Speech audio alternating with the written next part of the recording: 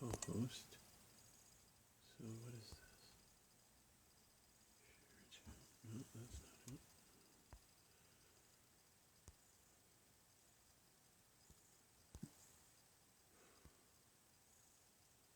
Hmm.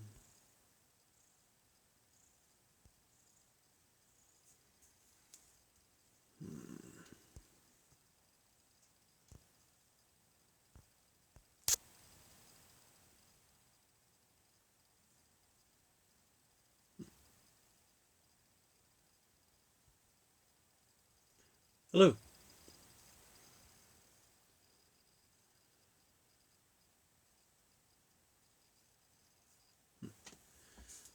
I just wonder if something on these things where you get to invite other people to see it, like share it to people. I can't find that. Just want to have done that before. Oh well. I'm still kind of a newbie at this stuff.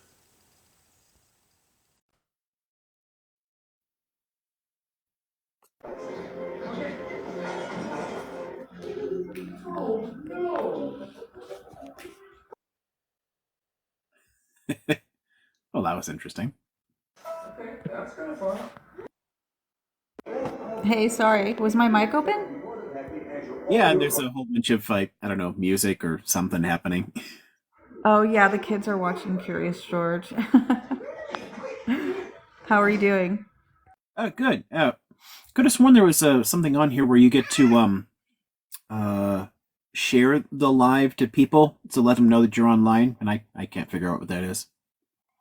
Yeah, you can. I'm trying to remember where that button is when you are live. Let me think. Are you on a PC doing live or in your phone? No, on the phone. Okay, Oh, so try to. doesn't work on the computer. Okay, try Hey, to. what are you trying to figure out, Liam? Hey, be blessed. He's trying to figure out how to share the live. Actually, there's what is it, 159 people. Can you guys do the work of doing the sharing, please? Let's see if we can get these shares up to 50. But yeah, there should be an arrow at the bottom, on the bottom right-hand side, Oh, you and hit you can the do the arrow, share that way. and then there's a list of faces along the top, and I guess you just tap the faces or something. Exactly, and I think every time you tap one of them, there should be a tick next to them. Oh, look at that! Thank you. Yeah, you're welcome. I'm still But an yeah, idiot. let's go chat. Can you all start sharing? Because we're currently at 4. Let's see if we can get to 50. Yep. Throwing a bunch of sharing. Yeah, I'm sharing this. Yeah, be blessed has an amazing voice.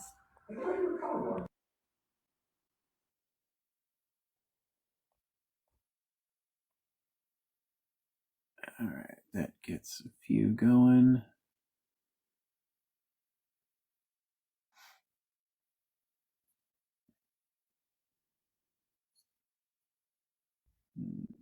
Let's see.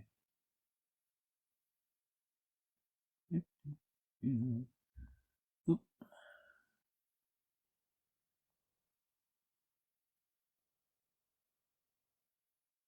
Yes, how many people did observe the strike and the no buy day today? I know I did. So I was wondering how many people did and followed through. Well, I spent the whole day in the backyard working on my fence, so I guess that kind of counts. I haven't gone anywhere.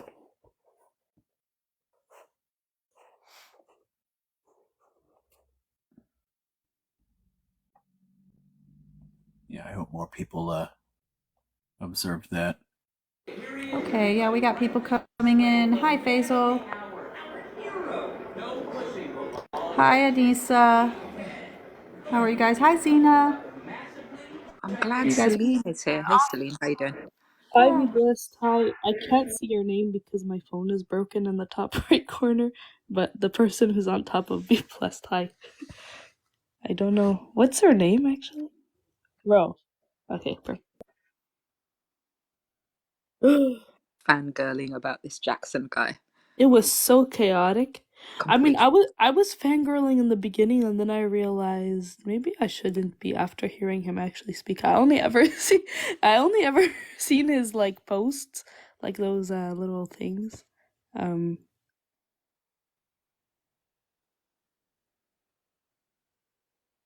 Peterson and Andrew Tate. I don't trust you guys, so I'm going to do my own digging and come back at you all. right. No, I agree. Jackson from Grey's Anatomy. Oh, Jackson Hinkle is funky. That's a weird dude. Yeah, He I followed me for a while realized on that. Twitter and then finally stopped. So I was. Wait, say that again. He. He used to follow me on Twitter. Oh, Um, that's but pretty funny. yeah, yeah. So Yeah, because he's a Is that weird dude. His views are all over the place. I just happened to stumble across his live today and I was like, that name sounds really familiar. Oh, so he's on this too? Just he today was his first date. Yeah, Yeah, Faisal's got interesting. it. Today apparently was his first day on a TikTok live, and he stumbled into a live called a guy called Wilf. I was up there and like a couple other Palestinians, like pro-Palestinians. Um, and then he comes in. He's like, "Are there any Zionists here?" I want, I want to talk to some Zionists.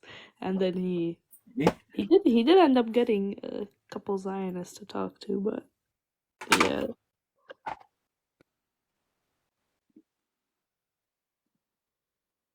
Because some of these universities and traditional centres of protests have been incredibly quiet, I think.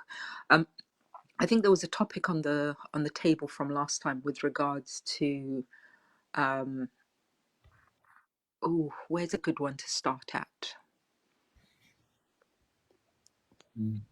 I don't know if we want to touch this one, but the whole situation with the universities and it being, I think, people saying that there was a lot of anti-Semitism at universities. I don't know if we want to touch that one, but maybe we might put that on the list for later, unless anybody Oh, had a question that they want to start with. I wanted to put something out there. So for the strike today, just in my city alone, over 300 companies closed down, and we also shut down the highway. It was this little ramp going down. People got on the ramp walking in their cars too, and they in my city. I'm in the south suburbs of Chicago. I don't care. It's okay. I can say it. And we closed down 300. My family. We have two businesses. We closed them today. um, it was a lot of things were shutting down, so that was really great to see, and everybody was going out. Amazing. I love to Yes, yeah, it was Wow, awesome that's to see. amazing to hear. Yeah, yeah, and they were gathered like around Middle Eastern restaurants and like just a bunch of there's like a plaza with just a bunch of Middle Eastern stores. They gathered there. They had like a press and they had all the news. Not all of some of them were there, and then they just started walking and going down this ramp. And yes, Chicago Pride, 100%. And it was just really nice to see people do that and everybody was there. It was all different type of peoples. that is Nice. nice. Yeah, that's pretty cool. Yeah. Does anybody have any experience with those external mics for recording? Somebody suggested it just to get the sound better. I had a dickens of a time trying to get it to work. There's no audio jack on my phone, so I couldn't plug it in. But you could plug it in through the USB-C. But if I do that, it records beautifully through the mic, and then I hear nothing else. So I couldn't get sound to come out at the same time. So I Oh, don't know. Is it Yeah, a Bluetooth? Bluetooth one is better. Yeah. Those ones can be a bit problematic, unfortunately. It's this is what type. It's Holistic Ali. He can help probably. Synco, I guess. So this thingy here, huh. it's got like a little receiver and transmitter and whatnot, and it works fine to record on the phone. Works fine to record on my computer, but I can't get it to give me sound and record at the same time. We can ask Holistic Ali or GPS. They do that. They have more experience with that. And they would love to help. I know that much. JBS, yeah. But for Look now, at you sound really good. We can hear you. You're pretty clear. Yeah, it's all right. I mean, the mic on the phone isn't bad, but it'd still be nice to have something a little bit better quality. I mean, just for um, when I'm recording for YouTube, I've got this giant ass Yeti Oh mic. well, yeah. You know, I I try to use the right kind of equipment if I'm doing things, but I'm used to recording on my computer, not with my phone. So I'm still new to the whole So TikTok. what if you plug it? You said if you plug in that big one, what will happen? Oh, I can't use that with this at all. That Oh, works fine with the computer, but it's not designed um, for recording on the phone. yeah, cause And they don't do the little live studio thing where you can go live from your computer. That yeah, doesn't work for me. That's like a it didn't work Windows. for me either. I was gonna suggest it, but then I remembered it didn't work for me when I tried it. So I don't know. I had to download something, and then it didn't even work. So They don't support Linux users yet, so oh so well there. yeah, but I'm I'm yeah, in that cause I've camp seen a that's lot never of used people Linux. with that. Like, what was that? I'm in that I'm in that really rare camp that never uses Windows or Mac. I've never used either. I've always been Linux and Unix. So Linux. I don't know that brand, but I also don't know Um, a lot of it's brands. So it's one for anarchists, so you're staying too true to brand, I think. It's normally used for data for yeah, databases more than anything. yeah, It's mm, servers different. It's more complicated and there. whatnot. I And it's mean, for it, gamers too. it I makes a see a really lot of good gamers use desktop, but that. people just often don't use it or don't know about it. There's all kinds of things you can do. I've been a desktop Linux user since about '95, actually. Um, so yeah, Yeah, it's I very notice a lot of possible. people. I know my sister bought my niece one because she wanted to be a gamer. She had a lot of that stuff on that computer, and it was a lot easier to use. I think a lot of the young people like to buy it too for that reason. So I So that remembered what the topic was.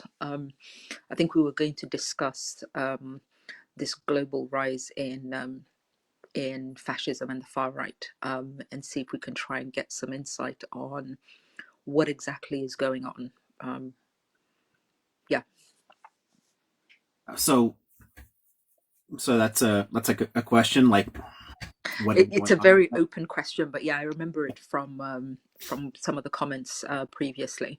Um, Particularly, I think. Do you think Israel is going to go even further right? I mean, are the likes of Ben Gvir and Smotrich going to gain more power? Do you think? And if That's they do, yeah, that's where is that going to lead us? looking specifically at Israel. It's honestly sad. I'm honestly it's one of many places where I'm disappointed to have been right. I've been because I've been watching them for decades, and it's the cycles are quite clear, like the patterns, the direction it's going. Given that Zionism is itself a nationalist movement, it's very difficult to make it work with more leftist or liberal politics. It gets very ideologically confused, and the messaging from the right is a lot clearer. So it's kind of been pushing in that direction for a long, long time now.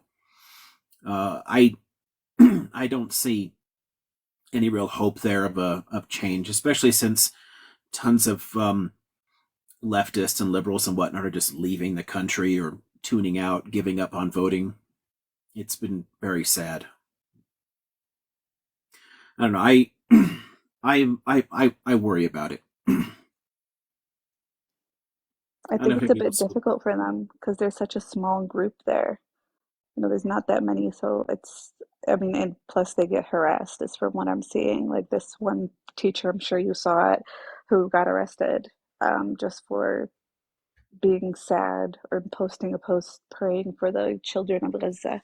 It's things like that, that that person, um, you don't even know if he's a lefty, righty, whatever he might be, but it just, if he posts or says anything about Palestinians and has sympathy, he's automatically, a leftist. So, Yeah, it's anything that seems to support just please don't kill people. You end up getting caught in their laws about incitement. You're inciting people to terrorism if you support blah blah blah Palestinians or talk about Palestinians at all. It's really frustrating that way. I mean, one of the flaws in the Israeli state in the first place, they never bothered writing a constitution. They just sort of trusted a kind of one of those loose, open kind of constitutions like the UK has, instead of actually documenting anything. So there's no actual guarantees legally for things like freedom of speech, and it's been steadily eroding the last 20 years. So it's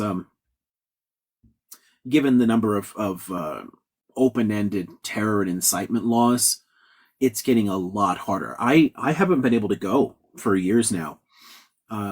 If I if I traveled there, I'd probably just get put back on a plane and sent home.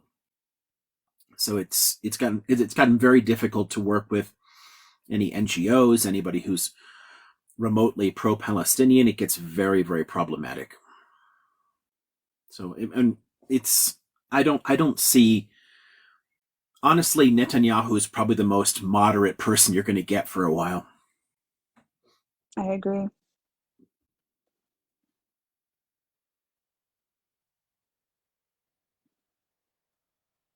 You think is likely to be next in line? I'm not sure who'd follow him. It's a little too fluid in that sense. It's been very difficult to pull any kind of coalitions together at all, and one of the reasons that he has survived for so long is that he's actually quite good at corralling a bunch of the smaller parties and pulling together coalitions. I don't know that anybody else has the sort of clout to hold together a coalition. I mean, when you have like 5 elections in 4 years, it's very screwed up right now. There's too many small parties to actually make up a governing coalition. So yeah, I think, gosh, the criminal investigations into him have been going on for years and years and years. Honestly, him staying in power is his best bet to stay out of jail. And there's so many people that they have continually allowed to be in government despite corruption charges. I don't think there's any easy way to get rid of him. This is, again, one of the problems of not really having a good constitutional framework for dealing with very corrupt people in politics. There's no good way to get rid of the guy.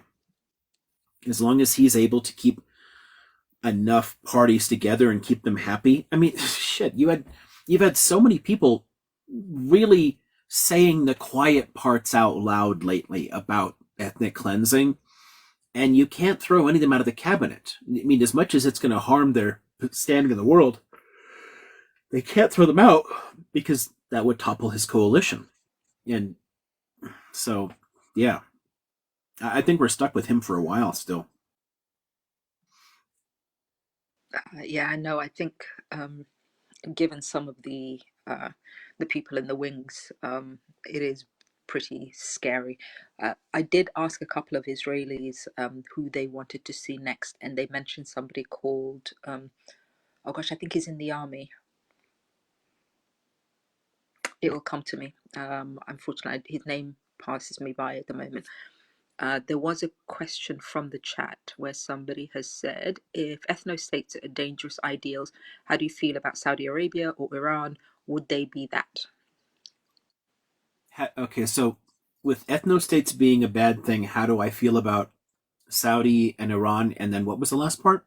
And would they be considered ethno-states? Ah, Because I think this is well, a contentious thing that gets discussed about what exactly constitutes a ethno-state. yeah, okay, so, well, no. Iran actually proceeds pretty much like any modern, European-style nation-state in a way. So it does have a key official language, but still, like, only 50% of the population of Iran has Persian as a first language. A lot of people learn it in schools.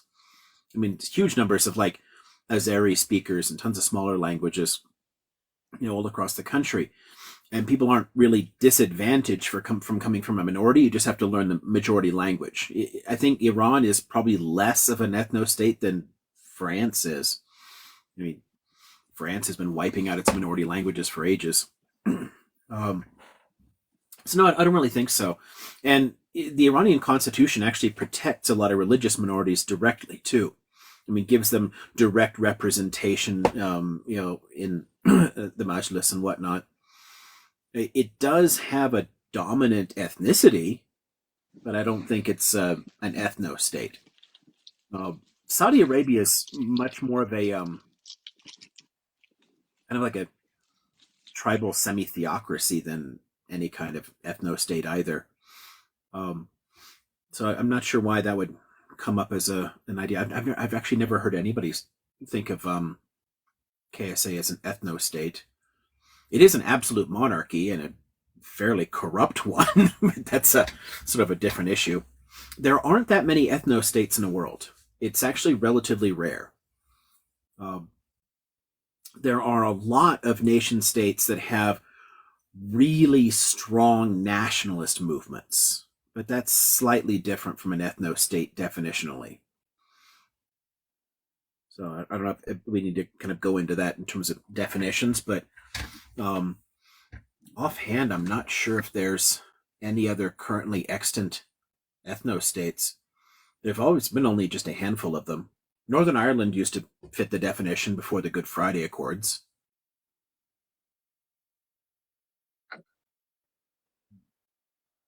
Elaborate on what exactly an ethno state is, or what constitutes an ethno state. Well, an ethno state is a country organized around, or some kind of like governing polity organized around a specific ethnic group, and really only for that group. Like, so it's sort of like using nationalism as the chief ideology for the state and consciously disadvantaging everybody else. There's a lot of strongly nationalist governments that still have, well, I mean, a lot of the basic trappings of liberal democracy in them. So it's not organizing the state around one. Israel loves to talk about how, oh, we've got a bunch of minorities here, they're all there, and they all have rights, but it's not a state for them. Just the way that they discuss the country as the Jewish state. It's a country specifically for Jews. And that's it. So everyone else is just sort of tolerated there if you don't fit that. And there are a lot of specific rights and perks that you get from being Jewish in the state that no one else does. So it's when you organize a government specifically around and for a group and consciously advantage that ethnic group over every other group with all kinds of laws that limit the rights and privileges of other groups. That's more of an ethno state. Nationalism pushes the particular group like there's a certain identity, but it's not organized entirely around that state, nationalist movements. So Yahtzee Germany would be an ethno state. Apartheid South Africa is an ethno state because they focus specifically on only one group and they write laws that attack all of the other minorities. I keep saying, what is this? Elaborate on how those laws limit the rights of Palestinians. Someone says, what's a cat's name? This is Minerva, or Minerva, if you want to anglicize the name. But Minerva is my little Roman war goddess. She's currently the top cat in the house. How many cats do you have? I currently have 2. I had 3 until a little over a month ago.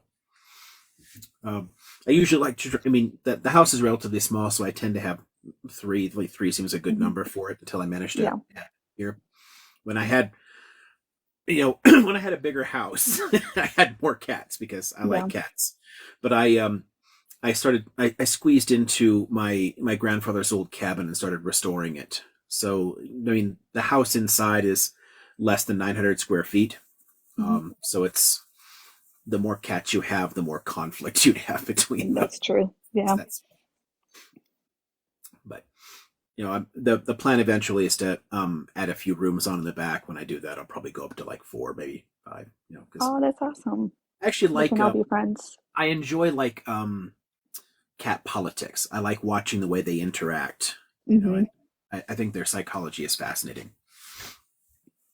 There's Um, some that cannot get along with others. You kind of have to do research on who gets along with who, or then yeah, it'll be a big issue. there's a lot of work involved in introducing a new cat. If people just bring a cat in and plop it in the house, you'll often have problems. But it's possible to introduce new cats into the clouder without a lot of trouble. But it does take some work. But there are occasional cats that are problematic, like really, really, really timid cats. I can't have with her around because she's evil to them. She'll corner them and harass them a lot. But as I long as noticed. any cat with like as long as they have a little bit of boldness, a Mhm. little bit of willingness to fight back, it'll work fine. I noticed like when I was cat shopping at some point, I always liked the male cats more than the female cats. They were just a lot more chill and laid back. Yeah, I've heard a lot of thoughts about the differences between the male and female cats. Honestly, there are differences in behavior, but I like them both. Yeah, I get along both of them. The male cats, especially when they're altered, sterilized, they do tend to be a lot more mellow. yeah, But they're also prone to like weight gain in middle age too. yeah, so, yeah. They so are. something about. I mean, honestly, that's true for humans too. If you ever, I don't know, when they like castrated humans, castrato tend also to, or eunuchs also tend to gain weight. Yeah. Um, let's see. There was there was another question about nationalism, and I lost it a second ago. What was that? Oh, about Palestinian rights. Oh, so Palestinians. Okay, so are you thinking outside of the territories then? About so in 1948 Israel? I don't think they specified. I think they were more concerned on how um, ethno states can impact. Yeah, the ethno states can impact Palestinian rights. One of the Let me see if they've one of within the Israel. They said. yeah one of the main ways you can see Israel as an ethno state is actually the so-called occupied territories, and it's one of the reasons that I'm kind of ambivalent about the term occupation anyway, since 1967 every government has said we're not leaving those territories. That there's never been any plan to, pull back from it or allow any other sovereign entity in it. It's essentially sovereign Israeli territory, but they choose not legally to annex it because it would bring in questions of, well, then the rights for the people there. How do you expand citizenship? It's already problematic enough that they annexed a huge chunk of territory all around Jerusalem, but only granted residence rights to the Palestinians there, not actually citizenship. And there's a lot of criticism around that. They couldn't handle it with several million people. And the fact is, they don't want more Palestinians able to vote. So that's the problem with outright annexation. So the weird kind of status quo keeps permanent sovereignty, since no other country can claim that territory, but refuses to actually grant full civil rights to the people inside the West Bank and Gaza. So that's one clear way that it's an apartheid state, because you've got people essentially under military rule. For people who are citizens, there's no difference. You can move anywhere into those territories, take land, build houses, build new settlements, and live in there. I mean, because it's essentially theirs. They can go and do that. But the people who already live there cannot be granted rights. The descendants of the, what was it, 150,000 some Palestinians who weren't chased out during the 47-48 conflict, so that they make up somewhere between 21, maybe 22% of Israel's population today. So there are Palestinians who are Israeli citizens, so they have like an Israeli passport. But there's a lot of ways that they're excluded. There is legal discrimination inside the state. So individual communities can say no Palestinians can live here, and that's okay. Businesses can discriminate. You can put up a sign and proudly say, "We don't employ Arabs," and then just refuse to deal with them. So there's a lot of like ethnic discrimination, essentially kind of like Jim Crow. If people call up looking for an apartment and they have like an Arab accent to their Hebrew, people will like, no, I don't want to rent to you. No, yeah, and that's totally fine. A huge amount of land inside Israel. So a bunch of the land that was purchased before the creation of the state, and a whole bunch of land that was acquired afterwards. So when they chased people out of their homes, they basically declared the land absentee when they expelled people. Then they handed the land to the Jewish National Fund, which was then folded into the Israel Land Authority. So it's now part of the government. But the charter for the Jewish National Fund says that the land cannot be sold. So it's state-owned land. It can be leased. People can use it, but it can't be sold. And it can only be leased to Jews. So there's a significant chunk of land, much of which used to belong to Palestinians, that now cannot be leased to Palestinian citizens of Israel. Like, hi, I'm a citizen. I have my documentation, blah, blah, blah. Sorry, you can't live here because this land is managed by the JNF and its charter. So this is where, again, you see like there's an ethno-state aspect. Being a citizen doesn't get you around that issue because you have the wrong ethnicity on your ID papers. There's a ton of ways in which even the citizens are excluded from society, so like cut out. And you can see it a lot in the way the state developed. So think about, there's tons of like villages, towns, some cities now that have a Palestinian majority.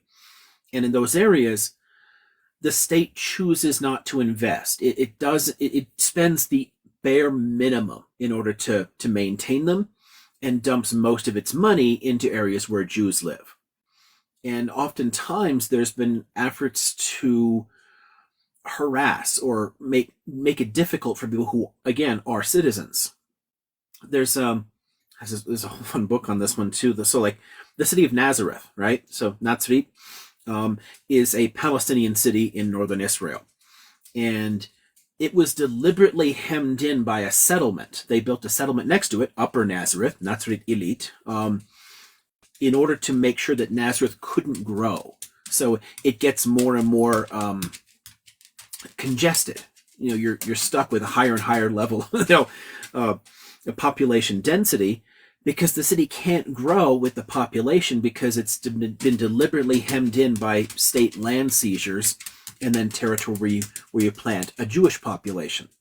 And a lot of cities inside Israel are built and designed to be Jews only, where no non-Jew is allowed to live there.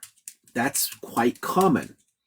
In that way, hell, that's more extreme than you saw in Jim Crow in the US. I mean, it's, again, much like South African apartheid. So even again, if you set aside the territories, which are sovereign Israeli territory as far as they're concerned, but they're not going to extend any civil rights to people who live there. If you look at the ones who actually do have some civil rights and actually are citizens, they are still deeply disadvantaged in the state. So whenever it's a real pet peeve of mine whenever they bring up like, Israel's the only democracy in the Middle East and it grants full rights and look, it takes care of all these. Look at all these minorities. They're fine. They're taken care of. No, they're not. I mean, they're not being unalived, but they're definitely second-class citizens. You've had a couple of appreciation comments with regards to your beard. And I think we've asked the one about the cat. I'm trying to find the Suzanne's beard's got a ways to question. go, actually. Still, it was down to about here a few years ago, and then I usually kept it braided. I often wore it in like 3 braids, but I could take it out and brush it out as well.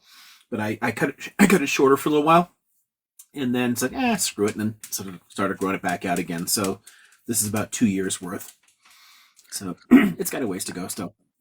I think that in the last couple of lives, there's been a couple of questions with regards to your background. Can you just go over that a little bit more? You're a professor I mean, your what you teach and so on. Okay, so background is in my job. Mhm. Okay. Um, well, I'm a history professor. Um, I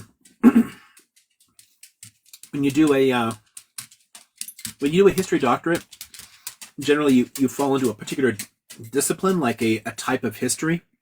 So social history, military history, blah blah blah. There's different types of them, and then you have a couple of teaching fields that you establish. My discipline is intellectual history, or the history of ideas. So I study cultures and big concepts. So I've gotten at different times sucked into studying religions, nationalism, socialism, economics, all kinds of things like that that are sort of like transnational and across large spans of time. But my teaching fields are the Middle East and Europe. So I work a lot on, generally speaking, the Mediterranean basin and the Middle East. Um, let's see. Uh, at my main campus, I created the entire Middle East history program. They didn't have any before I got started there, so all the Middle East classes in the history department of mine. And then at another campus I work at, I mostly teach well, actually, gosh, I'm slowly expanding that. I was teaching a lot of European history classes there for a while, but it's been they've started letting me do some of the funky things that my other campus does. So at one of them, I teach things like a history of political violence, and I teach women in history. And another one, I teach a global history of sexuality, since again, big transnational topics.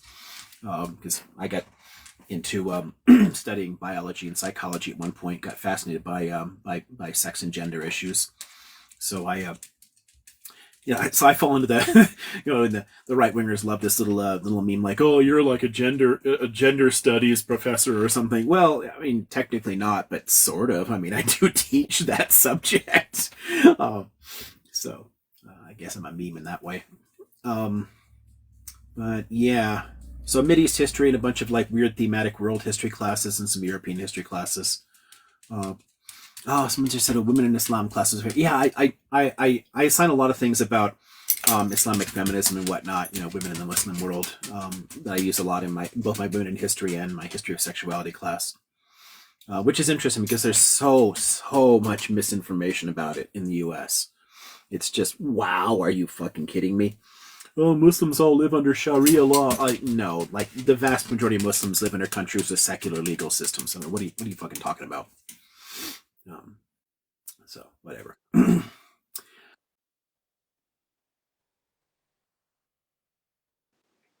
No, go ahead. I have one, but for a little bit later. I'm working on something and just listening to you guys. So go ahead. Okay, perfect. So there was a question earlier on that says, Liam, do you know about the New World Order agenda? Could this be an issue? I'm not sure what to do with that. Technically, New World Order is a weird anti-Semitic conspiracy theory. Like it's not a real thing, but tons of people have used the term in various ways. So, like, I don't know, H.W. Bush had used it when without the Soviet Union. It's now like the American century kind of thing. It can be used in different ways. So I don't know what they mean by New World Order. Maybe we can look at it through the lens of things like Davos, because I think that that was something that came up a lot during COVID lockdown and the whole Great Reset and things like that. I don't know if any of that has come on your radar or you had some thoughts on that. It's sort of funny when people connect that into weird, like, Illuminati, global elite, kind of like controlling systems. There, honestly, it's interesting that people only started paying attention to things like Davos during that. I did start seeing a lot more about it. The problem there is just this is just neoliberal capitalism. There's nothing really new or controlling in it. It's not a conspiracy theory. It started seizing control in more and more countries in the 1970s. And it's basically a way to shifting a lot of power and a lot of the responsibilities that states used to have into multinational corporations. such that the multinationals are essentially free to do whatever the hell they want. They're not really connected to any particular country anymore. Oftentimes, they're more powerful than countries. So it's not really about a specific group of people controlling the world. It's not about a specific country or countries controlling the world. It's essentially turning a lot of, the world over to giant multinational corporations. So, I mean, if somebody wants to understand what's going on with, like, Davos or whatever, and you're basically want to study the history of neoliberalism. And I mean, I've got a number of books I can recommend about the rise of the ideology and how it sort of took control in the 70s and 80s all over the place. But it's the same basic game everywhere you look. It's always trying to align state policies with what these corporations want. And when people sort of step out of line with that, that's when there's a problem. But it's not because a specific group of people or a country is running things. There's no Illuminati, the US isn't controlling things, no Zionists don't control the world, but neoliberals do. And neoliberalism is this giant messed up ideology favoring corporate control.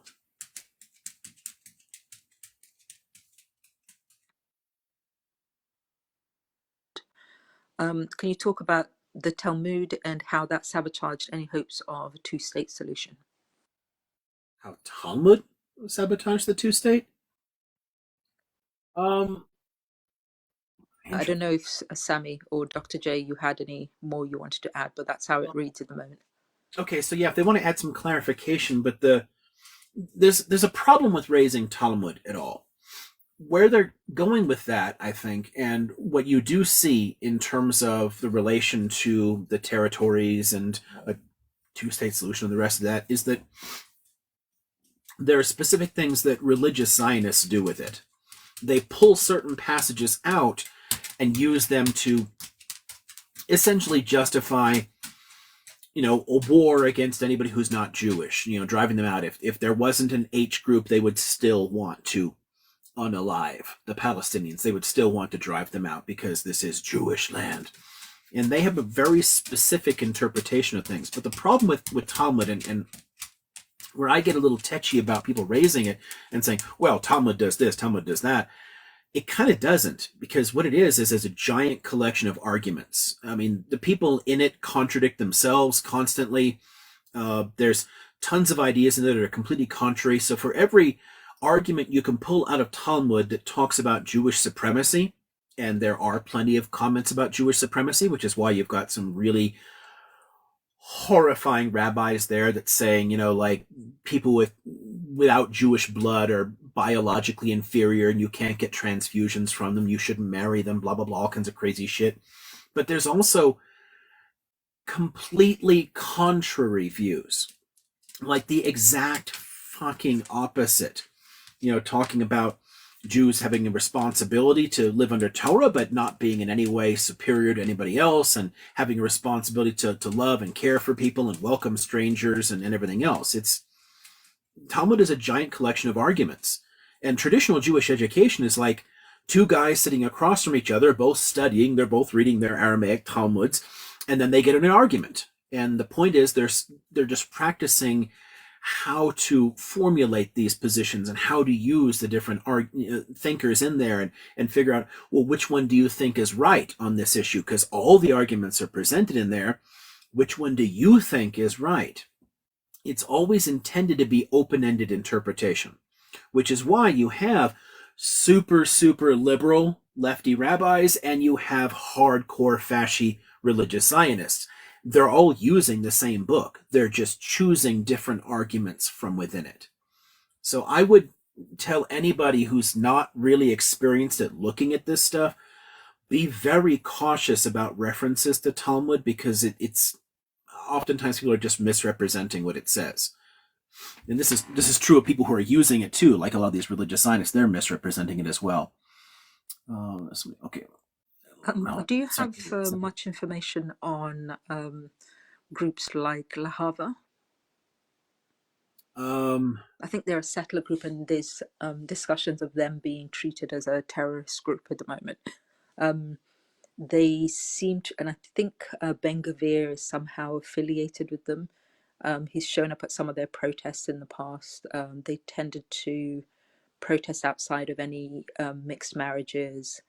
I think outside of Pride and things like that. And they seem to be causing alarm at the moment. Well, yeah, I mean, it's one of many, historically far right movements that exist in the state. There's a real problem with it. I mean, honestly, there are elements of Jewish supremacist terror that have been present since before the creation of the state.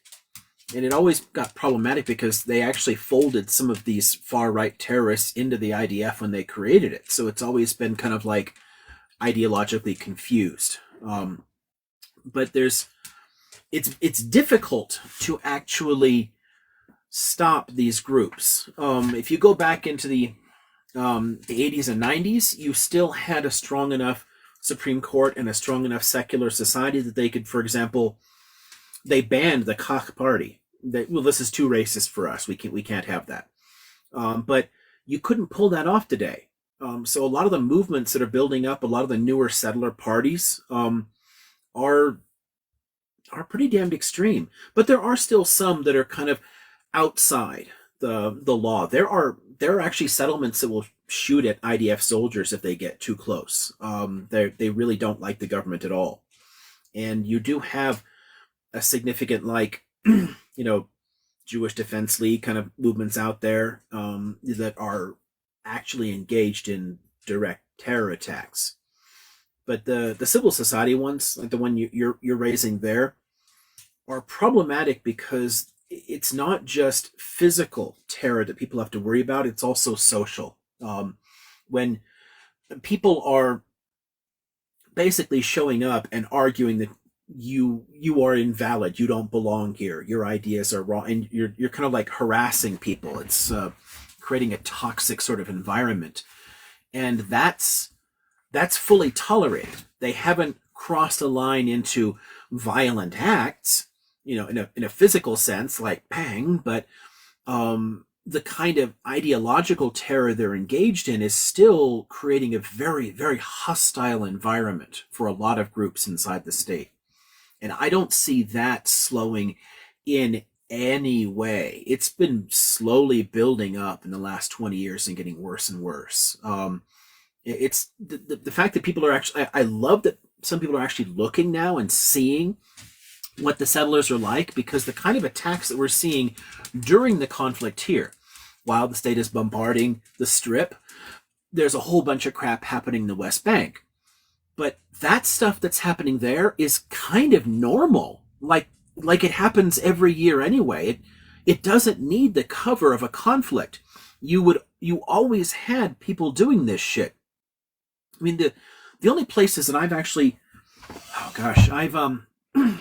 so I've been in a few weird scrapes in the Mideast, but the only places where I genuinely felt physically threatened was in the West Bank.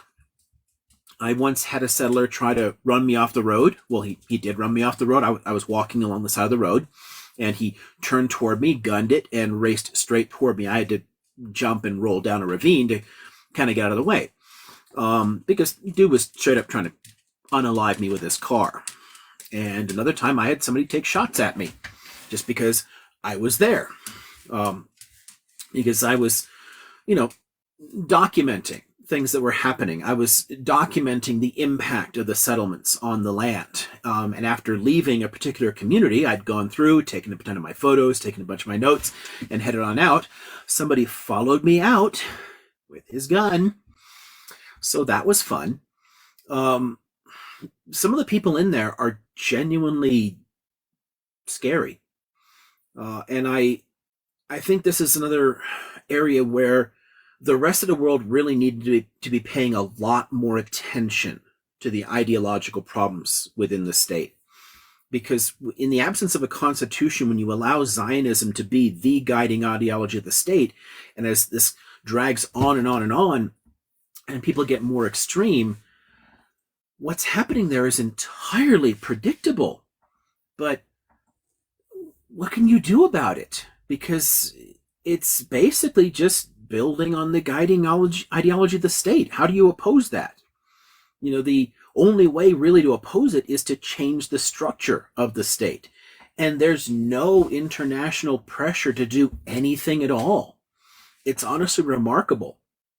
I think it's one of the biggest problems, and this is where, if you give me like, I don't know, 60 seconds for a little detour here, it's one of the places where I have a really, really big pet peeve about people talking about Zionist control of the media and the world and Zionist control of Western governments. It's really not the issue at all. It's their own internal politics that's the issue. A lot of countries have a really weird relationship to it because of their own history of anti-Judaism and anti-Semitism. And rather than actually examining and dealing with that history of racism and religious prejudice, they instead shifted to supporting Israel blindly as a way of kind of making up for what they've done in the past. They just give it a free pass. They're not going to talk about it, which is why Israel's not going to be busted for war crimes.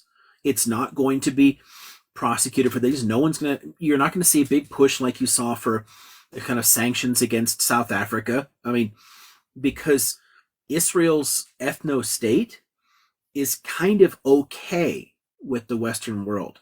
And it's okay with the Western world specifically because of the West's long history of religious discrimination against Jews, like the very deeply ingrained Christian notion of Jews being Christ killers, and then the modern racist anti-Semitic aspects of it.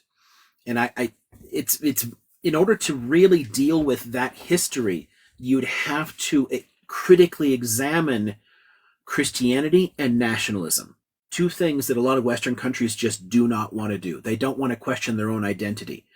And because they don't want to deal with that, supporting Israel and letting them do whatever hell they want is a way out from that. So yeah, AIPAC is a lobby group. I mean, I saw a comment about on there. I didn't see the full detail, but I saw the word going by. Everyone brings up AIPAC, but AIPAC is not the only pro-Israel PAC in the U.S., and they're just a PAC. The U.S. is a deeply corrupt society. A lot of money goes into our politics. They're just one group. They don't control it. If people didn't already have that ideology, if people didn't already have a reason to support Israel, it wouldn't work. If you got like a whole bunch of super rich people to like dump in and create like, super pro-Palestinian PAC in the US. And you sucked in tons and tons of money from, wealthy Muslims everywhere to like, build this giant organization. And then they went in trying to say, hey, we should like change the system in Israel. It wouldn't work. They could they could offer as much money as they want. People wouldn't take it. The reason they take AIPAC money is they already want to support those ideals. There's a very strong ideological link that connects the Zionist project to these Western countries. And, a small, critical point for a lot of people. I mean, honestly, Zionism started in the Christian world. Christian Zionism is older than Jewish Zionism. This idea that Jews have to go back there and have to create a kind of ethno-state and eventually a new temple is sort of important for a lot of Christian movements. So it's much deeper a problem than people tend to think. It's not just, hey, we'll get rid of this lobby group and that will solve everything. No, it won't. I sort of wandered off and track there a bit, but sorry, there's somebody else asking to pop up. Oh. Yo, so you said it's a Christian movement. So I'm a Christian. We don't believe in what you just stated, that we created Zionism somehow. How did we create Zionism? The earliest Zionist arguments actually go back into about the 16th century, and it slowly built up over several centuries, such that by the early 19th century there was a significant movement within Protestant Christianity arguing for Jews to return there, being a condition for the apocalypse. Did the Jews return from Babylon and Assyria back to Jerusalem? You're talking about something thousands of years earlier. So yeah, it's not so related is that to called Zionism? So that's a whole different thing. Did the Christians exist at that time? Christians didn't exist, no, but there's a sense. Okay, so Zionism is used in different senses. Zionism, in the sense of Jews religiously returning home, that's been around forever, but it's generally associated with messianic concepts within Judaism. So, no Messiah, no movement. It doesn't work otherwise. That's why there's a whole bunch of messiahs listed in the Bible. So when you talk about like the return, you know, out of exile there, and honestly, most of the Jews stayed in Babylon. Only a small elite returned to Jerusalem. Are you talking about the 2 tribes that actually returned and the rest stayed? There's no the tribes thing is just mythology. No, it's actually not mythology. It Who said literally, it's mythology? You said it? there's no descent out of So tribe. tribes do not exist. Are you telling me that the Middle Hold East, what we call modern day Middle East, we even have tribes in our culture. So Modern day Middle East and using the English term for it, a sense of tribal identities there. That's a completely different issue than talking about the tribe of Dan and all these like these 12 tribes that originally made up the Israelite people. That's mythology. how There is that are mythology? tribes in the world today. How was that mythology?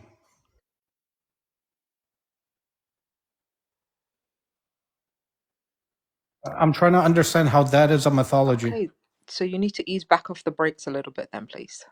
Are you his lawyer or something? Be blessed. I'm asking him a question. I think he's an adult. He can answer the questions without you. Okay, you're not the only person here. There's I understand, but you're 135. not a lawyer. You're not his lawyer. I understand Relax, that part. Louis. You don't need to be Relax. talking for him. I'm asking him direct questions. Relax. There are What are you, 138 his people lawyer or here. something? You need to relax and just stay out of the conversation while I ask him a few questions. Okay, there are Okay, more than perfect. you here on So this Liam, in this can live. you tell me why Many you believe people. that Hold the on. 12 tribes of Okay, Israel you're are gonna actually get a dropped mythology? if you don't. Antagonistically to a moderator here, I'm just going to drop you Yeah. out of the conversation. I'm not going to answer a question from somebody who's being an antagonistic prick to somebody I actually do respect. So can you explain to me why you believe that it's a mythology? I believe that it's a mythology because I've studied the origins of the people and where they come from and how this Which book is that? developed. This is the way the text is constructed. The whole like original united monarchy, like the whole area was one area and then it broke apart and all these tribes were destroyed. All of that is written later. It's all literally a political myth. Israel and What book Judah are you talking about? What two is the separate name of states. that book that you read? It's a, what do you mean that book? It's not one book, and it's an And entire listen, bookcase on Jewish origins. Okay, what is it called? Name me one. Give me a name. All right, here. You're not actually looking to hear anything. You want some names. Here's a little a short bibliography on Jewish origins. You can take down some titles there, and then you can piss the hell off because the Okay, attitude that you're and giving and, here is just not. and do all Not. Jews agree where they come from? Where do Jews What? come from? Do what? Where do Jews come from? Jews emerged in Judah and evolved out of the Canaanite shared culture. So there's a whole bunch of separate states in the area. Is Judah a tribe? No, Judah is a state. It's a country. So the tribe of Judah is not a tribe. It's a country called Judah in the southern hill country. And who's Judah? A country. And what does it mean? What is it? What is the name reference? What? so rude. I You don't came even, to ask a I don't question. like that. Can you please mute? Who's and Judah wait? the son of? Okay, I don't think you're here to listen. And not everybody is here Yeah. to listen to you. So if you are going to be disrespectful, you will be He wants to dropped. play biblical literalist. He wants to take it back to a country named after blah blah blah blah blah and Liam, there's a country back 5,000 years ago that existed. It was called Ashur. Do you know why they called it Ashur? there were there's no country. Do you know why 5,000. they called it Ashur? No, because it's made up. Because of the sons of Shem, because he came from That's the son not of a Shem. thing. He was named That's not a Ashur. real They named thing. his kingdom Ashur. It's not okay. Let's talk about Atlantis too. You know, there was like 10,000 Okay, years let's ago. talk there about was Atlantis. Why are you changing the subject? Because you're making shit up, and this is a waste of So my time. Ashur did never exist? Is that what you're telling us? What is the word you're saying? Ashur, Assyria. That's not 5,000 years old. We have a calendar that dates back to It's not 5,000 years old. 6772. What are No, you kidding me or something? yes. It's called the Chabnisan calendar. What do you know about this stuff? What do I know about this stuff? What do I know about this stuff? Okay. Let's see. Let's see. How do you line that up? There you go. Yeah, Asur. pull it up. Okay. So, Pull it up. pull what up? Whatever you want. I'm Whatever asking you I a want. direct question. Did Assyria exist? Yes, Assyria existed. who is It did not Ashur? exist 5,000 years And ago. who is Ashur? It's not a person. It's a myth. Yes, it is. Okay. Yes, he Hi. is. Hi, Ashur you was the wanna king of You want to Assyria. believe in Santa Claus too? I'm done Ashur with this Bani Pal conversation. was a person. Yeah, I think Okay. Louis His has Sorry. kingdom decided was he named knows what after he's him. talking about. Ashur. Bye. Yeah, I think he's decided he has his own answers, so I'm Yeah. not really sure what he Well, wants from this and conversation. that's fine. If somebody wants to be a biblical literalist or they want to take mythology as fact, you can do so. It's perfectly fine. I don't care what somebody believes, but I'm not going to agree with every myth because it's not my job. I mean, my job is to look at the documents and come up and understand like what is most probable to have happened. I mean, that's it. But people can believe whatever they want. You don't need to talk to freaking historians to get into this shit. Jesus. Yeah. Decided to squander it, that's on him. Apprentice, did you have a question, or can I ask another one from the comments? No, I'm just helping keep track of the questions from the comments. So Oh, if you need neat. me to chime in with any of those, I can do that. But you can go ahead and ask the next question. I'm looking for Louis' username to make sure he's logged. Perfect. One of them is, are there people who speak Yiddish in Israel instead of Hebrew? And are they treated differently or excluded? There are. It's the number's gone down a lot.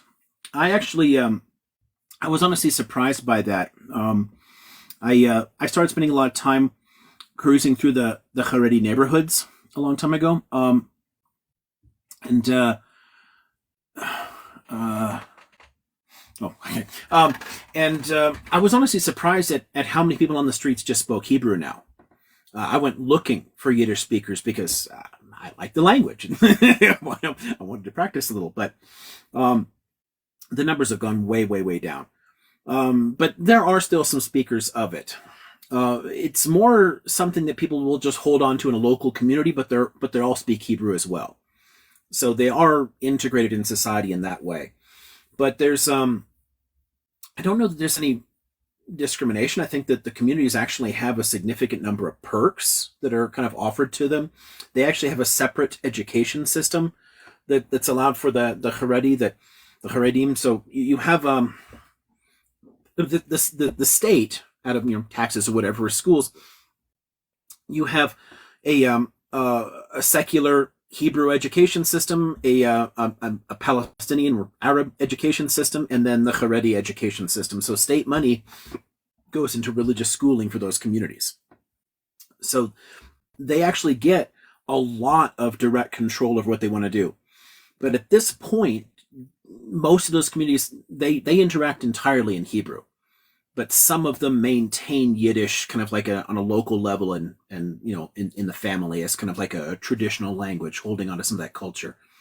It's really no different than communities in New York where most people have lost Yiddish, but at some small areas you can still kind of find it if you go looking for it. But it's gotten very uncommon everywhere. It's a shame. It's a lovely language with a long literature. It's a shame it's dying out, but I'm trying to go through the chat and see if there's any more questions I might have picked up. well, if you're looking for questions, can I get some more coffee? Yes, please, and then I can. It gives me some time to try and find one. Alrighty. Oh, let's see. Been a long day. I need some coffee. Gotta move these back later. Always books piled up everywhere. Excuse me, Miss Dog.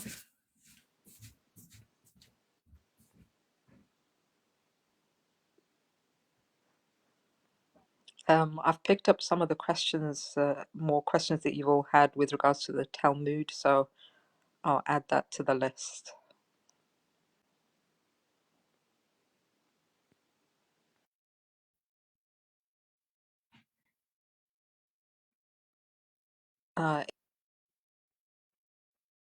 Tap the screen, that would be appreciated. See if we can get to 40k. There. And if you're not following Liam, it's a good idea to follow him now so that you can make sure you know when he's live. But he tends to go live most Fridays around 9 p.m. PST. If you're following him, also his winter hours will be different since his winter schedule is going to change. So I think he's putting up notifications. He's posting notifications when he'll go live. So we have more questions with regards to the Talmud. The first one is the Talmud, does the Talmud equal to the Hadith? And the second one is the purpose of the Talmud to have differences of opinion? The second one, absolutely. That's the whole point. Talmud collects everything that they had. So it's not a coherent text. It's not like here's a collection of laws, here's all these things we believe. It's not a scripture. It's a collection of sayings and arguments and commentaries.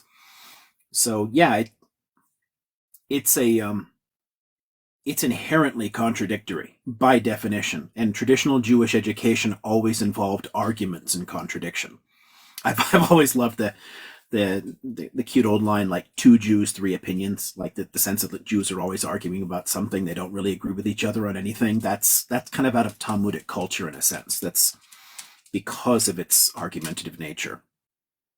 The relationship to Hadith is a more complicated one. I'm going to chew on a good way to put that while I go get the coffee that's heating up. And warm back up, of course.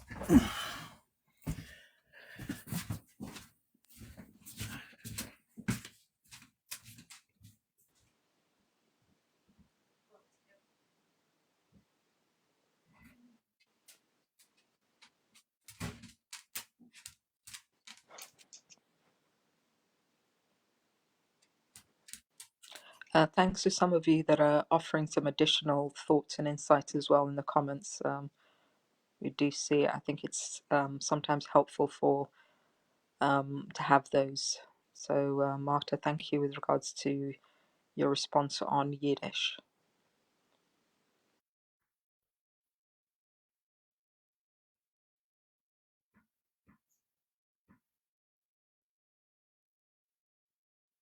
To the person who asked what the topic of conversation is, Liam is a historian who specializes, I guess, mainly in the Middle East. Is some of the things that he focuses on. So, if you had any questions in that area, you can either come up or we can ask on your behalf if you put it in the chat.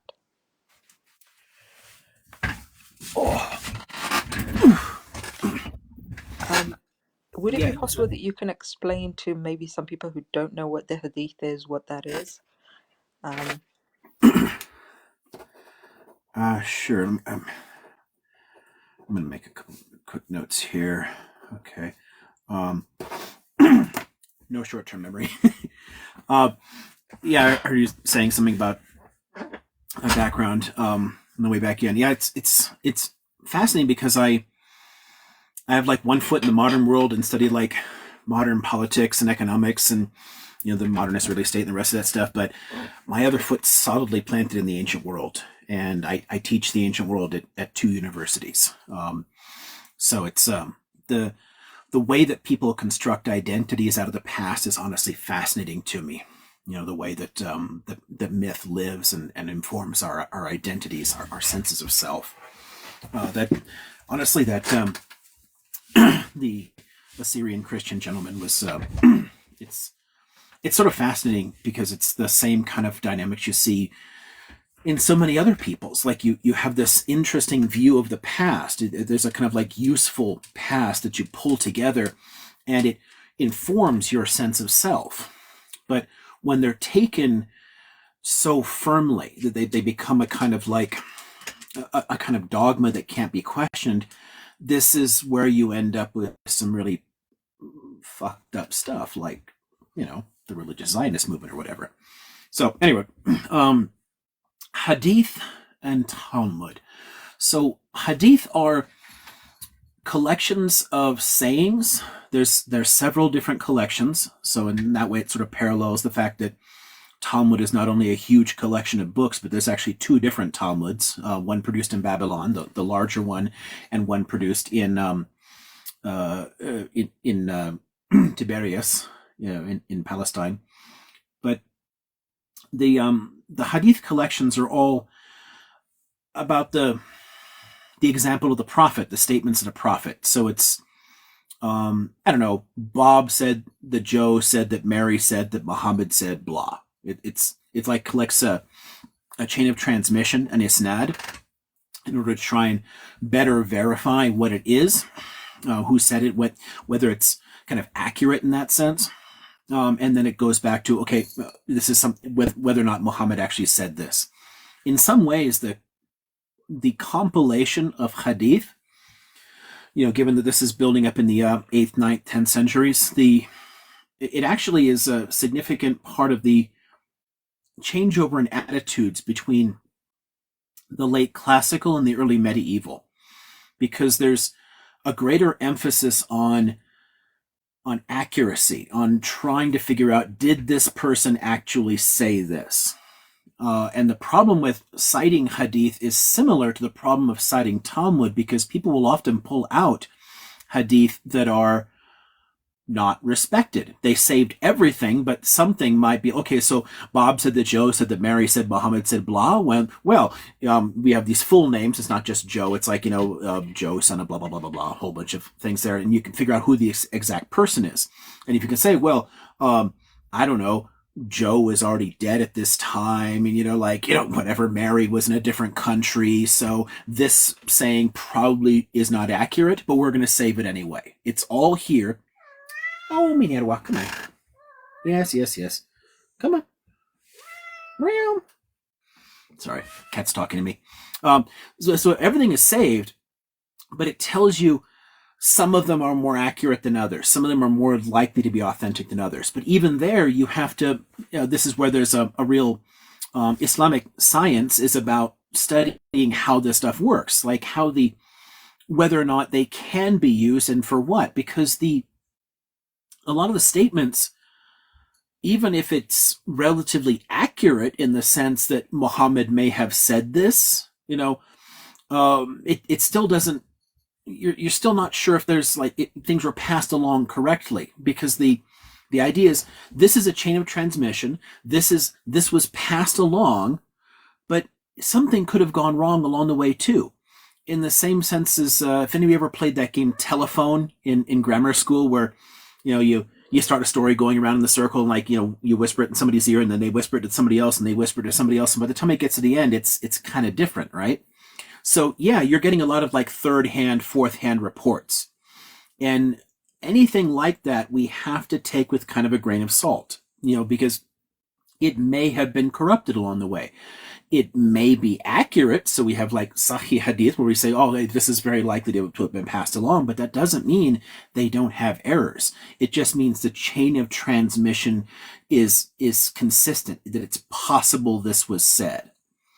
And yeah, somebody's asking about Aisha's age. I actually put up a video about that one, and some people, I had a couple people pop on that I had to block because they're straight defending, oh no, this is totally fine, pedophilia is good, no one complained about this before. I'm like, dude, people were complaining about this, the age issue in the Middle Ages. There was always questions about whether or not that was accurate. So there is something similar in the way that Islamic science debates the hadith and debates their context and their chain of transmission and whether or not they're accurate and how to use them, in the same way that Talmudic scholars argue among the different commentators and whether or not this argument is better than this argument and whether you should use this one versus that one.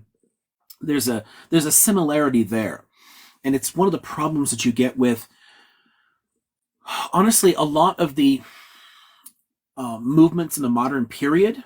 In modern, I mean like 19th, 20th, 21st century. A lot of groups are going to these sources themselves, and they are not trained clerics. They don't have the background to do it. So think about so many of the Islamic revival movements of the 20th century that spring up. You know, the Muslim Brothers, from the Muslim Brothers all the way to, like, I don't know, Al Qaeda or whatever. These guys aren't trained clerics. They're just pious Muslims who are reading the text for themselves. And they're going to get some things wrong because they don't have that broader training. They don't know all of it.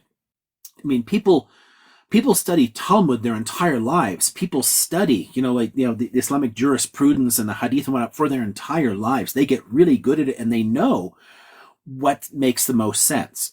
And a lot of the revival movements in both Judaism and Islam, just as in Christianity with like fundamentalist movements, and holy shit, a lot of Christian fundamentalist movements get very basic things wrong about what the texts actually mean, what their context is.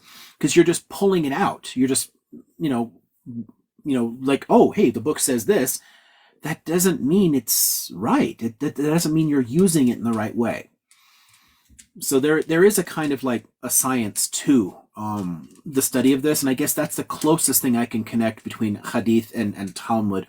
The thing that I think is most different is Hadith are all about trying to go back to Muhammad's statements, where Talmud is collecting the words of a whole bunch of different sages, not a single prophet, and the chains of transmission are an interesting step toward the more literal medieval understanding of ancient texts, where Talmud, because of when it's composed, still has a foot solidly planted in the ancient world, where traditions and interpretations were much more fluid. They changed constantly. So it doesn't have that some of the same kind of the way they were thinking about it as they were documenting it is a little bit different. But in use, I think it's a fascinating question. Sorry, I'm rambling on this. It's a fascinating question about them being similar, because there are a couple of similarities, but there should be a lot of caution about the way people use them. You just random Muslims citing Hadith and random Jews citing Talmud, be very skeptical, because you don't know exactly how they're using it, or whether or not this Hadith or this interpretation of Talmud is actually a good one. Liam, on the topic, somebody asked the question if you could talk about the difference between the Babylonian Talmud and the Palestinian Talmud. Let's see. Hold on. So there's a couple of people wanting to hop up here. I'm going to fill the little boxes before I forget it. The Babylonian Talmud is the one that is more commonly used, and for two main reasons. One, it's complete. They actually finished the project. The so-called Jerusalem Talmud, or what you call the Palestinian Talmud, the one done in Tiberias. It's bizarre that they called it Jerusalem Talmud. It was not written there, but whatever. But the main difference is that project did not get completed, and it also, because the ideological center of Jewish life was actually in Mesopotamia, not in Palestine at the time, a lot of the work of those sages was more trusted. This gets back to that earlier very antagonistic gentleman was talking about the exile for a moment. When the elites were hauled off into Babylon, it wasn't the whole population. The Bible says the whole population was deported. That's not true. Almost everyone stayed, but the ruling class was taken into exile. So thousands of people were hauled off, and most of them stayed. It was only a small number that came back and reestablished things in Jerusalem in the Persian period, when Judah was turned into like a Persian province, a province of the Persian Empire. So you had like a loyal satrap go back and rule things, but the vast majority of those people stayed in Mesopotamia, and that made it like the intellectual heartland of Judaism for a long time. So most really authoritative work it kind of came from there because of its status at the time. And that's the main reason most people are going to use the Babylonian Talmud, because the people producing it were just more trusted at the time to have kind of gotten it right, so to speak. Thank you. I just want to ask, when someone's asking for a reference, do you want them to email you, or would you be able to recommend a book on the land ownership in Nazareth? Oh, on Nazareth, I'm not sure if it's the most accurate for what some of these. I'm not sure the exact question will be, but let's see. You already addressed the question. It was about the laws that limit the rights of Palestinians in Israel. Yeah, so if somebody wants something specific on Nazareth, this is a neat one here, overlooking Nazareth. Shot when books So, are held to the screen. overlooking Nazareth, the ethnography of exclusion in Galilee by Dan Rabinowitz. So it's a neat study specifically of that area. But if somebody's interested in like the general settlement policies in there, the way that tons and tons of land was seized from Palestinians to create, because settlements were created inside Israel too, not just in the West Bank. I mean, they're all over the place. Like whole new communities were propped up in the middle of nowhere because they took tons of land from people around there and set that up. So I've got a whole bunch of books on that settlement process in general. This is the only one that I have that's specifically on Nazareth. So I don't know if that's, but somebody can look it up and see if that fits their interest or whatnot. In general, if somebody wants a recommendation on a book or an idea, if they're, I don't know, following me, send like a direct message or something, and then we can clarify what people really want, what they're talking about, because I like to give a recommendation that's most accurate to their interests rather than just the follow-up to that was on yes, settlement projects. So would that encompass the settlement projects? So there are two different things. So there are the settlements built in the West Bank, and how that architecture is meant to lock in that sovereignty, but there's also the constructions inside Israel itself, the kind of like internal settlement process, the development towns and whatnot that were kind of scattered all over the place on seized Palestinian land. So there's a ton of those, and they're often treated differently internationally. So international law criticizes the settlements in the West Bank because it's not annexed territory, but it's kind of silent on seizing Palestinian land to build things. So here's a fun one people can just, I don't know, go to Wikipedia on, like Carmiel, often spelled translated with a K. Carmiel is a whole new Jewish city built in northern Israel on land seized from the surrounding Palestinian villages, because there was a whole project to Judaize the Galilee, to basically plant more and more Jews in an area that was actually overwhelmingly Palestinian at the time. So there's a whole lot of like people there. So somebody say seized, yeah, seized, as in like the way eminent domain works in the U.S. Hi, I'm going to take your land and then pull that away. So there's no, I mean, when would depend upon the specific issue. There's a whole bunch of them. So if you want to like know when Carmiel land was seized, go look up Carmiel. But there's a whole bunch of these that are done at different times, like taking land and then building on it in order to like spread the Jewish population out. In some way, that actually fits the an ideological ideal that was in place from around the time of the second and definitely the third Aliyah, the whole like kibush hakarka, the conquest of land. This idea that you need to spread Jews as widely as possible. And originally this is like spread the Jewish population out in these different areas so you can make a claim on it in order to seize land and create a state. But after the state exists, because again, it's an ethnocracy, the idea is to spread that population out as much as possible and make it more practically, in practical terms, a Jewish state, rather than having like huge areas that are mostly Palestinian, because then somebody could argue, why is this in the Jewish state at all? Like, it's about like spreading the population out. So some of that kibush hakarka idea survived into actual state practice inside Israel. But anyway, there's texts on the process internally inside Israel, and texts on the settlements in the West Bank, and they're actually somewhat different things. But Before we the continue, frameworks can I address the point about Yiddish really quick? Yeah, so there was active suppression of Yiddish in Israel, and to that end, I'm going to cite Forward, and Jewish Currents also has an article on this by Lawrence Bush. I'll toss these titles in the chat when I'm done talking.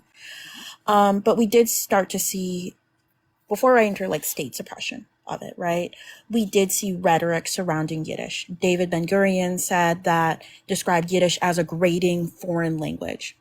There was an organization, which is a militant organization that bordered on T-word, called the Language Defense. I'm pulling up the exact name. Yeah, the Language Defenders Battalion, which was founded in 1923, and that was a militant group that sought to enforce Hebrew no matter what. One of their slogans directly translated to Hebrew, speak Hebrew, and this was done through intimidation and violence. So that included attacks on Yiddish theater performances, the closing down of offices of Yiddish publications, the suppression of pro-Yiddish activists. And this becomes very much encoded into, this is all occurring in pre-state Israel, right? So we start to see this rhetoric of Yiddish as this language of the diaspora that is perceived as weak, perceived as lesser than. So that's one of the factors in pre-state Israel. You also have in the coming into the Israeli state and into the coming of this state itself, this effort to collapse various Jewish identities into a single category of Israeli. And there are a variety of efforts that Israel does, and one of the prominent examples of that is the kidnapping of Yemeni Jewish children and them being given to Ashkenazi families, to collapse these identities and to homogenize them, to construct the identity of Israeli. And so part of that, and I'm going to cite Chemetz and Epstein, which is a 2001 article on this, immigrants were required to take a Hebrew name. They were asked to learn the Hebrew language and given a deadline that within 2 years you should be speaking Hebrew in this specific fashion. And that there was also not only this kind of state-run efforts, but also the suppression of alternative Jewish languages such as Yiddish in education, where education, publications and entertainment were formalized to be in Hebrew, English, and Arabic. Other Jewish languages were excluded and discouraged. So there's a state effort, a societal effort, and part of the societal effort too was that during this period, you would also have people refuse to speak to you if you were speaking in Yiddish. So that was also part of the social stigma that was used to pressure people into assimilating into reconstructed Hebrew, because it's not ancient Hebrew, it's a reconstruction. And it's a reconstruction that we could sit around and actually argue about the accuracy of, but I won't do that on TikTok. But these are things that do come into play when we're talking about Yiddish. And I would say one of the more interesting things about the way Yiddish was suppressed is that it hints at a lot of the fascist tendencies that come to bear in Israel later on. That there's so much pressure to create this identity of Israeli that even violence against other Jewish people is accepted, or it's treated as a necessary evil, which is where you get a lot of the rhetoric surrounding the suppression of Yiddish from this time, which is that to get this melting pot, because they do use like that kind of phrasing later on, melting pot, it is acceptable to suppress certain parts of the Jewish identity. This also ties into the treatment of Holocaust survivors in Israel, which is this association of Yiddish with the diaspora, the association of Yiddish with the Holocaust, and in this depiction of the Holocaust and Holocaust survivors within Israel itself at the time as weakness and as something to a degree be ashamed of.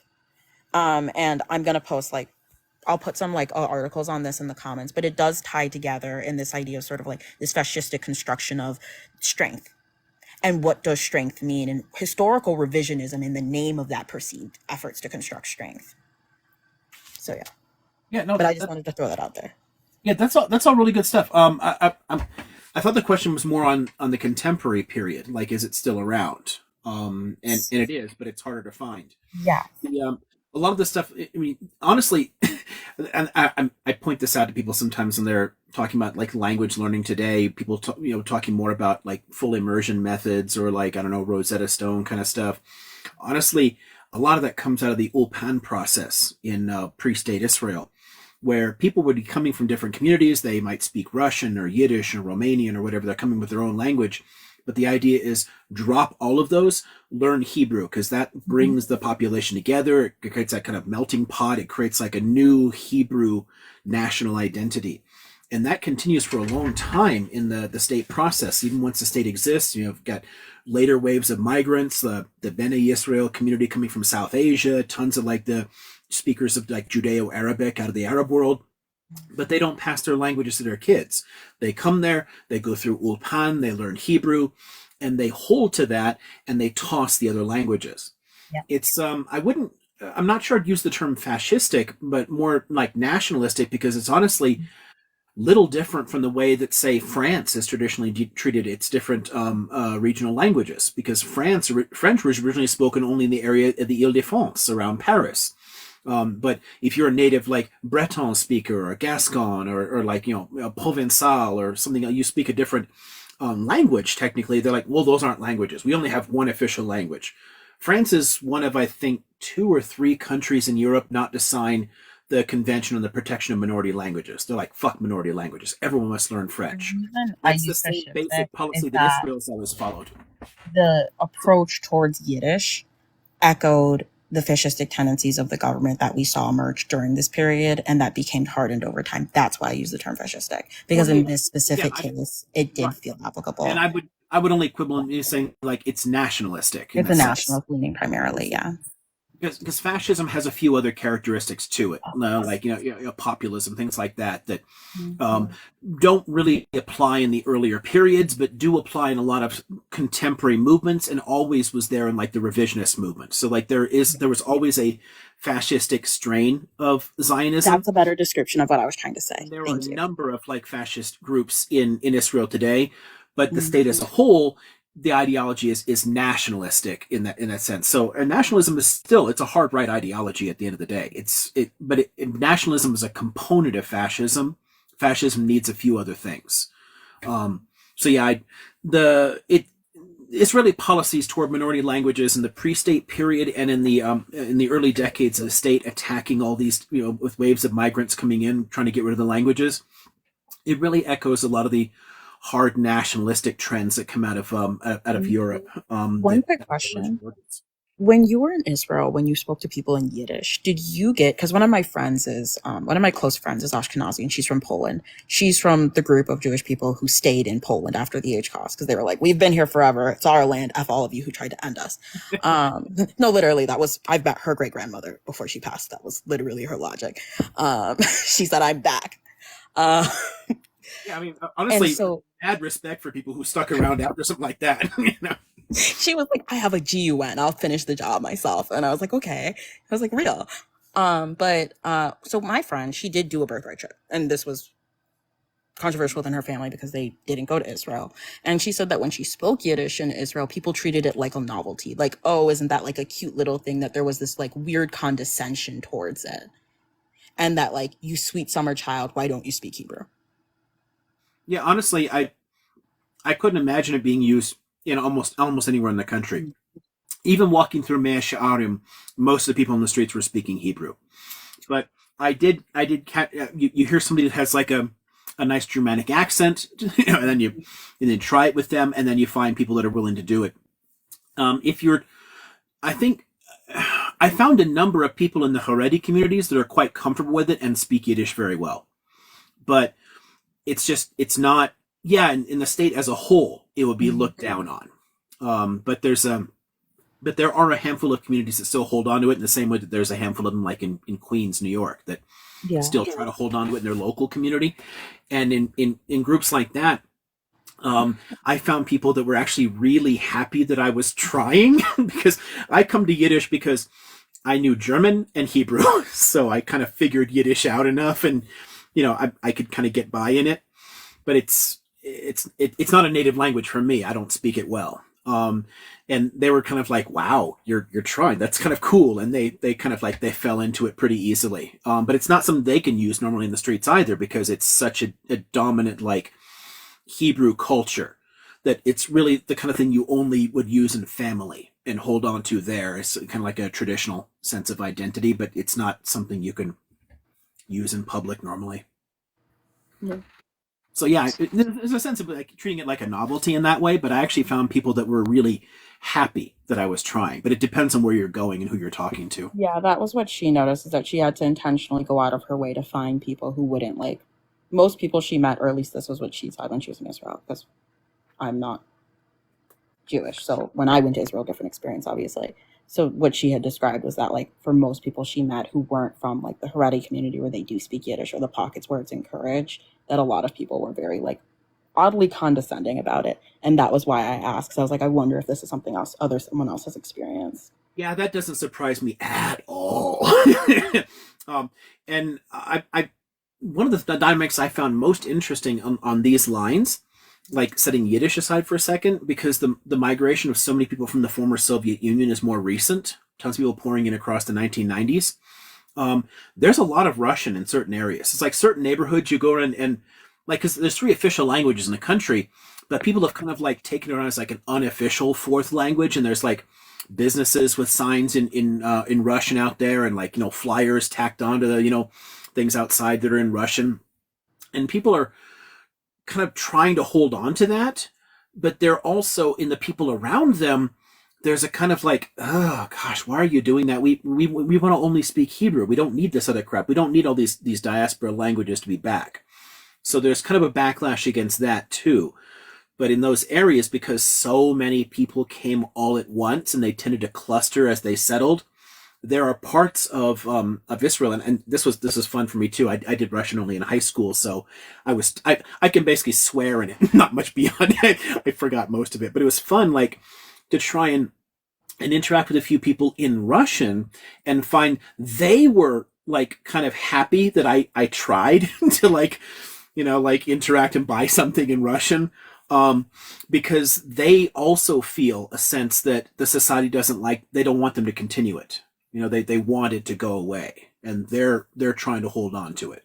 So I think it's a similar dynamic, but much more recent, where a lot of the attacks on Yiddish happened much earlier, like with the H-Cost survivors. That was an interesting way of saying that too. So like a lot of the Shoah survivors that came in, and then some of the the earlier waves of pre-state settlement, there were serious attacks on it at that point. Ryan, I think, was next in line. Ryan, do you have a question that you wanted to ask? Yes, I do. Am I audible? Yes. Okay, well, first of all, Live as well. thank you very much. First of all, I just want to thank you, Liam, for the lives that you run. I tend to take notes when listening to them, and they're very, very informative and very, very, very helpful in understanding this. My question to you is, where do you think the Hindu-Muslim relations would be if it weren't for the British Raj, number one? And number two, is there ever going to be a solution between India and Pakistan? I ask because I'm Pakistani American, but the Pakistani and me came from India. My grandparents are from India. So they lived through the British Raj, and I'm just curious what your thoughts are on like, will the hostility ever die down between the two? Okay. Hold on a second. I have to, especially with multi-part questions. I have a fantastic long-term memory and a terrible short-term memory. I will forget everything. I'm terribly sorry.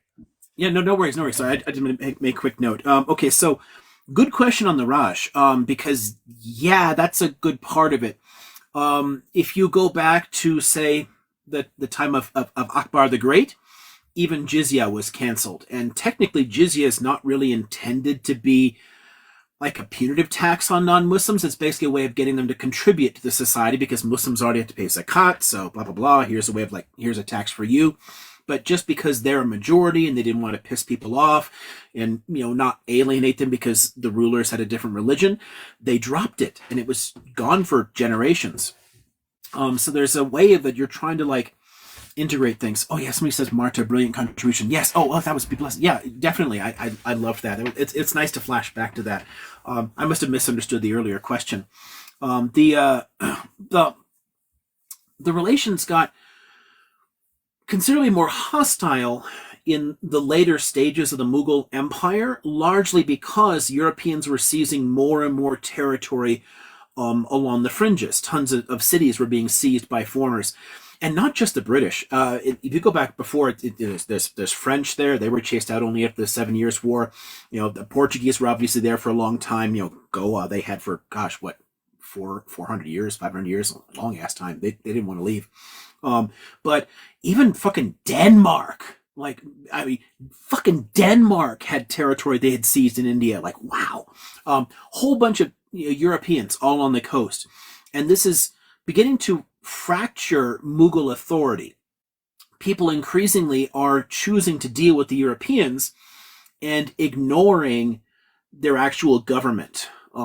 So it got really problematic. So by the time you get to like Aurangzeb, jizya was reinstated, and in some pretty nasty ways too, like actually punitive. And they started like attacking temples and seizing them, things like that. So sort of like an 18th century forerunner to what you see with like Modi's party now.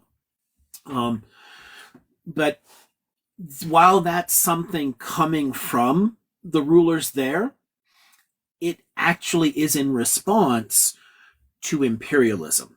And you often see societies when there are threats to their power, when they feel they're getting weaker, they'll often like turn on their own they'll attack people internally as a way of like shoring up their support. So as a way of shoring up support among Muslims to support the Mughal dynasty, they started attacking Hindus. But I don't. It's hard to imagine that would have happened if not for the colonialism. So it's not just in the later periods like the British Raj. So don't just look from like the mid 19th century when they seized direct control. You can see a lot of this from the very beginning of the 18th century and even a little before, where they're putting pressure on the society and it's beginning to cause tensions among the different religious groups. Okay, so I think that those are my initial thoughts on the first question. Is that cool there, or is there anything we want to like? No, that's 100%. That suffices my my question. My second one was: do you think that there's ever going to be peace between India and Pakistan within our lifetime, at least? Within our lifetime, I would say no, because it's going in the opposite direction. And honestly, I'm still of the opinion that Pakistan shouldn't exist. There are more Muslims in India than there are in Pakistan. It's still a multi-confessional society, and the split there, creating a separate country, is part of the reason for the internal tensions inside India and the fights among the different religious groups there. If not for that forcible split and the millions of people unalived and dispossessed during that creation, I don't think that you'd have that kind of tension. You probably could have gotten over it. We probably could have gotten over the damage of the divide and rule policies. So taking it back to your earlier focus on the British Raj. So from mid 19th century to mid 20th century, there was a lot of British policies that consciously created antagonisms in the communities because it was easier to control a territory. But I think that we could have gotten over that if not for the creation of separate states. The separate states creates an incentive for competing nationalisms. So it's interesting that, okay, coming from actually Indian immigrants, but self-defining yourself as like Pakistani American, because we tend to associate the term Pakistani with the Muslim South Asian communities.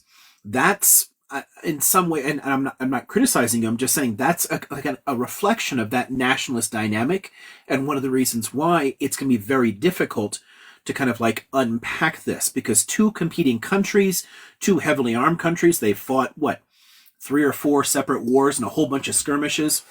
Yeah, it's about 4.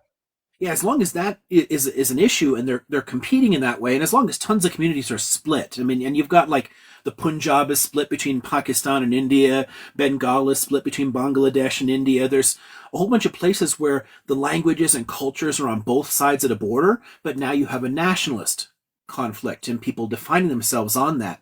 And if someone's national identity is based on a religion, and if we associate Pakistani identity with Islam, which is interesting because Pakistan actually has Christians in it, it has Sikhs in it, it has religious diversity, but we associate Pakistani identity with Islam and Indian identity with Hinduism. That I think is the problem because both of these societies are religiously diverse and always have been. And I think as long as those states remain competitors in that way, I can't imagine the tensions dying down. I think people inside Pakistan are going to continue to attack minorities, and people inside India are going to continue to attack minorities, and it's just going to keep getting worse. I think the trends in both societies are actually strongly negative still. It hasn't turned a corner in a positive direction. So until that happens, I'd have to say, no, it's not going to get better in our lifetimes. I think it's going to get worse, which honestly pains me, but Yeah. Well, I appreciate that. And whoever's next can go. I'm going to drop. Thanks, Ryan. Apprentice, did you have one that you wanted to add, or can I jump to Stephen? You can jump to Stephen. There are quite a few from the chat, but I'm trying to organize them in a way because I know Liam has covered some of them in like previous lives. I don't know if those are ones that Liam we can just send to you. Maybe you can make content on it. there's one I just saw right on the top there that follows right really well from the last topic. Do you mind if I talk about this Britain's divide and rule for a second? Yeah, I think that's if Stephen doesn't mind holding on. Let me just Yeah, very I quick. think it's a good idea. It The seems to be simple away answer for a is like second. any other areas. Yes, a lot of them. And to go into that, yeah, I'd be talking for the next hour or two. But I'll just point out, yes, this was done repeatedly, and there are a ton of former British colonies that are still deeply fucked up because of this.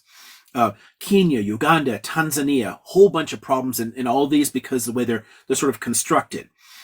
Nigeria, the way you're squishing different territories together with peoples that historically didn't get along anyway, and then just trying to like favor particular tribal leaders, particular groups, pit them against each other, and it creates a lot of long-term conflicts. This is a really normal dynamic, and honestly, in some ways, Iran too. A lot of modern Iran comes out of like British interference and Britain's tending to elevate conservative reactionary figures because it's easier to control the population. Or Iraq, a whole bunch of like other territories here where they stepped in. They're going to favor very traditional conservative figures because these conservatives will then attack other people. They'll be worried about like, are you doing the right thing, culturally or religiously? And they won't pay attention to how Britain is cleaning their clock economically and politically. It's harder to like unify and fight the oppressor if you're squabbling over cultural issues. So Britain did that in a lot of places. France honestly was worse between the two of them as far as their policies were in some ways in terms of divide and rule, although Britain tended to be more it's hard to say more ruthless because France was terrible too, but honestly, I think the British Empire was generally happier with atrocities than France was, but they were both terrible. But their approach to divide and rule is slightly different, but Britain's approach was toxic in a lot of places. So simple yes to that question. And if in future ones people want to talk about specific ones, specific areas, I'm happy to share what little I know about some of these different areas. But yeah, it's the Britain's imperialist history is a horrifying list of atrocities. Let's see. Okay, so that somebody was it Stephen or somebody else that had something else? Good evening, everybody. William. Um, you know, I I kind of have a selfish, reason that I come and enjoy, your dialogues because it allows me to kind of reset my perspective based on history and everything that you offer. So thank you for that. And that's specific and really specifically towards TikTok because as I sit on this sometimes way too much, I start to see trends and things happening. And going back just to reinforce, because I think it's important, the discussions or the enlightenments you've given us on like APAC, for instance, because I'm noticing I was getting to the point a couple of weeks ago where I was like, oh, we got to wipe this thing out. And by, you being able to bring across that, wait a minute, it's bigger, it just brings me back to reality. It's like, no, there's a problem with the US lobbying rules, and that's where the reform needs to happen, and that'll take care of APAC and everybody else. And similarly, don't treat the symptom, treat the disease. So, and Yes. that's going to be a bigger fight later on after we get rid of until we can solve, improve, do something with stop what's going on now, which is obviously in people's heads. That's got to stop, and then we can talk about how to keep it from happening again. To that, this one came up as well in TikTok, and I haven't seen it a lot, but I've noticed it even over the course of a couple of years, where people are, and again, this could be conspiracy, but in order to affect and have an effective democracy in the United States, and it's remarkable that what we were taught about the United States growing, is it moving away from true democracy? Well, hell yes. But and this is a historical fact, and it may not be pertinent right now. Maybe something we can chat, bring up at another time when you have more time. But they actually say the Revolutionary War, did the U.S. actually win it? Was there a treaty? Is the when if you are a lawyer breaking down the Constitution, it can be shut down, very easily, and that these rights that they say belong to everybody don't, and going to even making, and so I just don't know if there's any real validity to that and concern, or Validity to what?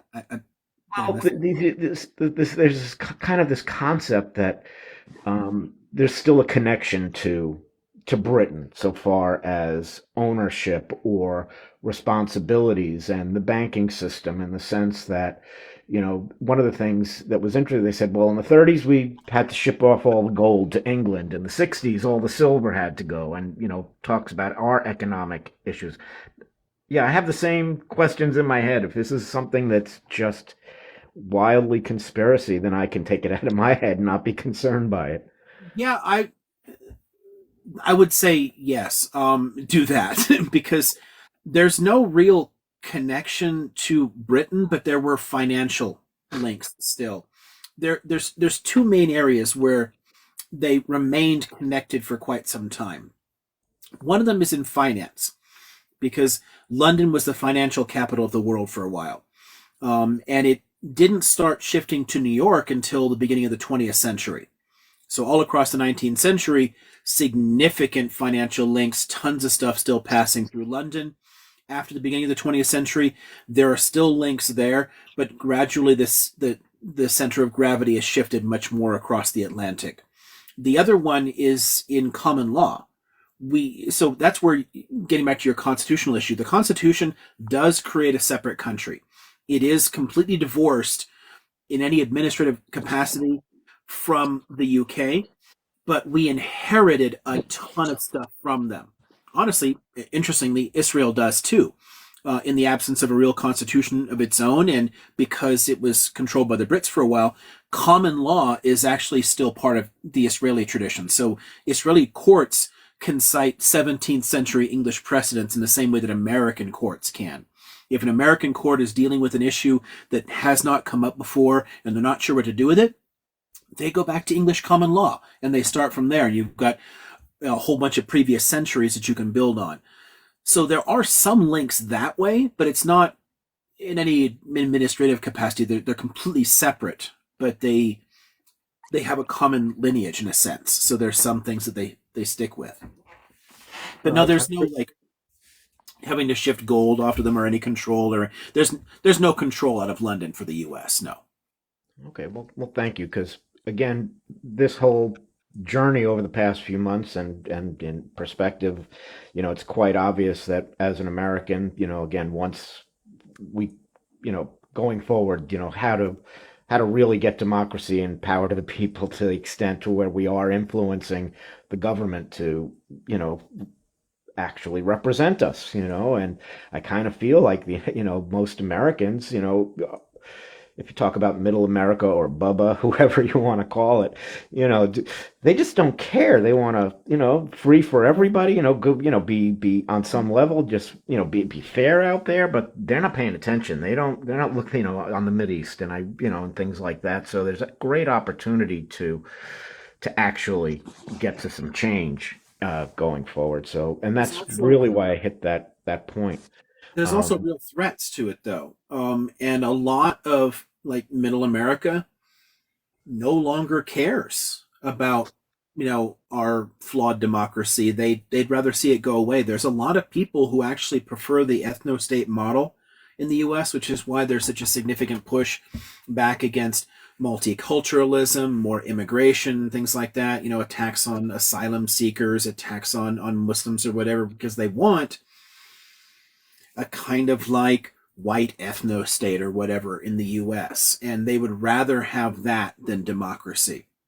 And there's a lot of toxic ways that that's infiltrating our political discourse. I'm sure some of you have seen this before, but do you ever run into yahoos out there saying, well, the US isn't a democracy, the US is a republic. We're a republic, not a democracy.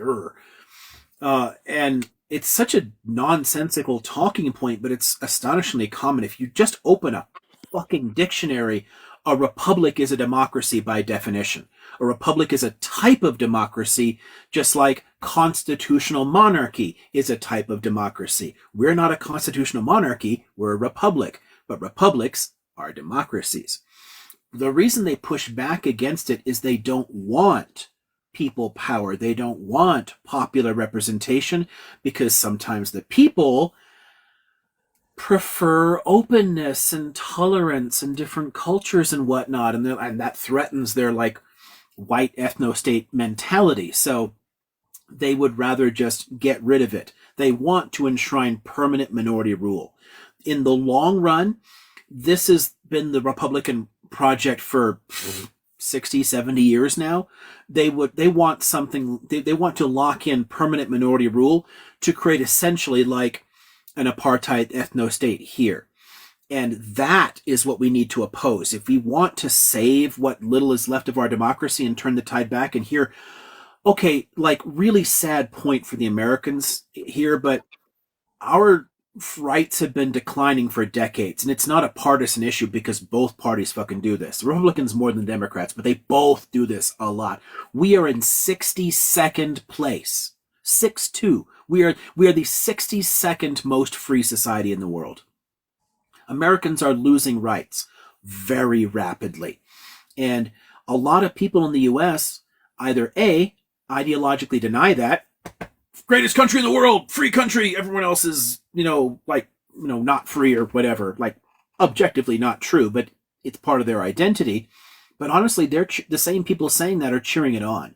They're actively supporting the loss of our rights, because what's more important to their identity, to their sense of self, is a white ethno-state. So this is one of the reasons that the U.S. is so strongly connected to Israel, and it connects to a point earlier about like AIPAC and the rest of this stuff. It's a lot more complicated than people tend to think. There are very strong ideological links between the way a lot of Americans think and the way a lot of the Zionists think. In the same way that we approved of South Africa and refused to support attacks on apartheid there, so did Israel. I mean, Israel's nuclear program was done jointly with South Africa. They were pretty close for a while because they see something in common. All three societies are settler colonial societies based on a supremacist ideology. And we are following a very similar trajectory to the growing extremism in Israel today. There's a lot of that happening in U.S. politics, and it's something we really have to work on. Oh, thank you. And I could go on all day, but I wouldn't do that. You know, I'm conscious that everybody wants to get an opportunity, but just to that little quick point, and again, I can kind of tie it together to what's going on in the Israeli government as well. Would you say that, and you kind of speak to the Republicans, though it's bipartisan, you know, we understand, you know, who the founding fathers were, but would you consider, and I'm trying not to be inflammatory here, this is purely academic, is the Christian fundamentalist that you know have gained a lot of since the 80s, you know, really kind of come on strong in our political thinking. Is that similar to where kind of a more aggressive side of the thing is kind of part of the uh, policy making, kind of as a coalition, or has that always been part of it? Does that make sense, Lean? I'm not sure I'm following the question. So you're asking a question about the evangelical Christian movement and its connection to government somehow, but I'm not sure exactly. I'm not sure I know the exact question. Yeah, me too. So, so please excuse me. You know, I just know that you know the fundamental, you know, that movement has become more politically prominent in, and I can only go back to the 80s, maybe it's before, but that's really when we started seeing it happening, and the kind of politicians that we had. And I'm wondering if that is then connected to the power of the more secular leaders that we've had, where they're utilizing this group, its power, its money, its voice, to move themselves forward, or is there a true connection there where they're shared ideals completely? Shared ideals with what? With kind of what we're talking about, this, you know, Oh, the you know, move, you know, control and minority yeah. control, Oh, for sure. XYZ. Okay. I get you now. Yeah, there is a very strong Christo-fascist movement in the U.S. for sure, and it does connect in. It's part of the like the white ethno states. I've got a whole half a shelf over there that's specifically on the way religious fundamentalism ties to racism and contributes to a very toxic direction in the U.S. And then a whole bunch of other texts that all touch on this in various ways. It's a huge fucking problem. The various elements of indigenous Christian interpretation in the U.S., like some areas out of Christian fundamentalism in the U.S. in the 19th century, had actually gone into decline in the late 19th and early 20th century. It had been kind of like pushed out of the public. People were mocking it openly, but they basically regrouped. They spent the 30s and 40s like putting things together, figuring out a new way to approach it, a new way to kind of like, you know, push back against this. And by the 1960s, they were quite significant again politically. So, and there's on this side, the other ones are on the other side of the room, but there's a few on this side of the room that are specifically on like the way the fundamentalist movement started rising to prominence in the 1960s and exerting more and more of a political influence. Like you're asking a very big question that I actually have a lot of different material here on, because the American approach to neo-fascism is explicitly Christian, and it has a lot more in common with like the Klan's mentality than what a lot of people would hope Christianity is. What's more important to them is the ethnic basis of it. It's a very vicious form of Christianity. Everyone loves to forget that the KKK was an explicitly Christian organization. Um, their approach there, that had to fade away. They had to find a way to rebrand themselves. But the core ideology that you see in a ton of movements in the US today are ideologically indistinguishable from the Klan in the 1920s. They don't put on their hoods anymore, but they're the same people. It's the same arguments. They're just they twist it up a little bit to make it look new and different and more appealing. But it's the same shit. So yeah, our drift in the U.S. toward neo-fascism, our path to it is through the churches. Have, can I bring up something really quick? Okay. Before you do, Oh, Marta, can I sorry. just? I keep Yeah. Lisa Oh gets no, to that's choose fine. the order there. Um, Better that one person does that. there was a request on book recommendation so that somebody could read further on this. But yeah, I'll Gosh, pass on to Marta after. okay, so I can either bring over a huge stack, or we can do the same thing where just connect to me, and then we'll talk about your specific interests. Because there's a bunch on this, and they're in several different places in the room, at different stages of it. But yeah, I could bring back a massive stack on this right now, and I don't know that that's really super. I don't know how appealing that is to people. But if people want, I can hold up a whole bunch of books in a row, and I don't know. I'll in that case suggest that Bodega drops you a DM to do that. But go ahead, Marta. Yeah, Yeah. if people want that, like if let me know. But that might be the easier way to do it. But otherwise, I could take a few minutes and go through a whole bunch of stuff here. So up to I you. have a similar academic background to you. I think actually, I have a PhD in religious studies. So, to that end, I do have a book recommendation on this topic. If people are interested, it's written by Lerone Martin, who's the head of the King Center at Stanford University, and it's called The Gospel of J. Edgar Hoover: How the FBI Aided and Abetted the Rise of White Christian Nationalism. And I would say that's a really good introductory text, especially once you look into the bibliography of the book and you use the index, because it gets at to the core of the way it touches on the way in which the U.S. government directly plays a role in how white Christian nationalism is spread and maintains itself. And I would say another I can hear you. book that takes this into a more in the land of the holy.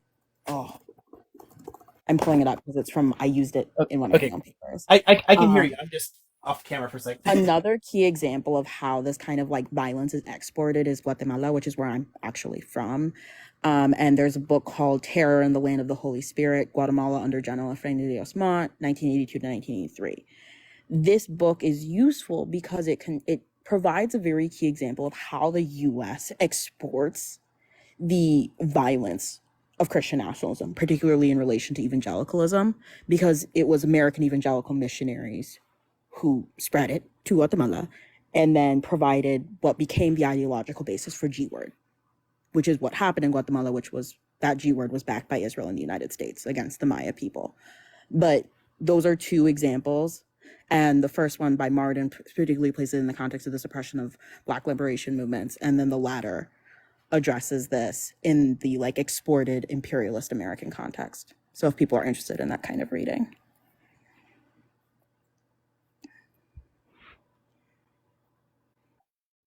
Yeah, sorry. And put it in the chat so hopefully people can see that. Dimple, I think you were next when Liam comes back after the book recommendations.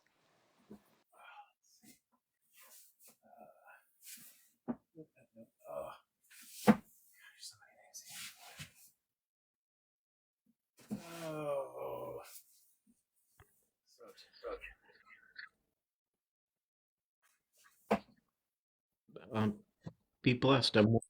If I was just wondering Hi. where I would Sorry. go if Welcome everyone, and thank you for your efforts, especially Liam and B. This is my first time actually to talk in TikTok, so I'm kind of nervous. So, and I'm not that good in English, so excuse me, okay? We'll just wait for Liam to cover his book No recommendations, and I'll problem. throw to you after. No problem. Actually, thank you for his classes. It's like he's giving us from his time, his free time to teach, and this is something good. And good people should be supported in every simple way and great way we can do it for them.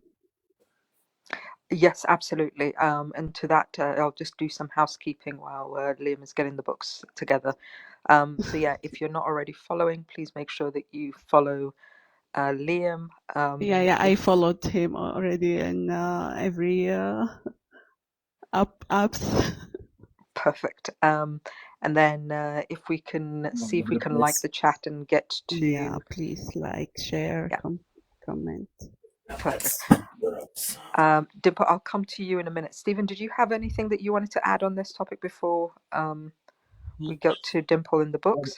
No, not so much that. It's just something that I've noticed, and I don't know if Liam's aware of this. When you pop up a book to show us, it's reversed. It's a nature of TikTok, and you have to go into the settings, and you can make it so that we can see it come. So we actually can read it, and you don't, and narrow it down. I can mirror the image here. It'll reverse my whole. How does that? Where does that work?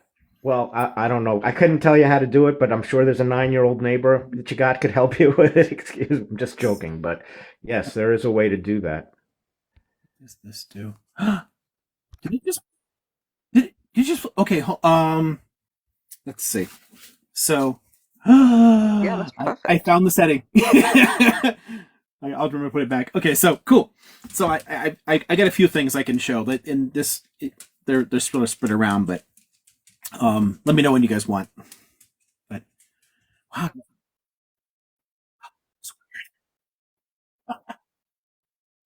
the book, and then if people can get ready to screenshot, then that way it's the best way to do it. I'm backwards. Liam, there were a couple of, I don't know if you're prepared for them, but there were a couple of requests for literature. Somebody asked for books that discuss the Mesopotamian culture before and after, and then somebody asked for literature on security zones. Okay, so I need more detail on either of those, like before and after what. I mean, there's like huge sections here on ancient Mesopotamia, so I didn't know what they're looking That for. person is actually, it is Miag, the basket panda. So Miag, whenever you're ready to come back up, you can elaborate on That one, I think Meg's requested, so perfect. Yeah, if somebody wants to pop up later and we can clarify what they're looking for exactly, I might have something useful, but I think she's actually in the request box at the moment. She had to drop down because she's also a cat parent. Have you considered using like the photo slides option when you make posts? Because you could make a book list on like a specific topic if the covers like aren't graphic and wouldn't trigger like a like from TikTok. creating like little historiography posts that like list, but Yeah. It's interesting if people want. I mean, I wouldn't know what to put up or recommend. Again, I my reading is all over the place. Yeah, the problem with some topics too, and Mesopotamia is one of them. A lot of the stuff I have is highly specialized, like it focuses on one specific issue. Yeah, I have that issue with a lot of my archaeology books. Because people ask me questions online, and that it never goes well because they're like, "Oh, what's a book recommendation?" And I give the book, and they're like, "What is this?" And I'm like, "Have fun." So I think it's also like a lot of the stuff if you work on like ancient cultures, and I'm sorry for like hijacking the conversation. I feel like a lot of the work that's produced is inaccessible, and there's no real effort within the field to make it accessible. Right.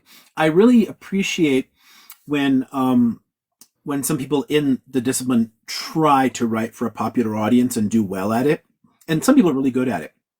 Like Mr. Finkelstein's really good at it. What's her name?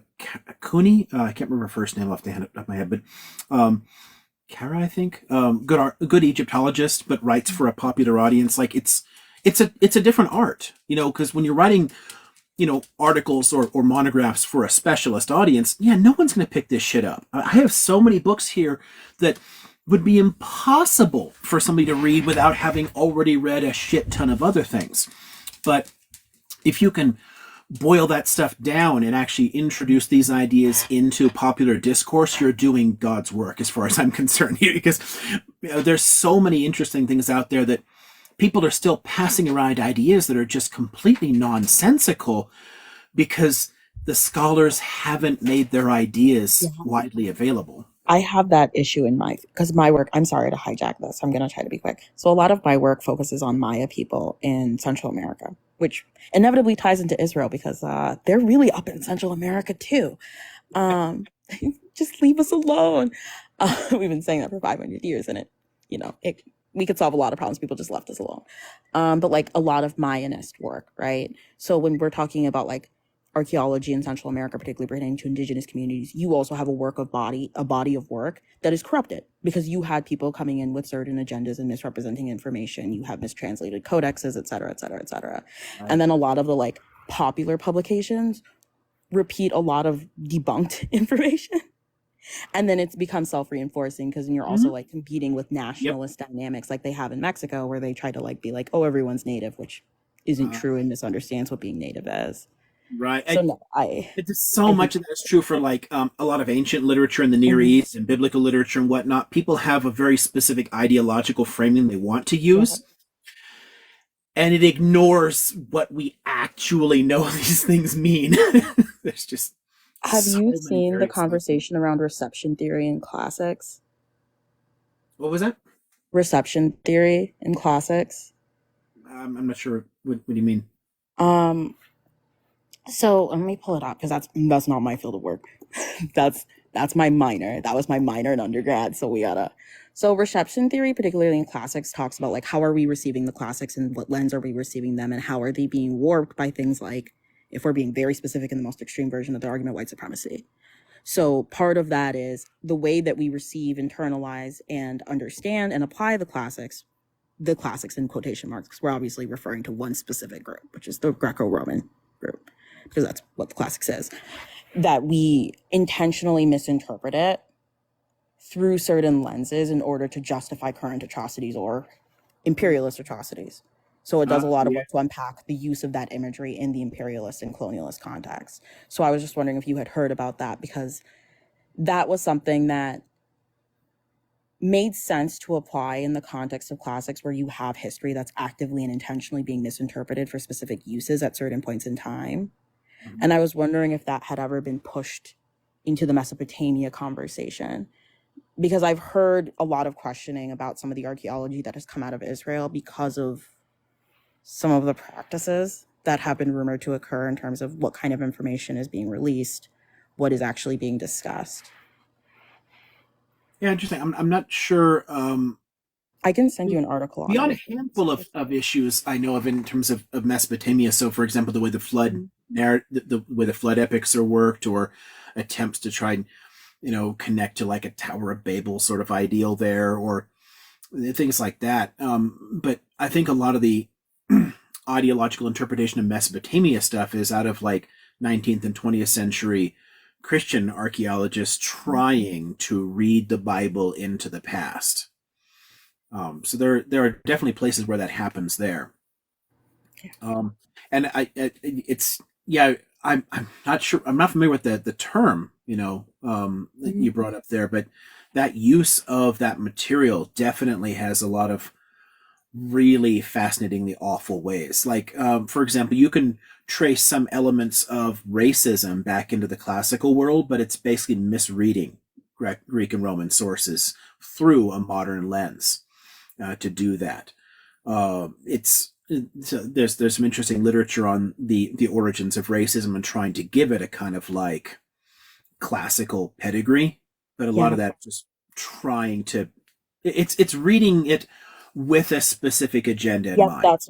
That's what reception theory in classics talks about. Okay. I'll send you an article on it because it's part of then I work with a lot of that stuff without thinking the term. No, it's okay. It's part of like the newer wave. Like you had like Kelly Trinwin, who I think is out on the West Coast now. She got her PhD at Brown.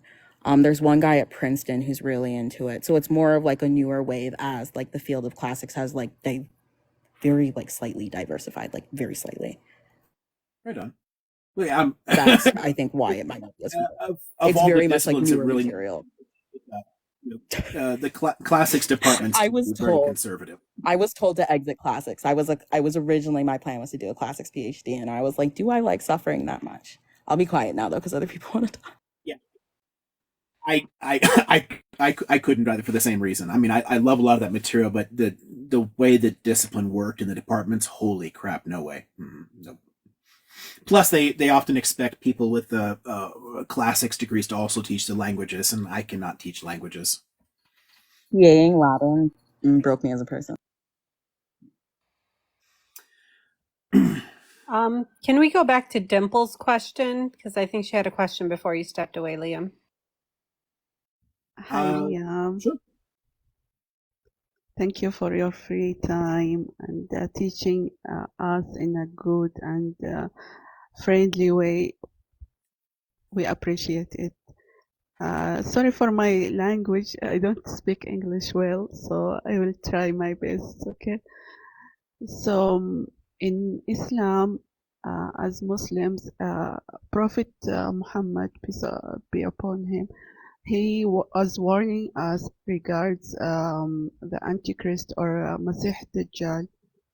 Mm-hmm. And I wanted to know what's your opinion about Antichrist, because before he was like when Musa, Prophet Musa, he went to talk with God. He left his people. He told them he will come back.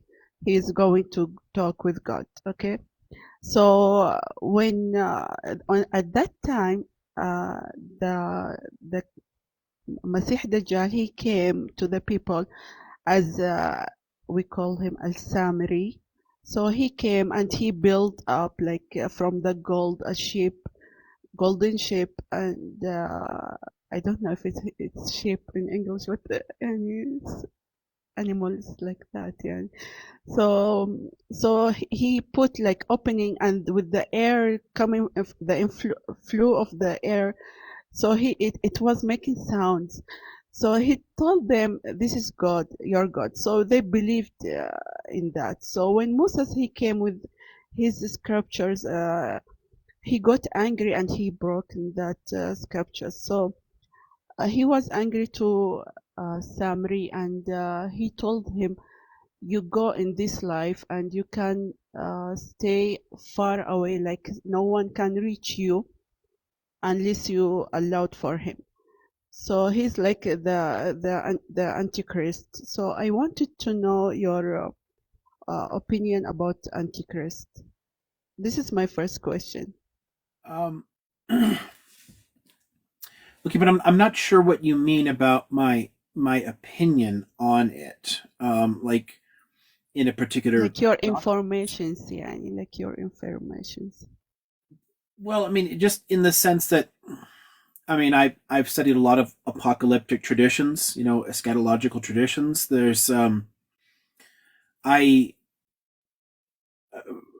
see. Again, I don't know what you mean by my Like opinion on it, what because you have to say about the I don't Antichrist, I yeah, don't take. or you don't you I didn't mean, read about it. well, Okay. no, but I don't. For me, I don't take any end of the world stuff seriously. The reason a lot of these kind of arise is because of specific social forces or conflicts, and it's a way of trying to um, provide a sense of hope in justice, that something will happen that will fix a world that people all recognize as broken. We all look around and we see all the horrifying stuff that people do to each other. And within many traditions, so Islam being one, but there are tons within tons of traditions, there's an impulse to find a vision of the future in which wrongs can be set right and the wicked can be punished. And it's oftentimes very comforting to the living to know that something like that can happen, that there will be a sense of like purpose or justice in the universe.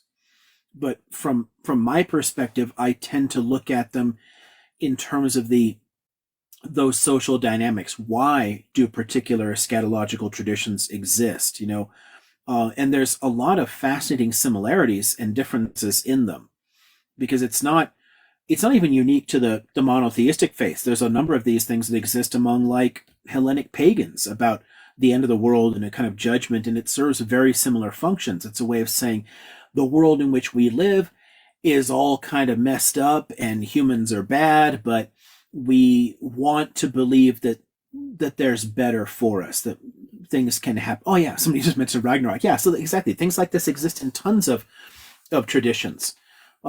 So in general terms, if you're asking what do I think about Antichrist, whether you're talking about the Christian version or the Muslim version, I read it through that kind of lens, that this is an attempt to bring about a kind of social justice. Oh gosh, I don't know if people are even familiar with this because it finally went extinct, but the Manichaean faith had a similar idea, that actually thought that Jesus would come back with a flaming sword and would smite all the bad people and sort of like be this sort of like warrior figure. It's very similar to kind of like fighting the Antichrist kind of ideal.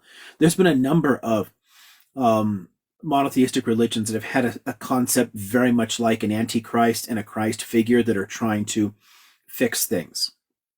But yeah, for me personally, I view the Muslim one the same way I would look at like the Christian or the Manichaean version. This is trying to address a problem in the here and now by giving people a purpose, a purposeful myth, like a way in which in the future there will be a definitive struggle between good and bad, and the bad guys will lose. Yes, that's true.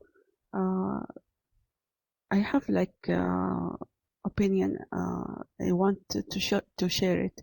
It's like the bad guys or the bad people. They are trying to play the people in two sides. First side is like keeping them away from the parents,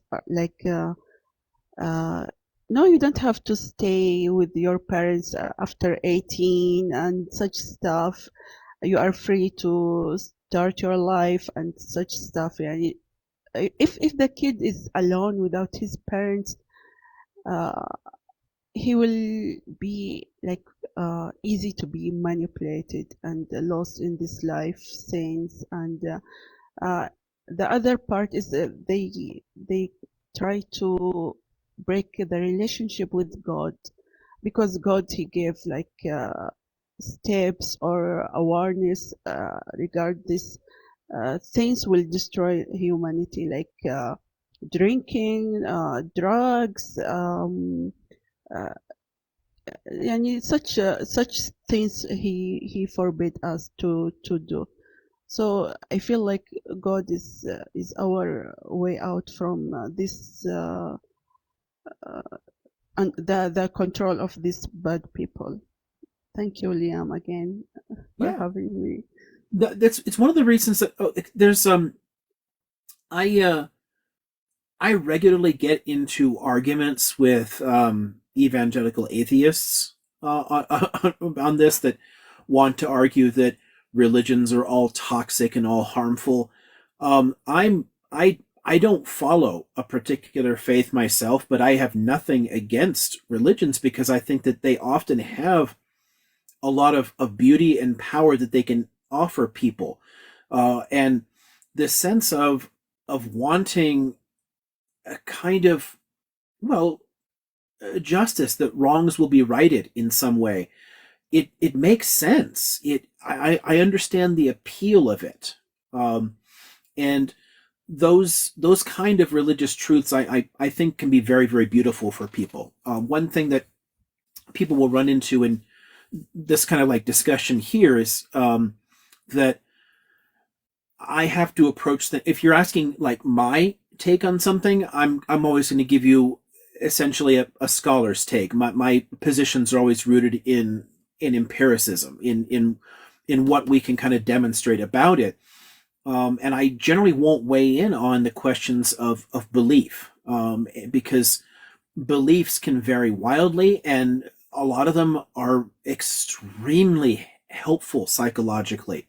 So if you want to then think, well, okay, they're helpful psychologically because God wants the best for us and wants us to be well, then great. That's also a great way of looking at it.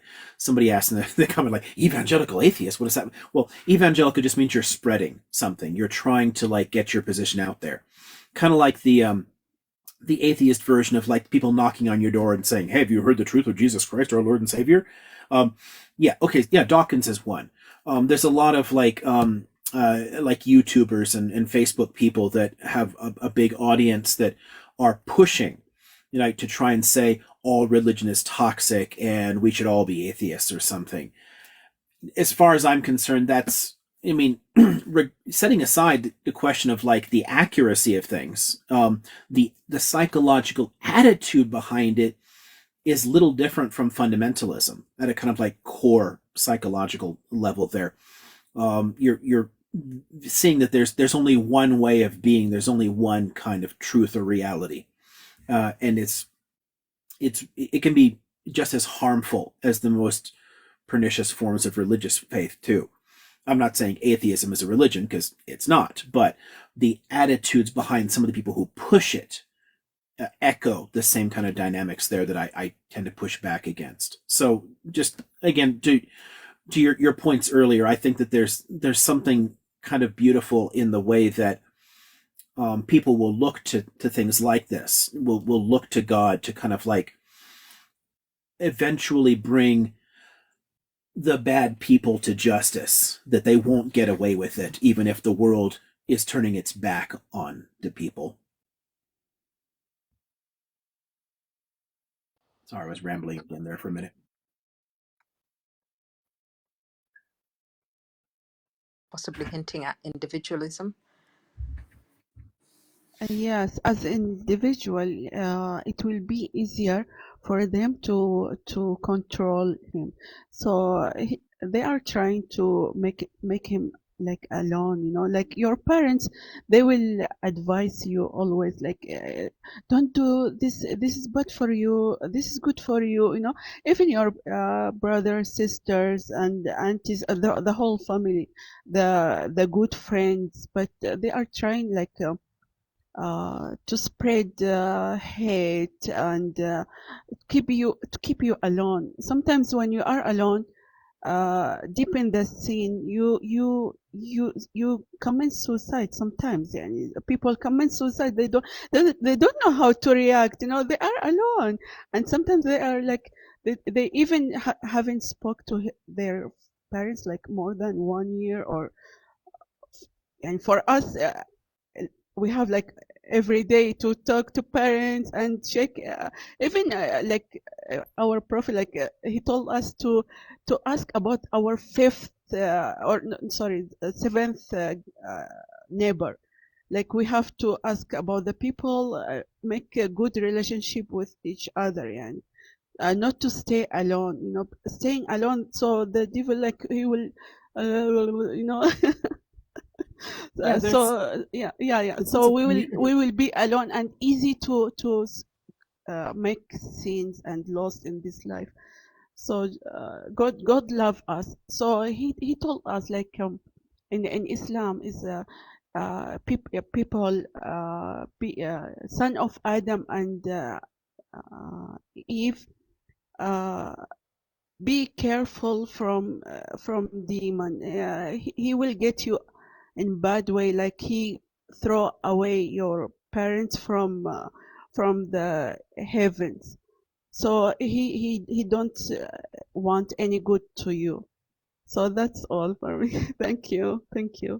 Yeah, I think one thought you raised, it seems like you're pointing to the power of community, of our ability to look after each other, and oftentimes this is um, one of the things that religion has helped to do.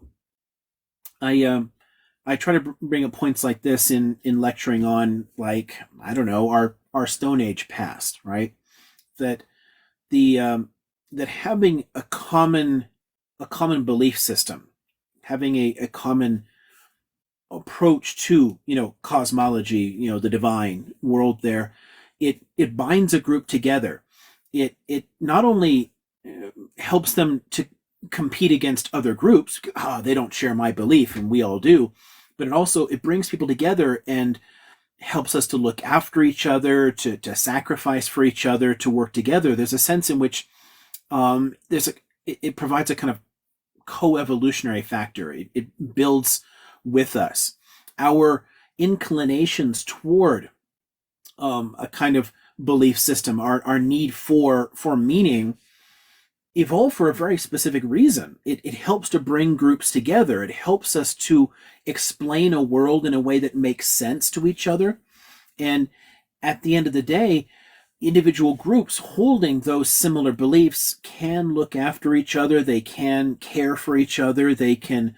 Um, they can provide something that a very atomized society, a very hyper individualistic society can't do, where people feel alone and cut off and isolated because they have no one to turn to. They don't have that sense of deep community.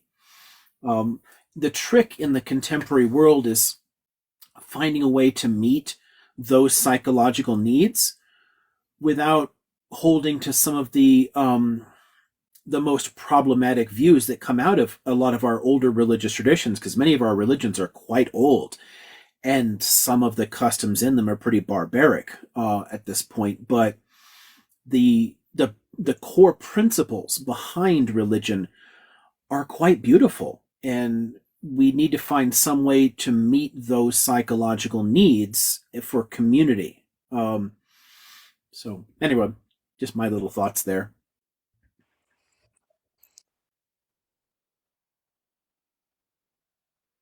Oh, is it the person who was asking before? I can't remember who was asking before about the religion and white nationalism interaction. If somebody's interested, because I brought a few things over that I could show here, um, and then I could clear the desk off and turn the camera back around, because this is honestly kind of tripping me out. The room looks so weird, and I keep trying to figure out how can I even be in the picture.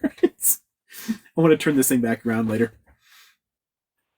Should we do that first, and then you can? Is the Yeah, person still around that wanted the recommendations?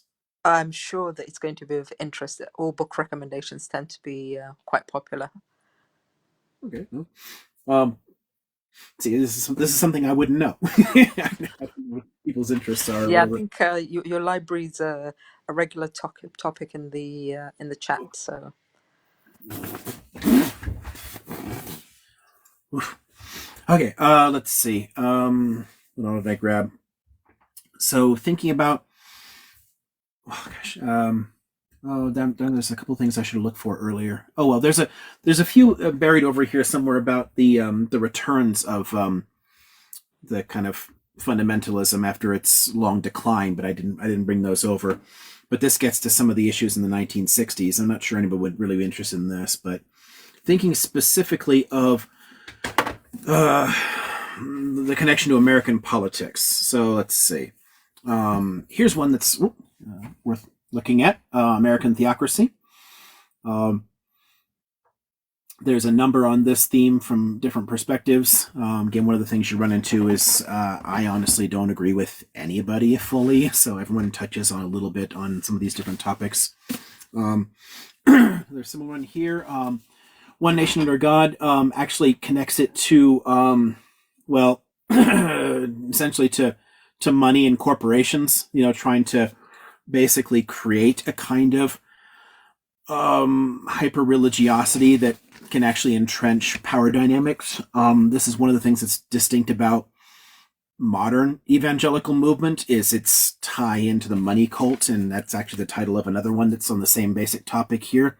So it looks at the connection between religion, politics, and how can we make money for rich people. So there's that. Let's see what will be a good order for this junk here. There's a few here that are useful just in kind of like, let's see, historical terms about, if you want to, because you can see a lot of echoes of the Klan's politics in the contemporary world. So knowing a bit more about it, these are two of the best on it. I've got quite a few books on their history, but these are two really good ones on that topic.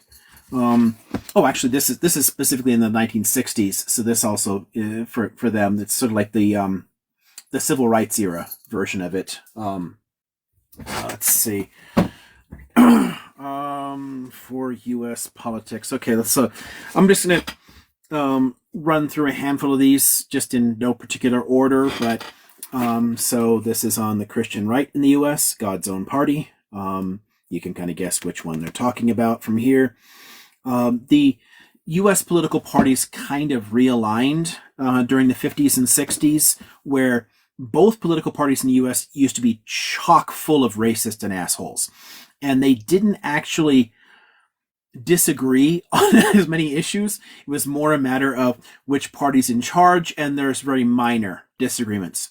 But splitting them along ideological lines so that one of them has most of the Christian fundamentalists and nationalists and, like nativists and whatnot here, and the other one has more of the social liberals.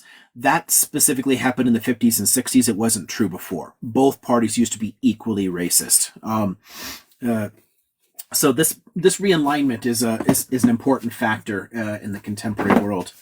Let's see. So following along similar line here. So religion and the racist right, because again, religion is a huge factor in a lot of these far right racist politics. So here's a nice Hedges book here, American Fascists, where he's basically talking about Christofascism. And Christofascism is essentially like a kind of hardcore Christian nationalism. The Flag and the Cross is a nice short book on the same basic topic there.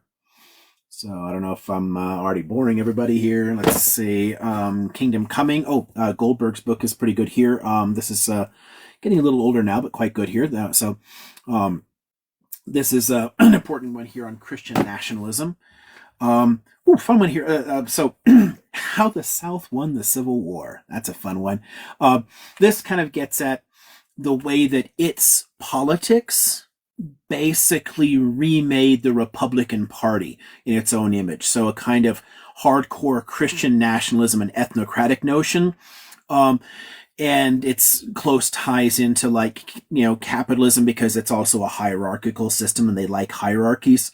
So yeah, they kind of did in a way by taking over the way everything works. Let's see.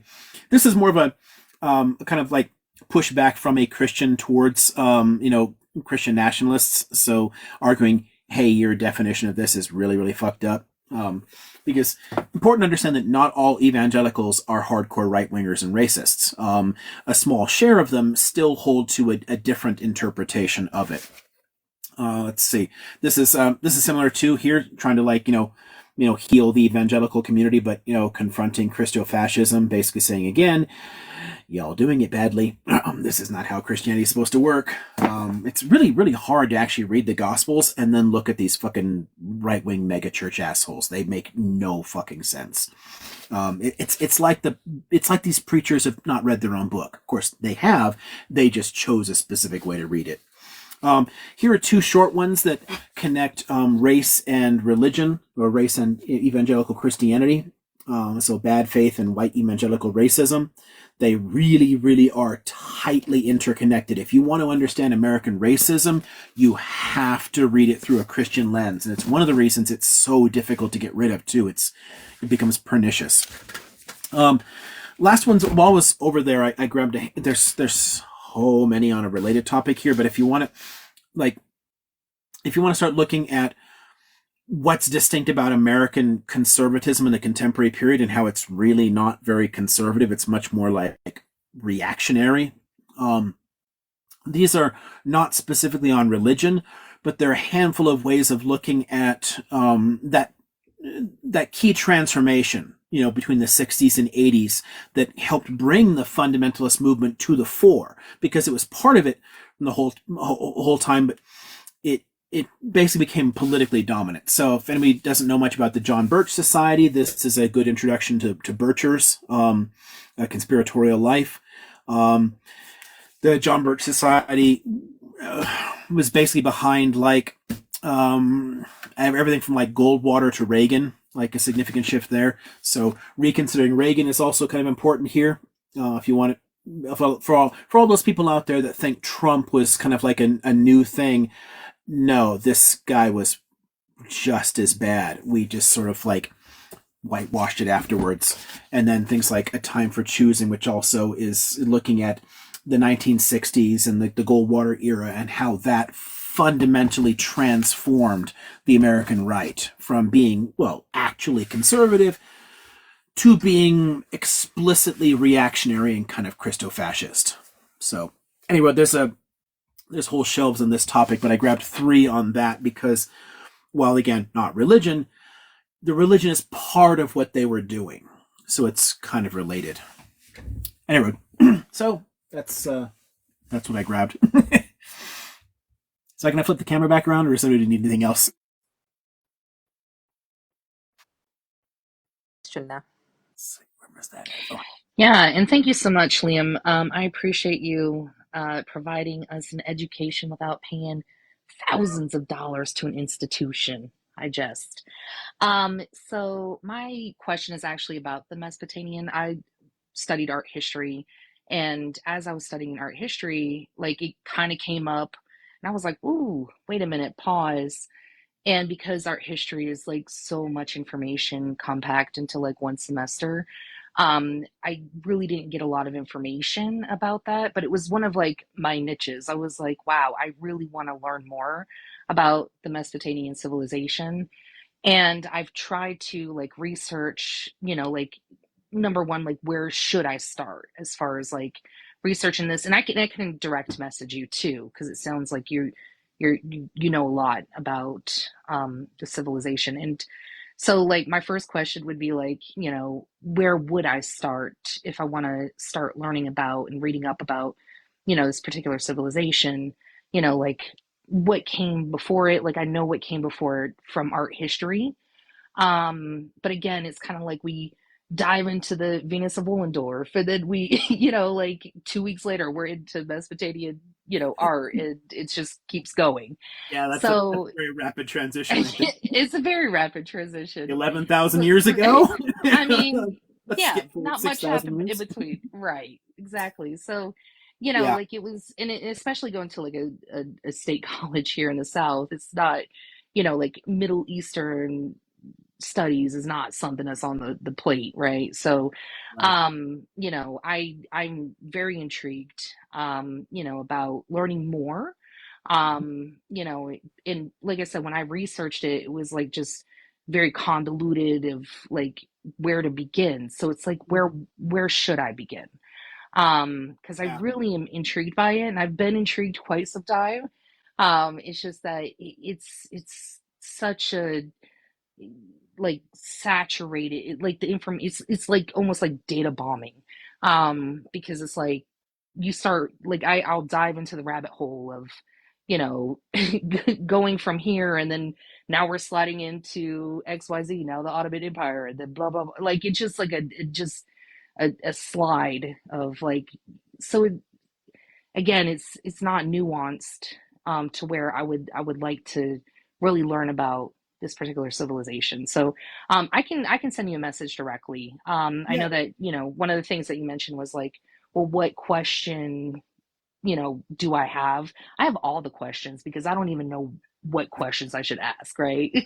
So I'll shoot you a message to see like like what's a dummy's guide to Mesopotamian culture type deal, right. Yeah, because especially I would. since, given the way you're repeatedly saying Mesopotamian and not like Sumerian, Akkadian, Chaldean, Assyrian. I'm assuming more of the you want something that focuses a lot more on the broad sweep of Mesopotamian history without rapidly jumping from that to something completely different. Like a bit more detail on it, but still covering several different civilizations in there.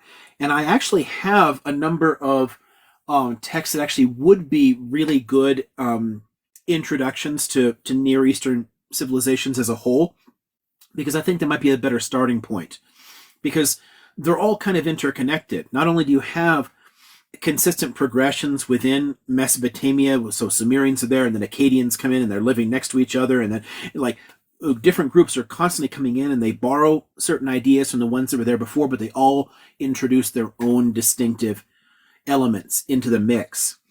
And they all interact with the people near them, so it's almost impossible to talk about the Mesopotamians without also, well, there's Elamites and Iranians, and well, hey, the Canaanites, they're all people like right in their neighborhood that they're all sharing things with. So I think I would start if you want to chat later through direct message. I'll give you some like good overviews on the ancient Near East, and then if you look at those and see from there if you have specific questions, because I haven't my own interests. I mean, obviously, it's not going to cover everything, but I have a lot of texts on the development of kingship or the development of the writing systems or the development of the religious traditions. So I have a whole bunch of things on some specific aspects of Mesopotamian civilization. But you can't get into a lot of the weird specialist shit without really taking a deep dive into the history of Mesopotamia as a whole. Right. And that's exactly where I want to go to, because as you mentioned it, like we did, see slides of, and it's been probably a good solid decade since art school. So like Sumerian, Akkadian, like as you're mentioning it, like yeah, it was like kind of all again, it was just such a crash course. And because it wasn't necessarily like history, it was art history. It was like kind of like, Yeah. oh, well, this was produced during XYZ and let's move on. So there wasn't like that really deep dive into it. But as like, I'm being more cognitive about history in a whole, like I'm the history that's delivered in the United States doesn't really want to focus on this sort of history, which is insane because it's so you know it goes so far back. It's like it's something that piques my interest, like to where like I want to learn more about this, because it's to me that like of course there's other civilizations and older civilizations, but to me it was like the crux of civilization from what I gathered in art history, and maybe that's completely false, I don't know, but I'd Oh like no, to. no, it's definitely true. It's I've had this, Okay, good, yeah, because like that's the I've had the feels I same got. problem. Yeah, in art history, I was like, I feel like there's a lot of important stuff going on, and I'm looking around the room, and they're like, but when we get into Renaissance art, I'm like, no, I wait a minute, I kind of want to. Can you slow down? Because I feel like right here is where we should be talking.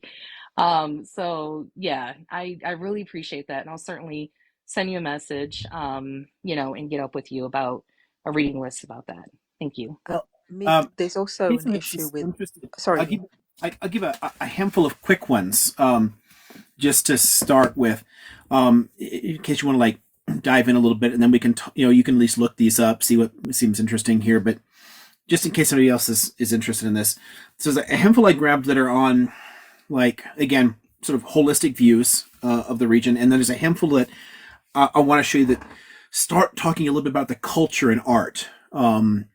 And how central that is to it, because I think that might help a lot too. So let's see. Demirup's History of the Ancient Near East. This is a nice, it's not even very long, so nice simple beginning there. And then Livrani's Ancient Near East is also pretty good here. So nice general primer. This one slightly bigger because it's a 2-volume set, but Kurt's Ancient Near East. These guys are not very creative with titles. You get a lot of like the History of the Ancient Near East over and over and over again. But this is nice here because again, what these handful here do is they run through the succession of civilizations in that area, and you can see how intermingled they all are. That's one of the things that's fascinating about looking at the art and the literature and the myths and whatnot, is that ideas bounce from place to place. A couple that are really on like daily life kind of stuff, so like really bringing like the art and the culture alive here. So Snell's life in the ancient Near East is good, and he's one of those like deep history kind of people. So I like that. And then Podani's relatively recent Weavers, Scribes, and Kings is neat because it kind of takes you outside of just the traditional focus on the big political players, and tries to bring a lot more of like the richness of ordinary life into it. I think one thing that would shock a lot of people, given the way our general histories tend to treat the ancient Near East, is that a lot of these civilizations are a lot more democratic than people tended to think. They had a lot more decentralized power than people tend to think. It was a very long process to get into powerful states. The early states and kings were actually quite weak. And there are a lot of places where ordinary people have a significant amount of influence. So it's nice to kind of like refocus a bit on ordinary people. So anyway, hopefully that helps a little bit as a starting point, and then we can go further with like direct messages or whatever into specific topics. Yeah, thank you so much. Yeah, and I took a screenshot of all that. I really appreciate it. Thank you. Yeah, no worries.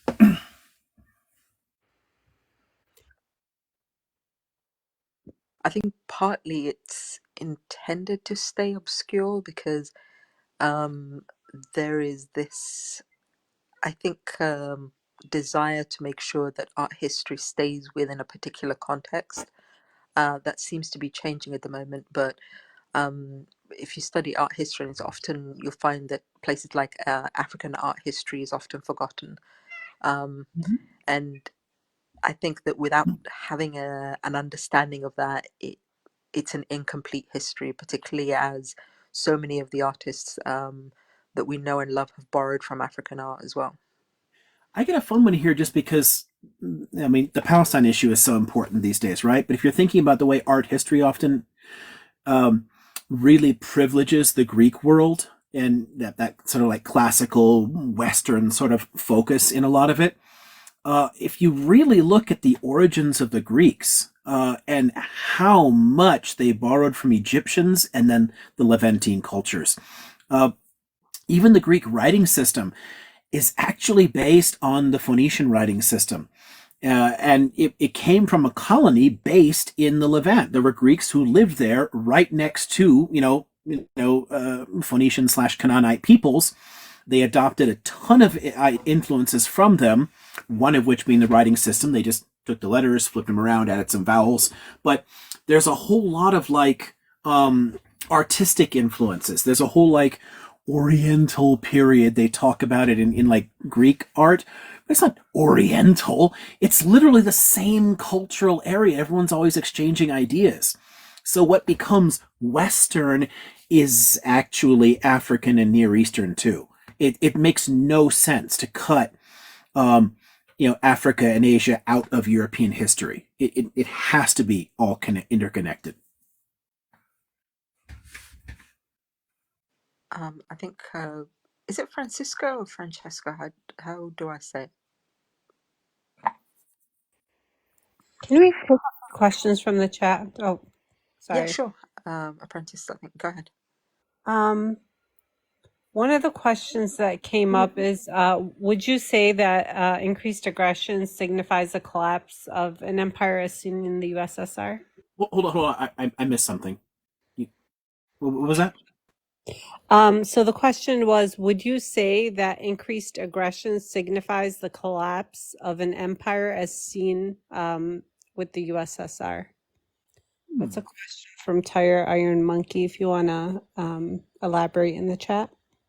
It's interesting because I don't think that there was a lot of added aggression in the later stages in the Soviet period beyond, say, like the disastrous intervention in Afghanistan, but it wasn't a particularly aggressive state in its last 2 decades.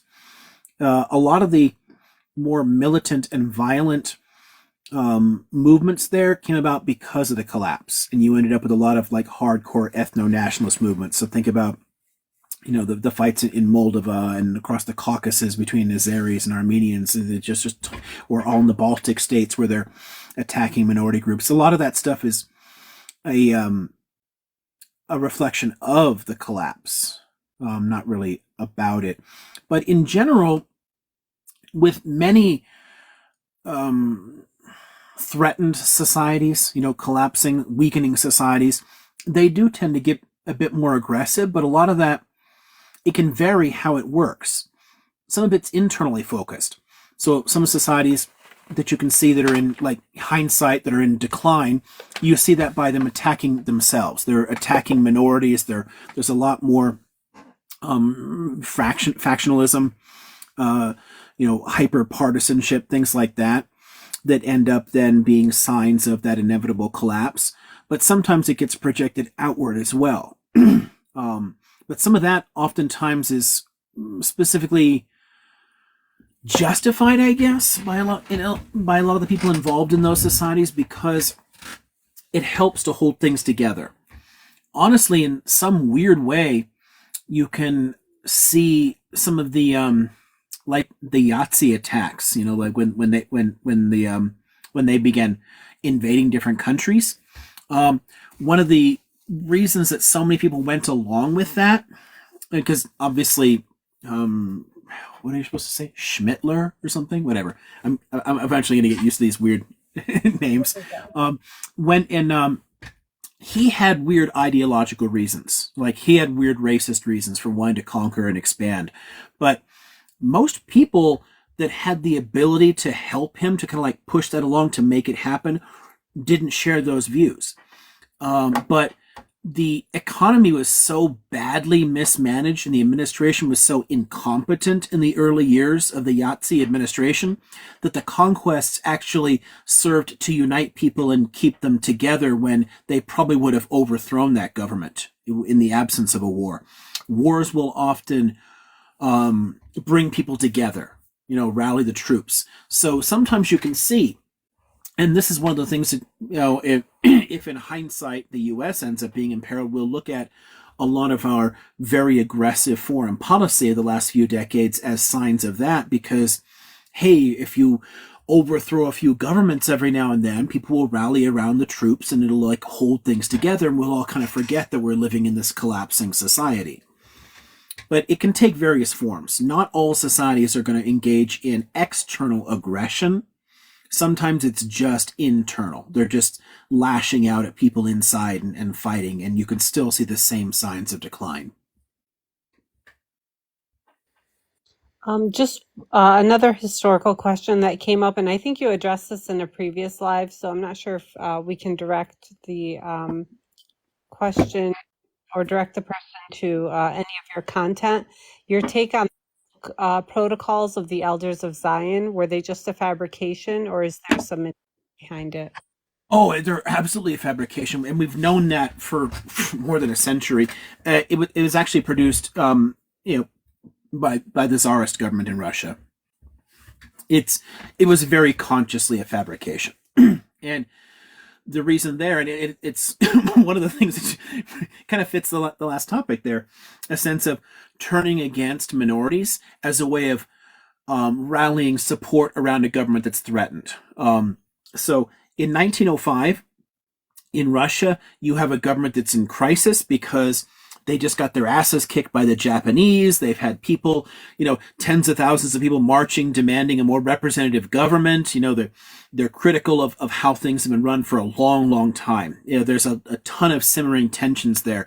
And if you can kind of redirect people to say, oh, look at those guys, they don't really belong here and they're trying to manipulate us, then it helps to take some of the pressure off of the state that's actually screwing people over. So it fits that context very, very well. But we actually, we know who wrote it. We know why they wrote it. We actually have all the receipts, so to speak. So it doesn't actually represent anything that anybody actually recognized.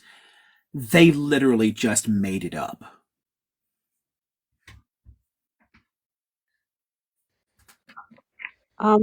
We can go to Francesco and then I can return to questions from the chat because there's still quite a few. Sure. I just wanted to also check how much longer, Liam, you wanted to go on for today. Oh, please. Didn't even think about it. Let's see. Tomorrow I do have to go down the hill for a final, but it's not till the afternoon. Let's see. I got a little paperwork to do in the morning. Actually, I'm in no hurry. I've got a few hours still. There's this is actually a pretty this is going to distract me from the fact that I was physically uncomfortable. I was working for a long time in the backyard today. So this is actually kind of relaxing. So yeah, There was I'm in no big hurry. a thank you from the comments earlier on saying, yeah, they appreciate you kind of doing the live, even though you did have a backache. So Oh no, yeah, yeah, thank you for that. it's fine. It's nice. It's distracting from it. If I was just sitting on the sofa, I probably would be noticing it a lot more often. But you get me thinking about something interesting, and I will completely forget I'm uncomfortable. Yes. I don't have a lot of good. I don't have a very good natural body awareness. I suppose I get very easily distracted. Fence is not done, but mostly. The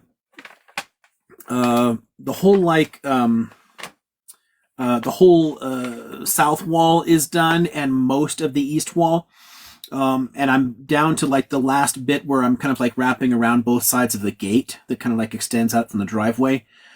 So it's mostly done. Today I got because it's a little higher than the ground. There's a little gap underneath that later I'm going to, for now I have like chicken wire that I attached all on the bottom and put down there.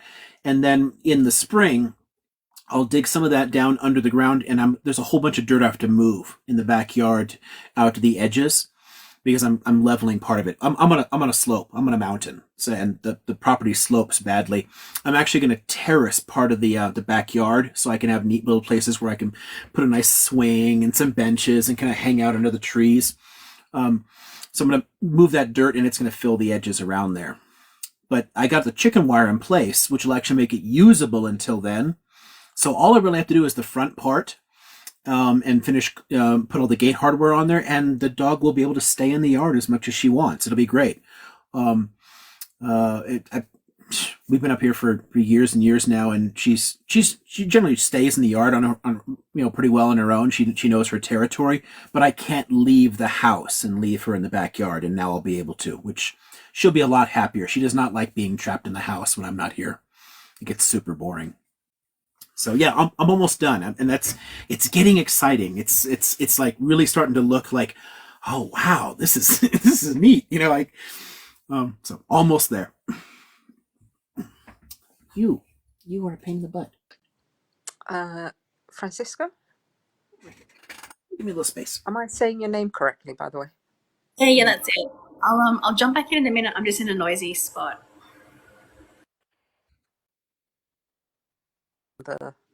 From the chat. Yeah, here's one.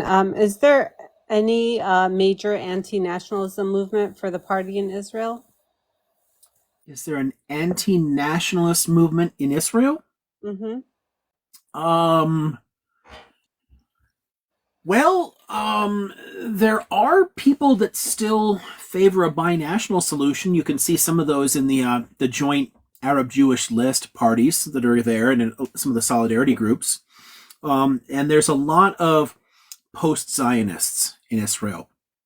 And post-Zionism is kind of like a polite reframing of anti-Zionism. These are Israelis who disapprove of the ethnocratic nature of the state and want to evolve it into a country representing all of its citizens.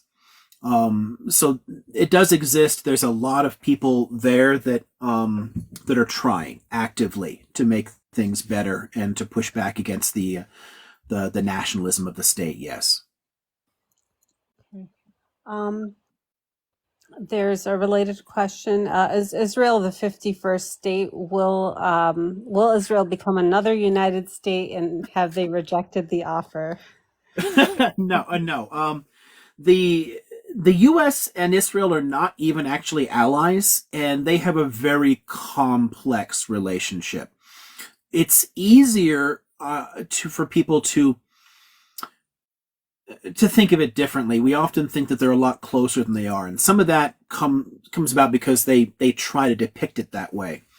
But the reality is, our government and the Israeli government have frequently been at odds, and they have gotten us in a lot of trouble, and vice versa, over the decades. The state very much wants to pursue its own path, its own direction, and has frequently strongly opposed any kind of American intervention It's actually only quite recently that U.S. troops have even been welcome in Israel. We now operate a radar base in the Negev for like watching for missiles or whatever. And it took a long time for them to be willing to trust that. And there's very specific conditions on it. The U.S. often just gets to do whatever the hell it wants when it wants to place its troops in people's countries.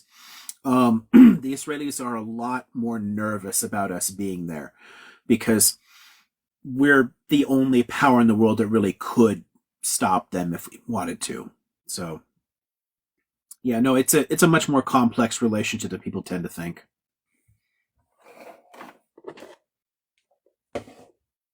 There's another question that says a lot say Muslim Arabs of the 7th century ethnic cleansed and colonized Palestine.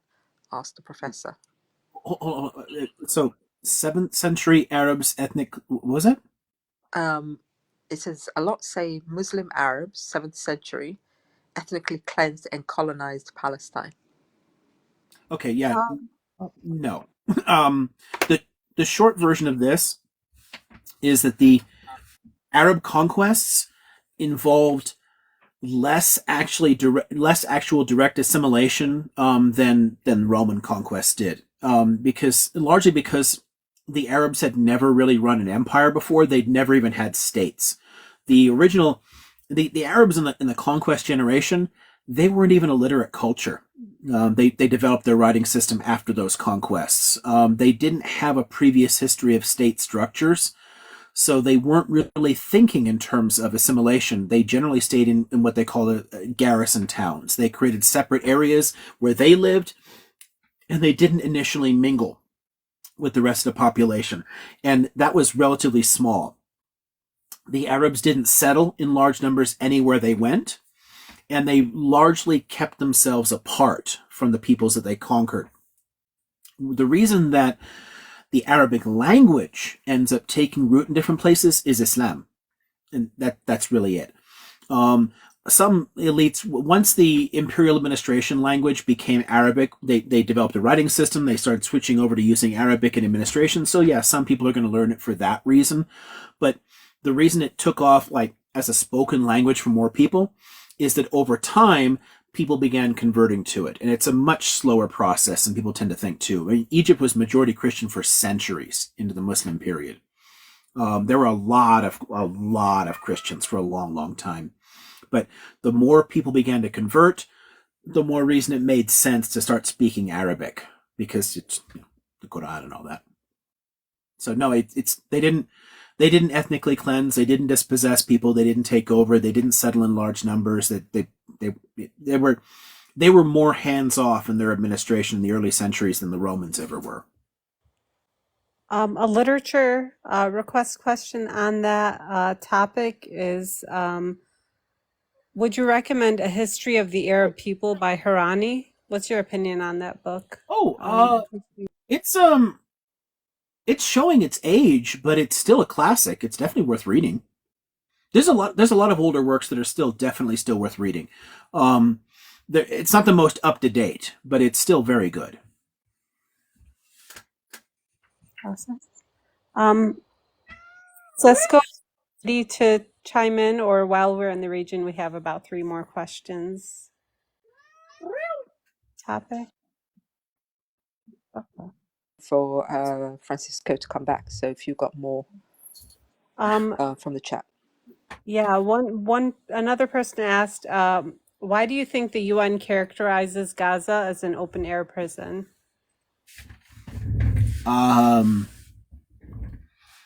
Because that's probably the fairest way of putting it, and it's a little less offensive than calling it a concentration camp or a reservation or a Bantustan. There are different ways of characterizing it, but a prison makes sense. It's penned in.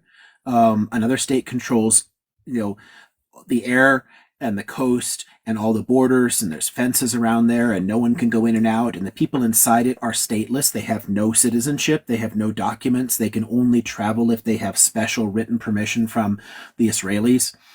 It's like a prison that from the inside is essentially run by, they get to kind of like manage themselves within the confines of somebody else's ultimate control. Pardon me. Uh, Again, there are other more caustic ways of looking at it, thinking of it as a giant open air concentration camp, and then the H group would be kind of like, I don't know, just local people you put in charge, kind of like capos or something, which is probably a lot more offensive as a way of thinking of it. Or you could think of it as reservations, but penned in reservations, so militarily occupied, militarily controlled reservation systems, or kind of like a giant ghetto in the history of like Europeans, the way that they used to like pen Jews into particular areas, and say you can only live here, you can't get out of it. That's a way of looking at it as a gigantic ghetto, or in some ways a Bantustan. I think honestly the terms really for me is Bantustan, but it's not widely understood. The South African government for a while penned in certain areas. It like fenced it off, like here, this little area here, this is for the Sotho people. They can kind of like run their own affairs. And look, they're a separate country. We don't have to care about them anymore. We don't have to provide basic services for them. No country believed it was a real country because it wasn't. The South African government had total sovereign control over that land, but they basically penned it in and ignored it and left those people to just suffer. And that's kind of what you see in the strip. It's a lot more like the Bantustan model. But as a simple term, the more people can understand and they can kind of get at the reality, prison makes sense. So, yeah, it's a bit like that. Actually, a good argument for that. Where did I file that? Okay. Let's see. Since I now know where this thing is. So if you want to understand like the basis of a good prison argument, this is a nice walk through it. Like why thinking of it as a prison makes sense. And then there's a number on here that would really get into the where is it? Helper also here does a really good job of describing the architecture of occupation, like the physical forms of control that exist in the territories. And if you really understand how that architecture works, the prison model makes a lot more sense. You get to you can see, oh yeah, here's the guards, and here's like all these different things. So because prisons have an internal economy too. Like there's tons of ways in which it does make good sense as a metaphor. Awesome. On similarly, someone is asking if the comparison between South Africa and Israeli apartheid, South African and Israeli apartheid, is useful, or can it be reductive? Oh, well, anything can be reductive if you're just like saying, oh, this is the same as this, because there's obviously significant technical differences between them. But it's the closest modern historical parallel. So it's useful. As long as you're introducing a certain nuance in everything that you do, it's useful. In the same way that, say, calling that area a prison, it's not actually a prison, but it's a very useful framing for it if done right. The connection between the way the South Africans worked and the Israeli state works, the fact that they're both explicit ethnocracies. There's a lot of connections you can make between them. Someone is asking to come up, Miriam. Miriam, Yeah, if you can I just saw a request. few requests there. I'm gonna grab the next two in line. So there's two. Okay. Hello, I just wanted to ask a couple questions surrounding the rhetoric that is going on, like the commentary that's going on, or I don't know how to word that correctly, but so what I'm seeing right now is Zionists, or Israelis, they're saying that the reason why the bombing is taking place right now is because, or I don't know, is that a word I can't say? I don't know, but the mass unaliving that's going on right now in Gaza is basically due to the H group right? And there needs to be an eradication of the H group. And the reason why there needs to be an eradication of the H group is because of the mass grape and mass unaliving that happened. So on different lives right now, they are talking to pro-Palestinians, and they are telling pro-Palestinians, oh, do you guys believe that the mass grave happened? Do you believe the mass grave happened? A lot of Palestinian pro-Palestinian people are not denying, or even they're not denying. They're not denying, and they're not saying that it happened. But I'm just wondering what your thoughts on that is, because it just kind of seems a little reductive to me on what to me for what is happening right now, like people are being unalived right now. How do we what can we do to stop it? Sorry. I went too long. Okay, so God, there's a lot of different threads there. So first off, as far as like pretexts, like justifications for doing this, and yeah, this is about the 7th. Somebody's asking. As far as like grape is an interesting word. The way you get around the censors is fascinating. I will never stop being amazed at this. So the mass grape narrative there, as a pretext, would basically be providing an argument for the H group's attack, because that's a part of Israel's history vis-a-vis the Palestinians.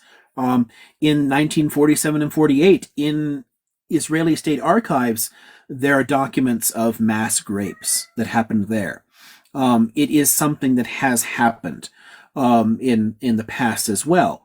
So if you're saying this is a reason to attack, then you're kind of saying Palestinians should attack. It's nonsensical. Oftentimes you get arguments, and I see this with Americans too a lot.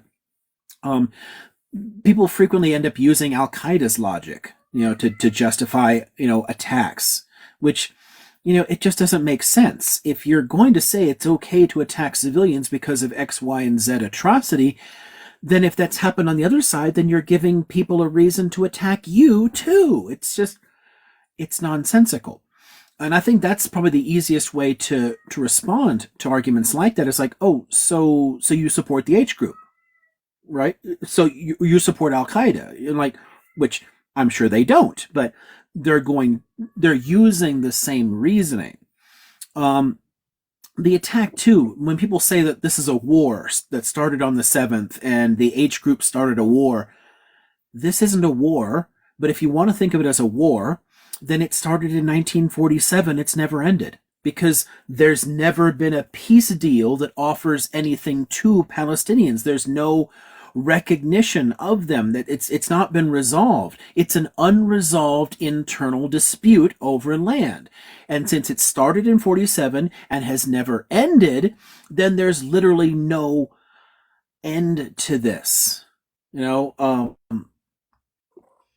if somebody wants to mention like earlier attacks, so like, okay, so Hebron in 29, okay, cool, yeah, but you've got fights with Zionists in the 1880s and 1890s. There were significant dispossessions and attacks on people in many decades before this point. In the 1920s, there were significant attacks against Palestinian civilians.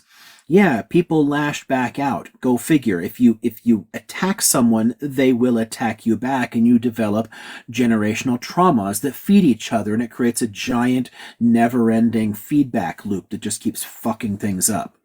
So, yeah, you can take things back farther and farther if you want, but I can do the same thing, and we can keep going farther and farther back. It makes no sense. But either way, a war started with the creation of the Israeli state, in the sense of an internal, like, civil war context, and that has never actually ended.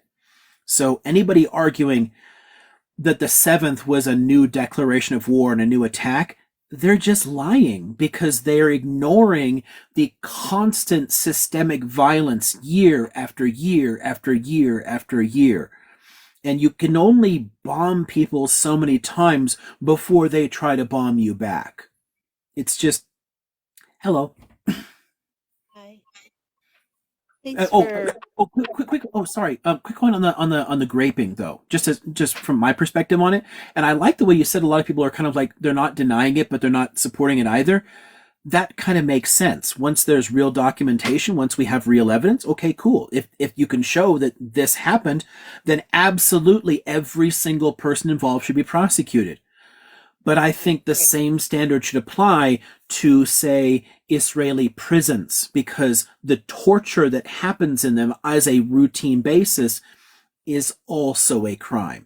But you can't just whataboutism, like, say, well, we can't do with this until you do with that. Like, realistically, if any crime shows up at any point, it should be prosecuted, and nothing justifies graping people. I don't care if it's one person that happened to or 10. It's shitty if it happened to anybody, and it should actually be prosecuted. I will always support that. But I don't take a position on it either, because there's not enough evidence that's been released. There's no formal investigation, but there is enough circumstantial evidence to call for an international investigation. And if we can get that to happen, then it opens up the possibility of, hey, can we also investigate some of the, war crimes allegations on this side too? And maybe that could be a quid pro quo. Maybe you could actually, yeah. Oh, the babies thing we know that was made up. Literally just one person said it, and the media ran with it as if it was a real thing, because it was in the interest of the media to keep us scared and pissed off at these guys. It fit the whole war on terror narrative that the Americans have had a giant hard on for decades now. So everyone ran with that. It was never accurate. It's just nonsensical. It doesn't even make sense as something that they would do. But whatever. That With one we regards to can deal with very quickly. But the graping, there actually is circumstantial evidence for it, and we know things like that happen in conflicts. So it makes sense that it could happen. I think that's the position that UN Women have taken, and have asked to be able to investigate, but they seem to be getting blocked at the moment. I did briefly skim an article that said that the ICC is looking at October the 7th in general, but they haven't finished their investigation. So we're heading in the right direction, I think. Dark, I think you I wanted hope to so. jump in. I'm not terribly optimistic about those investigations, but I can be hopeful too. I hope something comes of that, but it's politically very difficult to pursue. Yeah, I have a question. I wonder if Russia had a part in this October 7th. I missed a word. What about I'm this? wondering if Russia, Oh. Wagner Group, and Hamas did this October 7th on a request to deter attention away from Ukraine and to pull the United States into an area they knew they couldn't say no to. And, I'm wondering, and then at the same time, setting that aside, and I'm 63, and I remember the first time I met representatives for Palestine was watching the 1972 Olympics, right? I was 12 years old. And I can remember every time something would happen with the Palestinian representatives, not the Palestinian people, there was always an extremist group that would come in and do something horrific. It wasn't an act of war, it was an act of brutality, and I forgot a lot of it, and I went back and looked and was like, oh my gosh. So I remember our troops dying trying to protect the Palestinians, and they were unarmed. That was when they were in Lebanon and trying to escape Israel, and it was another extremist group that came in and took them all out. And every time they got close to coming to some kind of peace, another extremist group would pop in, and on both sides. I mean, it was the Israelis extremists that took out the president. But in the meantime, I met young men that came from Lebanon to the United States escaping the PLO. They said if we didn't get out of there, we had to fight with them. We didn't want to do that. And so I always would, you know, look towards Palestine with hope, and just get frustrated. But the things that made me not not pay enough attention was the acts of tea. And I mean, taking an old man in a wheelchair on a ship and just rolling him off the side of a ship in front of his wife was just how long they take that ship hostage, or how many airplanes were hijacked or taken down. That's not fair fight. You know what I'm saying? Yeah. I would rather they didn't. So now when I'm watching and I'm horrified by what I'm seeing in Gaza, but I'm asking myself, I was raised, and maybe it's a cultural difference. Women and children first. Your boat's going down, you put the women and children in the lifeboat first, you know? And I don't see these Hamas trying to protect their people. And I read an article where they bragged about how prepared they were. They had saved food and ammunition and everything, medicine. And I'm like, why didn't they do that for their people? I'm not used to soldiers not wanting to protect their civilians. So what Israel's doing, what Netanyahu is doing is wicked. But what's even more horrible to me is what their own people are doing to them. So You know, there's it's like a women and children are are okay to sacrifice. Duck, would you mind muting until Liam then can answer your question? yeah, there's actually there's several Yeah, things there's that quite a lot there. okay, let's see. I'll try and That's what happens when you're 63 and you don't solve it all out. Yeah, I'll mute. I get it. Okay, so let's see. I'll kind of go in reverse. The question of like not protecting innocence there. It is a legitimate criticism of the H group because they intentionally provoke these attacks, knowing exactly what the Israelis will do. The Israelis will always overreact because they've done it for countless decades. In response to every other militant attack before, they've always overreacted and they've always attacked innocents there. And it's the same kind of logic that a number of other religiously inflected tea groups, I guess I'm supposed to say. So it makes me think of like drinking tea. But they intentionally try to provoke things like that. I mean, honestly, it's sort of what gosh, what are we supposed to say for Usama? Well, I'll just say Usama. I'm gonna guess you guys all know who I'm talking about. He wanted the U.S. to overreact and bomb the hell out of the Muslim world because that would recruit more people, and they would eventually be able to then, push back against the corrupt regimes and the imperialism in the region. So there is a fair criticism there, but it's following a kind of like consistent logic. One of the reasons that they do it, and one of the reasons it ended up there, is that the earlier, more secular approaches to tea always failed. They never lasted, and eventually you end up with the Islamists sort of like taking charge of a lot of this, and it kind of gets to where you were referencing.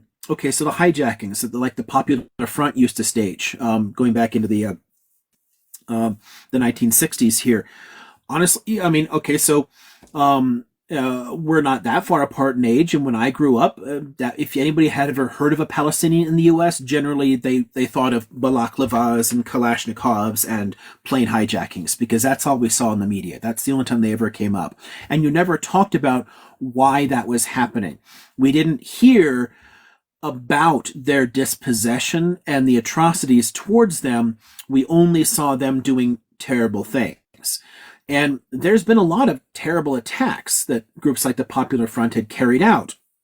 But why they existed and the anger that came out of that was always left out of the narrative because that's inconvenient. You don't want to talk about that. And the same reason that the US was never going to talk about why OBL, you guys said? Why OBL did what he did. We weren't going to talk about the role of U.S. foreign policy and the fact that our dick was in Saudi soil. We weren't going to talk about that. We only have to say, well, they hate our freedoms. And you give like the fun nationalistic chest beating rhetoric. And that was useful to the state. So it's always very complicated there. So I get the visceral reaction to the acts of tea that come out of that. I understand why people are upset, but the media narratives on it are always intentionally dishonest. And that's worth keeping in mind here. The first one that you brought about, the question of Russia, I can shoot that one down very easily. The Russian state is powerfully nationalistic. Putin is literally a neo-fascist. He literally quotes fascists all the time. He has a lot in common with the way the Israelis run things, and he is supporting a kind of like great Russian nationalist movement inside Russia. So there's an ideological link already there. And there is a powerful anti-T and anti-Islam element in his politics with his party. Putin came to power by slaughtering people in Chechnya. There's a powerful strain of anti-Islamic rhetoric that's been present in Russian nationalism for decades. So the idea of working with a group like H, it just doesn't make sense because it contradicts all of their own internal narratives. Wagner was training Hamas for 2 years. That I've never seen any. Yeah, Al Jazeera was putting that out in their articles, and then October 7th happened, and you don't hear it anymore. But the thing was, I haven't seen, but even there, it's a non-state Iran, militia doing mercenary work. So, as I understand it, the deal with Putin and Netanyahu was they supported each other so that Netanyahu could fly into Syria and Iran, right? And take out threats. But then Putin needed weapons for the fight in Ukraine, and so he's getting all those from Iran. So, and North Korea, but Iran is definitely helping them out. And I'm wondering if he didn't have to prove to Iran that he was trustworthy, which he isn't, but do you see what I'm saying? Severing that tie. I do, and I can see where there's an interesting thing about like what you can kind of think of as like conspiracy reasoning, because there always is a thread that can weave through and can connect the different things.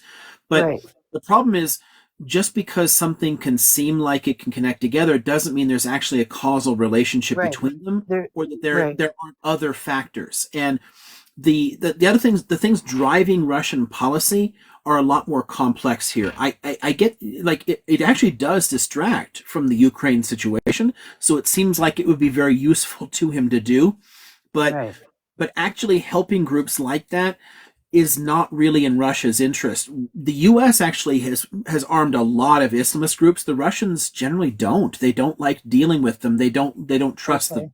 They have a lot more internal experience of blowback because Russia actually has a significant Muslim population. And there's a lot of terror of radicalizing the Muslims in Russia to attack them.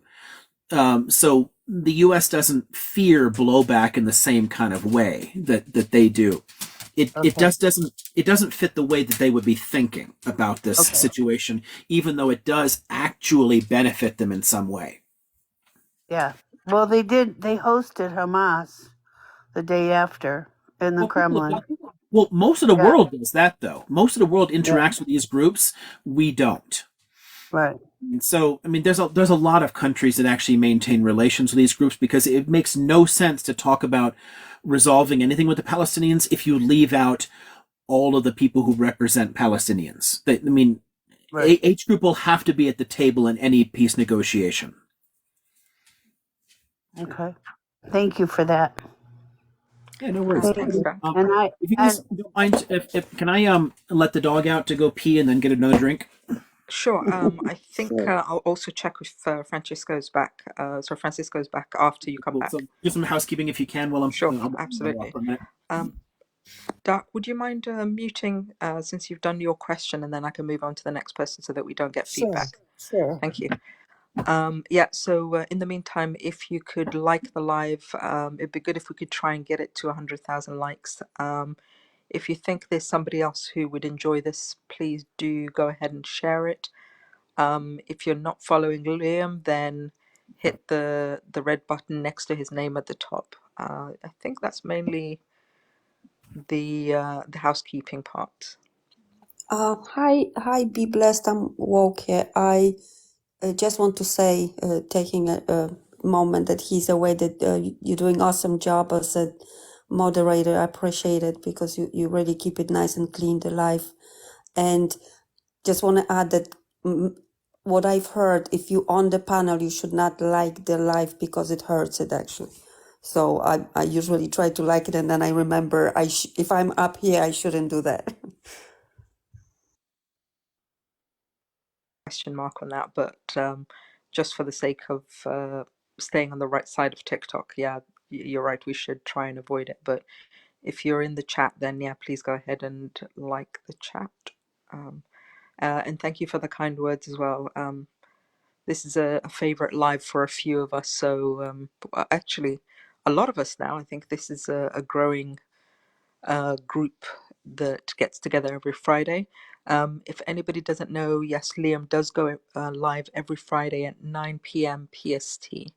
But because of his winter schedule, he's doing a few more. So yeah, he's doing a few more lives that will probably pop up here and there. Francisco, are you there? Well, Yeah. my schedule will be a little bit more fluid for a little while here because well, we got the 2 weeks of December here. I don't have to go down the hill most of the time, and then in January, I only have some morning classes, so I'll probably do some during the week for a while, just as I've got time and for a little break because it's relaxing to me. But I'll when I know the spring schedule, I'll let y'all know. I got to think about where I could best put it as a regular like weekly thing because once we're back in the semester, I'll probably only be able to do it once a week. Again, like I was doing for Friday, but I'm not sure where best to put it yet. I got to think about that still. I think Francisco's back. So when you're back, she'll get to ask a Okay, question. Then I gotta wait it's for the dog to Miriam. come back up. Sure. Keeping Woke, did you items. have? I'm sorry, Francisco, say that.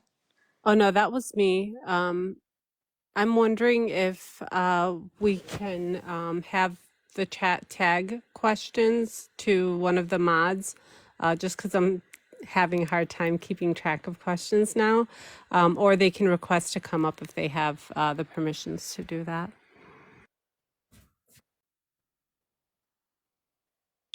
I can't say that I've seen many that we haven't tackled already. But Woke, did you have a question as well, just so that I can figure out order? I do have a couple more sets of questions that I've kept track of, a few more about the Middle East, and then a few about Christianity. Perfect. So we'll do Francisco. We'll take a couple from you, Apprentice, and then Mariam. Sounds great.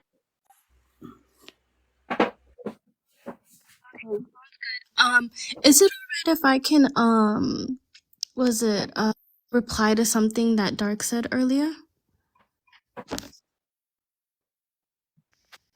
So Dark, that you mentioned that women and children should be the first ones to like leave or like be protected, and you believe that the age group is not doing that.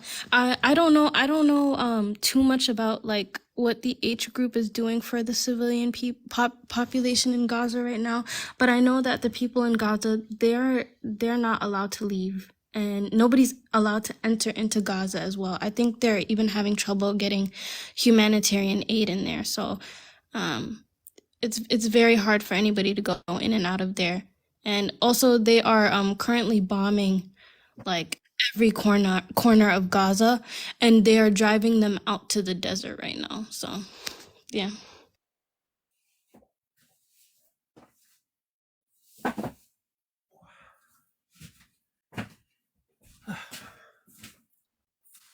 See if I can check. Woke. Let me see the full name. Woke and Chill. Did you have a question as well? So, Just so that I can put you on the yeah, I list. have a question. Yeah, Okay, I have a perfect. So question. we'll go Francisco, you, then Mariam, because I think that's how the order that you guys came up in. Yeah, the guys in the chat, you're doing really well. We're nearly at 100,000 at the moment in terms of likes. So yeah, if you could keep tapping, then it would be appreciated.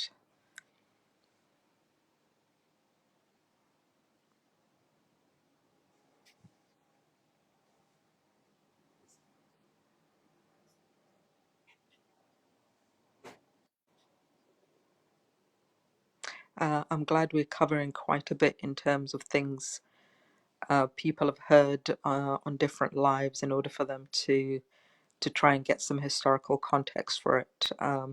Hopefully what Liam is saying and part of the conversation is being useful in either helping provide context or in some cases just clarifying whether or not what's being said has any historical basis. I don't, Liam, I think is right. I just want to add also what Darks was saying about Russia being involved. I agree with Liam that it's not really the case, but in Poland, because Poland is so worried for, historical and other reasons, and we're close by Russia. In Poland, there is a very strong belief that Russia had something to do with it because they wanted exactly what Dark was saying, that they wanted the attention away, U.S. attention away from Ukraine. But quite few of my, I'm Polish. I was born in Poland, and I get a lot of different kind of news from Poland, obviously, like about Venezuela, poking Guyana. I learned from my friends from Poland. So, but the narrative that Russia was involved is very strong in Poland.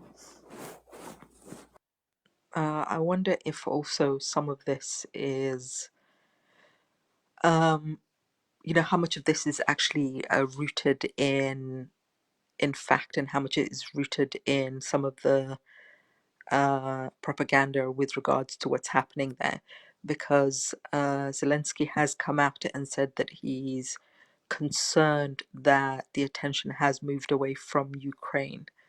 So I'm wondering if there's basis in that kind of discussion. No, that's the interesting part, that especially on TikTok, we are all learn with these debates to bring receipts, and everybody's fact checking.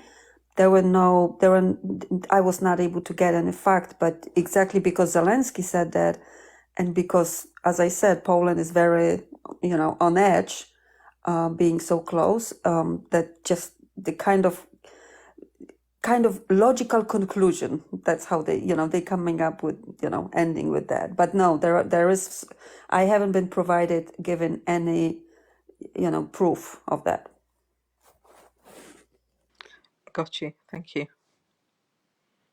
But our mind, it's interesting because, our minds will go this way, and people like you have this confirmation bias, right? And everything's going to come up. You kind of confirm, oh yes, that it was, you don't need much proof once you're really convinced of something, right?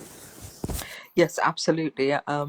and it's a tense time, I think, globally anyway at the moment. So yes, there is an aspect of people trying to find clues to, as you said, support their confirmation bias, but probably more Well, it is. I'd like to share how I came to that. So, I was following the Wagner Group for since the war started, and I learned about what they were doing in Africa, in Niger, Mali, Congo, and I was watching that, um, and then all these articles, like I said, came out. Um, Al Jazeera, especially, warning people about their being together. But what happened when this started happening in Gaza? All of a sudden, there were Africans in the chats being pro Gaza, and I'm like, "What's going on here?" And trying to push their narrative, which was 100%. It's 100% Russian, right? And they were pretending they weren't being who they were. Correct. Well, You'll find that South Africa particularly has had solidarity with Palestine for quite some time, just right, because, yeah. because Mm. of the apartheid. But no, the Malis and the Niger and the Congolese, that was new. Again, no, not necessarily, because there are issues with, for example, some of the issues that Congo is suffering at the moment, and its war there, but Yeah. also History of genocide. Israel has a history with weapons sales to Rwanda. So Oh, there's a lot going on there that that is I'm beyond unfamiliar just, with. Okay, yeah. okay. I Because mean, I was under the in the Second impression. Congo War, 7 million people were unalived, and Right. Americans are just like, boop, know nothing about it. Well, There's a lot. didn't Wagner overthrow the Congolese government? No? Okay. They are Okay. involved in plenty of messed up stuff around the world, but Right. it's I it's thought not they were. it's not that powerful. Okay. Well, they're gone now. I mean, anybody who's left is Well, it's life gonna be is threat. it'll be reconstituted as something else because it's Yeah. useful to have those kind of militia groups. So Right. Yes. Okay. All right. Thank you. Thank you for. I feel really ignorant, but I'm appreciative of no, your no, no. asking. You're honestly answering. you're all you're much better off than most people because you're actually trying to engage Yeah. with more people and talk and learn and more. It's the best any of us can do. We're all ignorant Well, about something, so you're it's always good to at a recognize that. beginning. Yeah. Yeah. I have to say, being in the United States, I pay attention, I read, I'm into, what's going on around the world, but I don't focus in on the details, you're going about your life. But yeah, I mean, we only have so much time, and right, that's kind of by design. I mean, if they keep us right, all busy struggling to survive, we don't have right, time to criticize right. how messed up the world is. Yes. All That's right. quite that's oh, somebody made a question about like the New World Order way back when in this discussion today, and I made a connection between that and neoliberalism, and honestly, that's the key. You can do that. Set aside all the weird conspiracies about a new world order and just think, what is the interest of neoliberalism in the world? The more insecure we all are, the more worried we are about being replaced, the more desperate to hold on to any kind of job, and the harder we're working. We work more and more hours, and by the time we finish, all we want to do is come home and maybe take a little weed gummy and watch some TV, play Oh, video games. yes. Who has time to like worry about the world because we're all so stressed out? Right. So Uh, yeah, I get it. the number one tool that was invented that I hate, it was the fax machine. The fax machine put us on 24/7. You couldn't just turn off your phone and say, "Oh, the office is closed." The fax machine kept everybody going. Yep, and from there it just keeps going and going and Then it got going. worse and worse. Yeah. Yep. Yep. Well, thank you. Yep. No worries. I've taken up enough time. So yeah, I think Francisco's back, so we'll hand over to her. In the meantime, would you mind muting, just because if more than one person is muted, it gives feedback And to if Dark. there's and if somebody doesn't want to, if somebody's done asking questions too, there's somebody else that wants to jump up to. Oh, she already popped down. Cool. I can let another person up. Seems to be always people I waiting. think Francisco seems to have disappeared, so Oh, I'll wait, go wait. to. Settled, Oh, sorry. she's back. Perfect. Moon, I think Moon might have to come back because they might have a glitch. So maybe if they drop and come back, but we'll see how we get on. Go ahead, Francisco. Yeah, I thought it was interesting, like what you were saying is really important for people to understand that the H group are elected as a political party and need to be a part of the peace talks moving forward. They have to be at the table. And that's exactly what happened with the IRA. So I was wondering if you were able to maybe elaborate on that and kind of explain the situation where in Ireland it's very similar, that in order for things to change and to move forward, that they had to have the peace talks and they had to be involved, even though people were like, oh, well, these are, it's a T group. The significance of them being a part of the peace talks. Yeah, the simple point. I raise this point in a number of contexts. It's oftentimes very difficult for states to talk to T groups. I swear, whenever I try to use that, I keep thinking like, let's all go for high tea. Like, but if you're going to, it's difficult for governments to legitimate them, to talk to them. They need to say, oh, they're bad guys. You can't talk to them. You can't talk to T groups, whatever. You can't give them legitimacy. But at the end of the day, T is a response to political conditions. It is a political problem. You can't defeat it militarily. It just makes no sense. You can smack down individual groups. You can unalive individual leaders. You can occasionally topple an individual group, but they're always going to reform. They'll always come back, because if the problem isn't solved, angry people are going to come up again. So you're just going to play whack-a-mole forever. That old arcade game, they just keep popping up. They'll never stop being there because you haven't addressed the problem. The way to stop T. So if people are really worried about it, and honestly, they should be. I don't want to be in a bus that explodes. Bad shit happens. We don't want that. So if you don't want it, solve the political problem. To do that, you have to talk to people.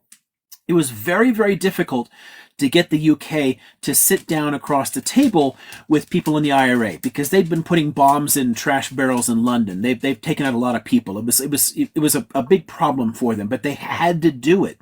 In order to stop the problem, they had to sit at the table without preconditions. And this is a problem that the Israelis refuse to learn, because the Israelis are always like, well, we can't talk to people unless they disavow violence and disarm.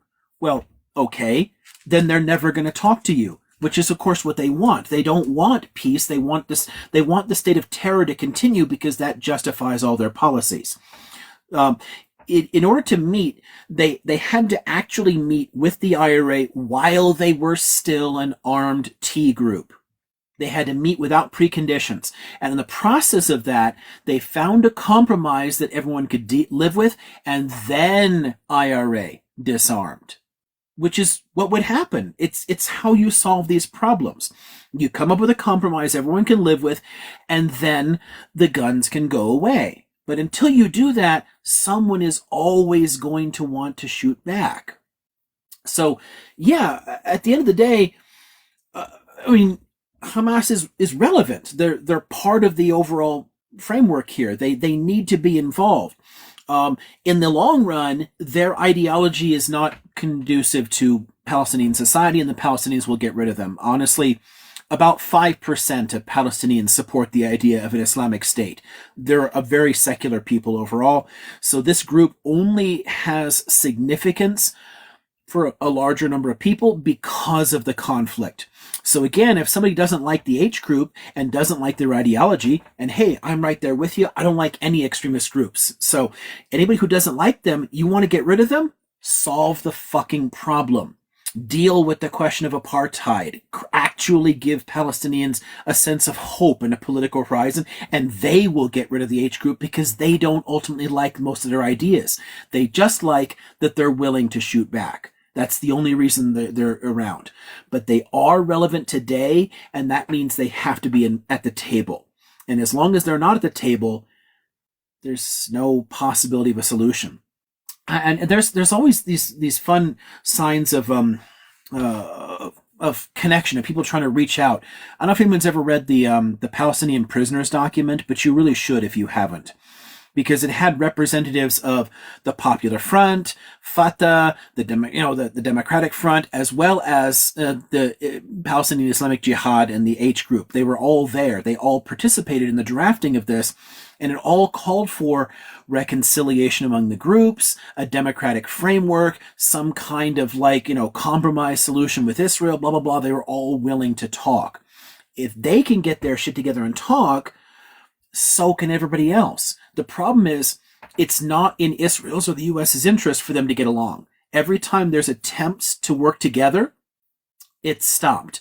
You mentioned elections, and this comes up a lot in Zionist apologetics. They're always like, well, they elected the H group, so they're responsible for all the bullshit there. Well, no, they actually didn't, because that's like 2006. Most people aren't involved in that election. I think it's down to like 12 or 13% of the population participated in that election. It's not relevant.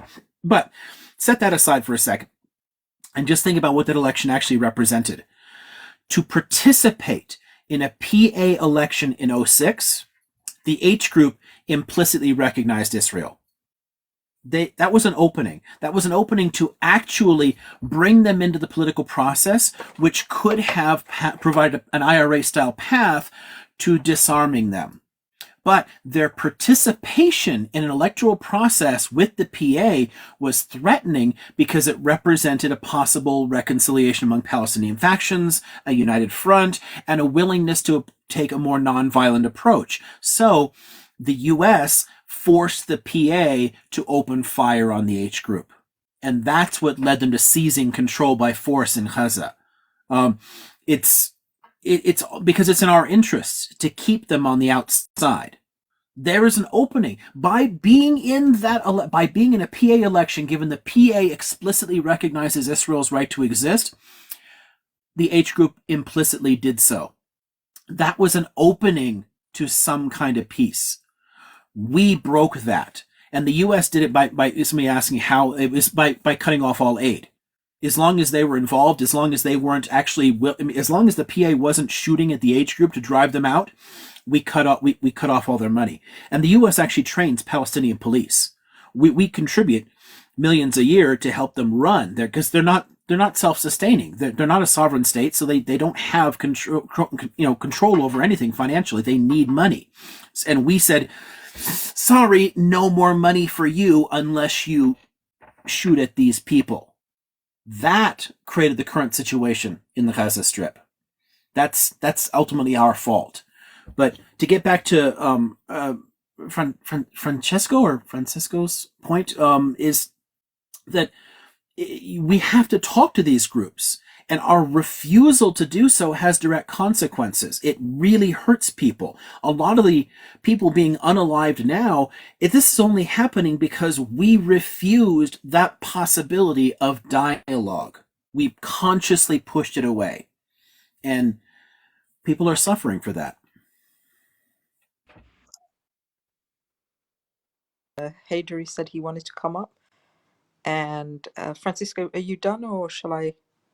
I just wanted to say, yeah, thank you for that, because a lot of people keep circling back to the 7th of October and forgetting the peace talks that were ruined, and not by the Palestinian people. They were at the table, and they have tried for the peace talks.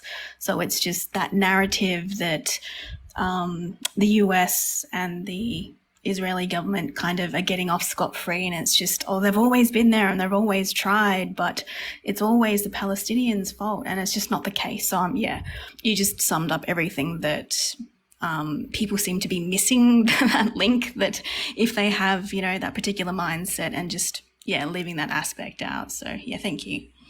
You know, thanks for bringing it up, because it's a good point, and we need to remind ourselves of this shit every day. As far as I'm concerned, there's always been a possibility of peace. There's always been people on the Palestinian side who've wanted peace, and the fact that we allow Zionists to say, "Well, they never wanted peace," is just bullshit. You've just never offered it, because they haven't. We have to remember that. And chill, Miriam, and then we'll see if we can get some more from the chat. So work and chill is you. Hi, thank you. Thank you. Be blessed. Thank you, Liam. I appreciate you. You keep me up. I'm on the East Coast, so damn you. Sorry. Yeah. I'm also neurodivergent, so I really can connect with you and how you work. And you know, every question actually produces more fascinating questions than answers. um, I'm the one who bombarded you with a lot of questions about a lot of sources. So now I know how you work. I'm just gonna ask you for one question. Give me source for this, and then You had a question about the textbooks. It's one of those. There's a number of texts that I photocopied at some points instead of buying, because at different times I didn't have the cash to do it. And the book that I was thinking about on that day is one of those, and I had to find which folder it's in. So I haven't. You know, in the meantime, I found a lot of resources about Israeli propaganda in school, but I haven't found anything on Palestinian side. And you said they both kind of bad. I'm just really interested how they in what way. We kind of know what way on Israeli side, but I wonder how they scheming on the Palestinian side. Yeah, there's some of it is very similar in the sense that they also don't show the green line in maps and whatnot. There's a number of similarities, and there's a sense of, like, you know, thinking about it as the Zionist enemy. It creates a very reductionist narrative that actually helps to perpetuate the anger and the hatreds that you need to sustain the political movement. So yeah, it's not too dissimilar, although it is from a position of of less power, of course. So there's power dynamic issues. I'm gonna, while we're talking about other things or whatever, I'm gonna start glancing through. It's like I've got all these little file folders, and then they'll have, like, you know, I just just straight up cheated and stole books from the library. but so the one I was thinking about, I know it's in one of these folders, but I have no idea where. Okay, so I can remind you, and maybe next time just end the title. But okay, so I just have I have 3,000 questions, but I'll ask just one. I'm Polish. I was born in Poland and raised and educated in Poland, and for me, naturally, and I'm drawing parallels between Palestinian struggle and Poland's struggle for freedom. And I'm also, because I was educated, you know, on all the Holo-Molo that happened on Jewish side. And then I did masters, and I spent time in Germany. I was talking, and it was 1990s, so a lot of Schmatzis still were alive and had a lot of talks with them. So the similarities, you know, are very uncanny for me. But I have today, the specific question is, if when I look at Poland and you know, they were struggling for freedom, and they were not free in 1800, and then they hook up with Napoleon, and Napoleon gave him a little piece of land, because, you know, Poland was always had a very strong diaspora, and politically they were fighting and say, hey, like going to the West Europe behind Germany and saying, hey, we're going to fight with you, just help us, right? And we're building troops in Italy and in France and whatnot. And they had people in the land who were holding to the land. And for me, this is what Palestinians have. They have strong diaspora, and they have people on the land.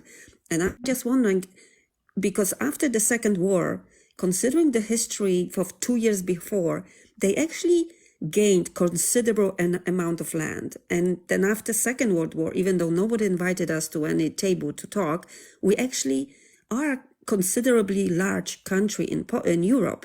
And I'm just wondering, because you mentioned before, there are nations that disappeared, that never got independence. And I'm just wondering, what are the factors other than, I mean, that's what I'm saying. My thought is, I'm not historian. I'm linguist and sociologist. I'm not historian. And I'm just trying to figure out what could be other factors for a nation to regain their independence after, 100 years, right? Or 75, like a considerable amount of time that they will gain their independence. Like from Polish perspective, I cannot imagine Palestinians not having their country back. But I wonder, what factors would you consider important other than diaspora and, people on the land? There are as far as how to gain it, the trick there is it's all the structural conditions, whether or not it's even possible to do so. And as we can see currently in the Israel-Palestine conflict, it's not possible for them to do so yet. So that's what will keep it there. But the single most important factor in making it possible is that the ethnic group still exists. As long as it has a distinct identity, as long as it has its own distinct culture and its cultural memories, then the possibility of that kind of renaissance is always there. But people frequently assimilate. They blend in and abandon that. And that has happened to countless nations in world history. Peoples that have been around for hundreds or thousands of years disappear without a trace. I mean, somebody was talking earlier about Mesopotamian civilizations, right? Well, the Sumerians went extinct. They eventually abandoned their language. Over and over and over again, this happens. So as long as Palestinians exist as a people, then there's a possibility here. If this drags on for another century or two, chances are good Palestinians will cease to exist as a people. It's difficult to hold on to. It's possible. I mean, hell, the Jewish case is an example of that. It's possible to hold on to an identity, through hell or high water for millennia, but it's not likely. It's actually quite uncommon in world history. So we have to be hopeful at least, and people have to work hard to maintain some of those elements. And the longer the stretches on, the Palestinians are living in different places, in different countries, they're going to start picking up different differences. I mean, Palestinians living in the US versus living in Germany versus living in Jordan, there are cultural differences already between them. What's helping to hold it together is that there are still transnational links. People are talking to each other. They're going. I have a Palestinian American friend who went to do some high school time in Jordan, just to be around other people, just to maintain those links. His family thought that was important. As long as things like that keep happening and it links the diaspora together, then I think it can happen at some point. But what will make it possible are the structural factors, and that's impossible to predict. Poland only became a country again because of great power politics. The Poles on their own didn't have the ability to force their will on it. They had they had their traditions, they had their language, they had a distinct culture. The areas, a Polish majority still today, were like they had that. Those areas were still Poles. They hadn't been assimilated in the empires that had taken those areas. But they also couldn't have gained independence as long as the great powers absolutely opposed it. And that's the situation for the Palestinians right now. The U.S. is in the way. There are great powers in the way that will prevent the Palestinians from actually attaining statehood. Right, and that's my point, that Poland had no power on their own. They needed international support. And I'm just flabbergasted. But when you mentioned Jewish, also Romanian and Jewish, to me, the culture is kind of designed to be in exile, right? The Romanian also have the strong culture, and they kind of adjusted to the fact that they don't have their own land. So do you have any literature that I don't know? You're kind of a library. I feel I can ask you about book about everything. So I'm just Um, curious. Like about it's like certain what? nations struggle for freedom. About struggles For freedom. Like I don't know if I actually for the first time I see such a parallel Poland and Palestine because it goes for such a long time. And in Poland they had underground schools to keep the language going, right, and stuff, and people in exile producing poetry and literature and songs, right, in Polish. So yeah, and I see that in Palestinians. I admire them, and I try to support them, but that's what I'm saying. That's the factors I see. I'm just curious if there is some other factors. Yeah, there are some of the factors some of the factors in this case are similar to the ones that you can see in revolutions in general, because for a revolution to happen, there are specific things that have to be present.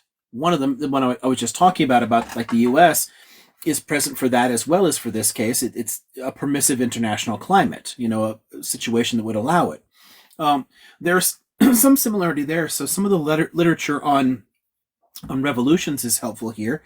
There's also a ton of literature on nationalisms and on anti-colonial nationalisms in particular, I think, that could be relevant here. There's probably quite a lot that I could. Oh, pardon me. There's probably quite a lot that I could think of that would be relevant to this, but it's one of those cases where it'd be hard to figure out exactly what to suggest, especially since a lot of the material that I have on anti-colonial nationalisms and national revivals are very specific. So it's about a particular fight for it or a particular technical aspect of it. So maybe we could chat about something, throw some ideas around sort of offline there and figure out what might be a better suggestion that might be more interesting to you, especially if we're going to talk about different examples of it. I don't want to send you off to, read something about I don't know, a people or a conflict that you find super boring too. So maybe we can figure something out that might be relevant there, because there's probably quite a few things here that are relevant, but I'm not sure what specifically off the top of my head would be great.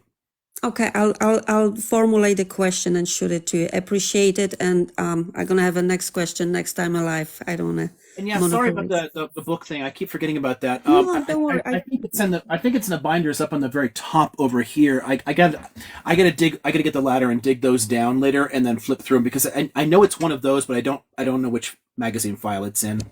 Don't worry. I appreciate it, and I totally understand it. Thank you so much. Appreciate it. Next. On the same topic, I Thank saw you. one in the chat. Somebody said, "What about the Kurds?" And I'm assuming they're thinking about why haven't they managed to pull this off, or how have they survived, or whatever. Yeah.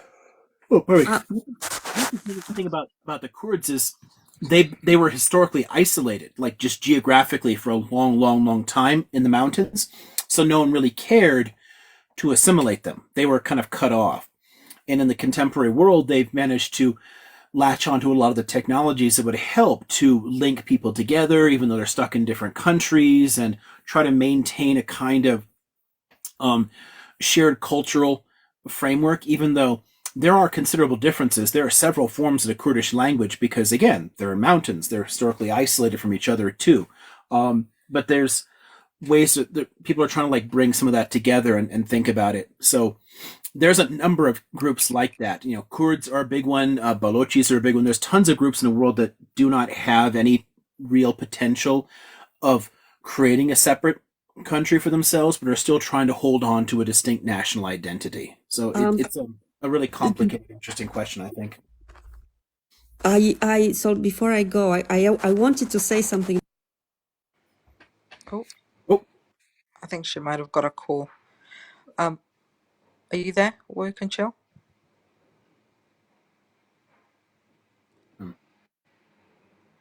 In the meantime, I think that, maybe we can do Hadri as the last question for the evening. I can see that I think a few of us are going to be dropping off as well. So if Woke and Chill is done, then yeah. Hadri, it's over to you. What do you But think, Liam? Hadri is do the you, last question. sorry, do you hear me? Yes, we can. Oh, sorry. Just want to say what the Kurdish doctor said when he was asked the question why you Kurds don't fight for the freedom, and he said we decide. It's the way he said it. It doesn't make sense because in Turkey, in some years, it's gonna be majority of us, so it makes no sense for us to die. Because we're gonna peacefully take over the land. So that was his response, and found it interesting. I think that that's honestly the view a number of Palestinians take. I think it's one of the justifications with a high birth rate, that it keeps the country alive, it keeps people there on the land, and in the long run, if they do end up outnumbering the Israelis, it presents certain possibilities for international attention that then would much more strongly echo the South African case. So I can kind of see where they're going with. Yeah, that was interesting. Thank you. I'll drop off now. Thank you. Appreciate it. Make Hadri the last question for the evening. Not necessarily, but not too much longer. It depends more, I guess, on you if you want to get going soon. I'm getting tired, but not immediately. I at least want to, I don't know, finish this. Okay. But, Yeah, I don't know, I might half be an away hour. from my phone for a bit more, but yeah, Hadri, go ahead. Oh, slams and good evening, everyone. It's an honour that I'm on your guest list at the moment and to be on the panel. My question is quite a difficult one. My understanding of what happened and the events that led up to the creation of the State of Israel and the occupied territory, a lot of it, there was the Bolshevik Revolution and there were pogroms in the Tsarist Russia against the Jewish people. And that made and displaced quite a lot of them. And then World War II, there's no need to even mention. I mean, it's ridiculous what happened.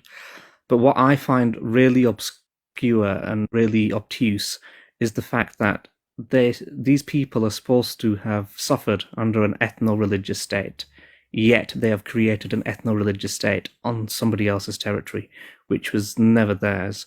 The other thing that I wanted to just to sort of clarify, the H group was mentioned and ISIS.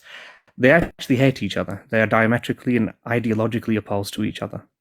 The H group actually wants to have. They don't have any, crazy ideas of taking over the world. They just want to have the land of Palestine for all its citizens. They have an official.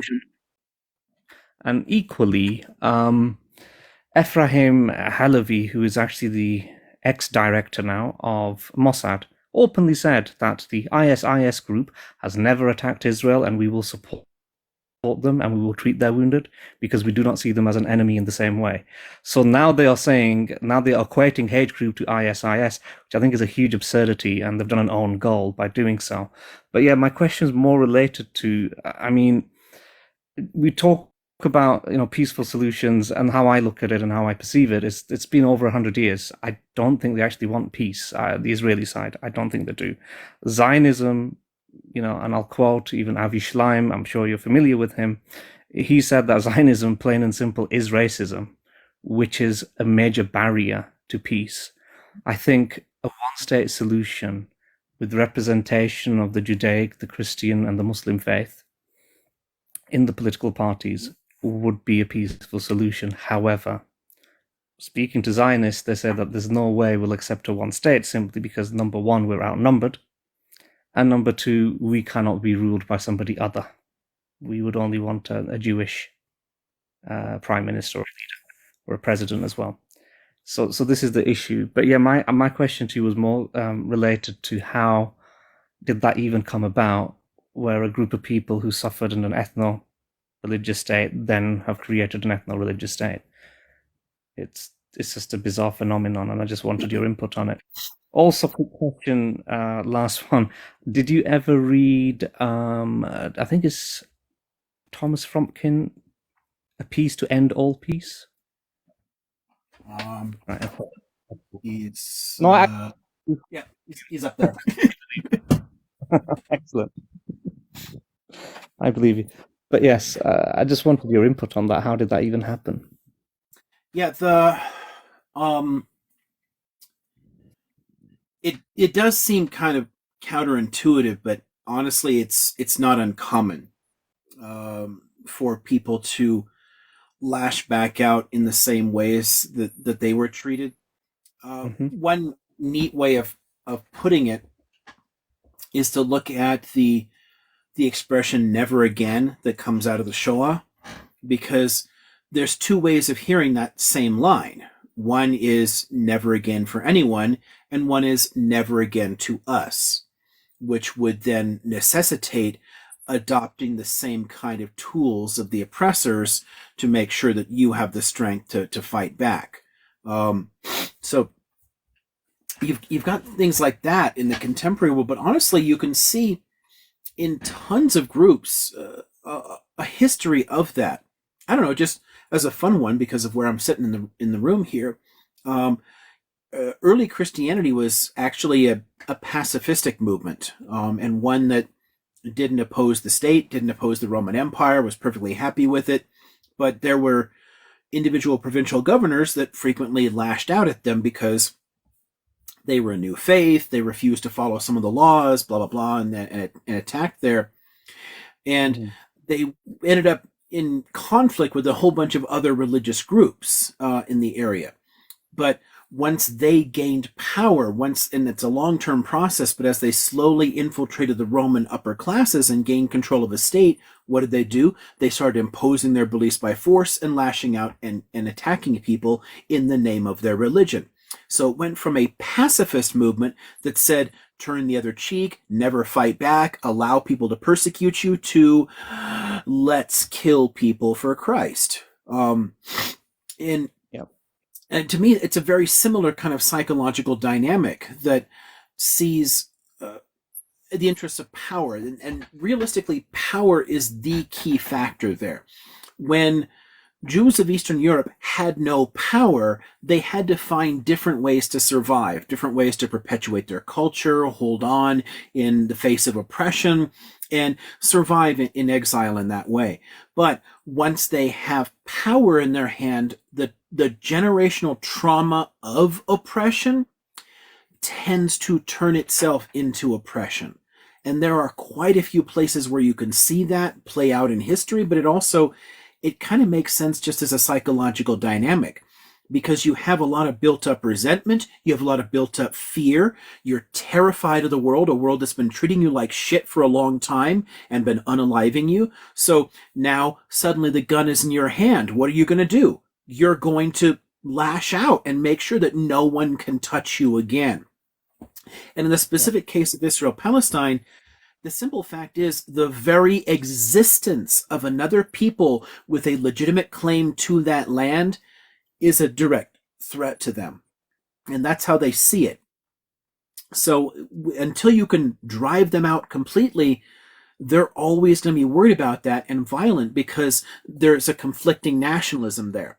And the long-term generational trauma that gives them that sense of fear, that sort of bunker mentality, that sense that the whole world is out to get you, well, this guy next to you who's now different from you and wants his land back, well, clearly he's out to get you. So you have to put the boot on the neck, so to speak. So, I totally get why it looks like a people that really had experienced this shouldn't do it. And on an individual level, that can be very true. There is a sense of empathy that can come about from suffering. But empathy requires consciously embracing that, thinking about the implications, thinking about what drove it. Well, these attacks against us, they were driven by a kind of religious nationalism and by secular nationalism and racism. So maybe we shouldn't be racist, and maybe we shouldn't be religious supremacists. That kind of realization can hit any individual. And there's a lot of Israelis who've had those exact thoughts. But on a social level, empathy doesn't work well. Empathy is difficult for states to foster, and it's usually not in their interests to foster it, because empathy would make it harder to maintain control over people. Fear is a useful tool for control. States love fear. If they can cultivate fear, they can maintain power. If they preach empathy and actually all getting along, a kind of cosmopolitanism, well, at the end of the day, why do we need them anymore? We can eventually get rid of these hierarchical That's coming structures. from sorry to interrupt and interject on that. It's that's very Straussian, because that's what the neocons. That's what the Not really neocons how I actually put kind that. of believe. I mean, more like Politics of a fear. sense of like. I mean, Politics of fear. I'm drawing that much more from like the classical cosmopolitan and the anarchist traditions, but I can see where that's coming from. Yeah, I mean, it's because it was the sole thing against communists and the Soviets. It was, oh, and they've got submarines, but they didn't find any. They said, oh, but their submarines are so advanced that our radars can't even track them. So they created this mythos about the Soviets, which they'd never had. And the biggest irony was that even the British secret services had no idea when the communist state collapsed. They didn't even know it was collapsing. Yeah, Well, these allegedly meant to all the be our signs were, intelligence services. the scholars were talking about it for decades. I mean, Yes.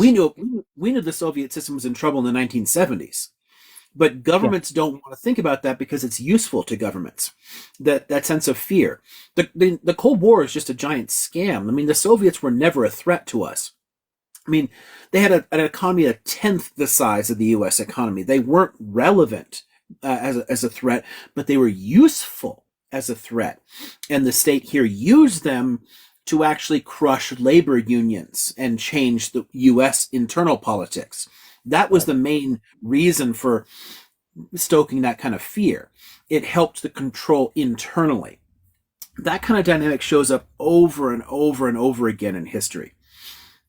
I mean, it just looks like the events of October the 7th. I mean, obviously the numbers of the magnitude is not comparable, but it's what Bush effectively used to bolster his position after September the 11th. You know, I'm going to save you from the horrors of the world. And it's the whole sort of the black and white sort of good versus evil narrative, which in the 80s and 90s, and some planners did recognize that the Soviet threat wasn't working anymore, especially as they were increasingly saying, "Hey, why can't we get along?" They started realizing they're going to need other enemies. So planners in the U.S. and the U.K. began focusing on things like radical Islam, because there were Islamic movements that were rising in the world, opposed to imperialism and everything else. And this seems like scary. It's very different. People can't relate to it, because a lot of the secular nationalist movements, they at least made some sense to people in Europe or the US. But Islamism, we had no cultural framework for. So it was useful as an other. It was useful to say, look, this is a big scary thing. They want to conquer the world and impose Shakira law. Ooh. And you could get people scared over it. So a lot of people... The irony on that is... Correct. No, I was going to interject because it's valid. You're aware that in 1982, the spaceship, I think it was space shuttle, was it Columbia in 1982 when it was Reagan's era? He actually dedicated that to the Taliban and said this is for in essence and in some sort of reverence to them being the freedom fighters, and this is a freedom space mission. Right. And it's ironic that the same group now is demonized. Yeah, exactly. I mean, even that was a false narrative. Reagan's emphasis. I mean, Reagan's an old dude. Reagan's focus was still on the Cold War mentality. There were already planners thinking about that in the 80s, but it took until September 11th for that to become the dominant mode. Because while there were attempts in the 1990s to cultivate a kind of like war on terror sort of ethos, and even Reagan made a few tepid points in that direction, it wasn't scary enough. Americans could not be freaked out enough about it to really make it work. So, OBL did that job for us. He kind of made it real and visceral for people, and then suddenly you could go, "Oh my goodness! This must be now. This works." And now you can kind of shift the military-industrial complex in that direction. Yeah, I mean, it was funded and backed by the US. And ironically, that's actually one of the times that Israel sent, I believe, $1 million in the 80s to support the movement against the Soviet Russians.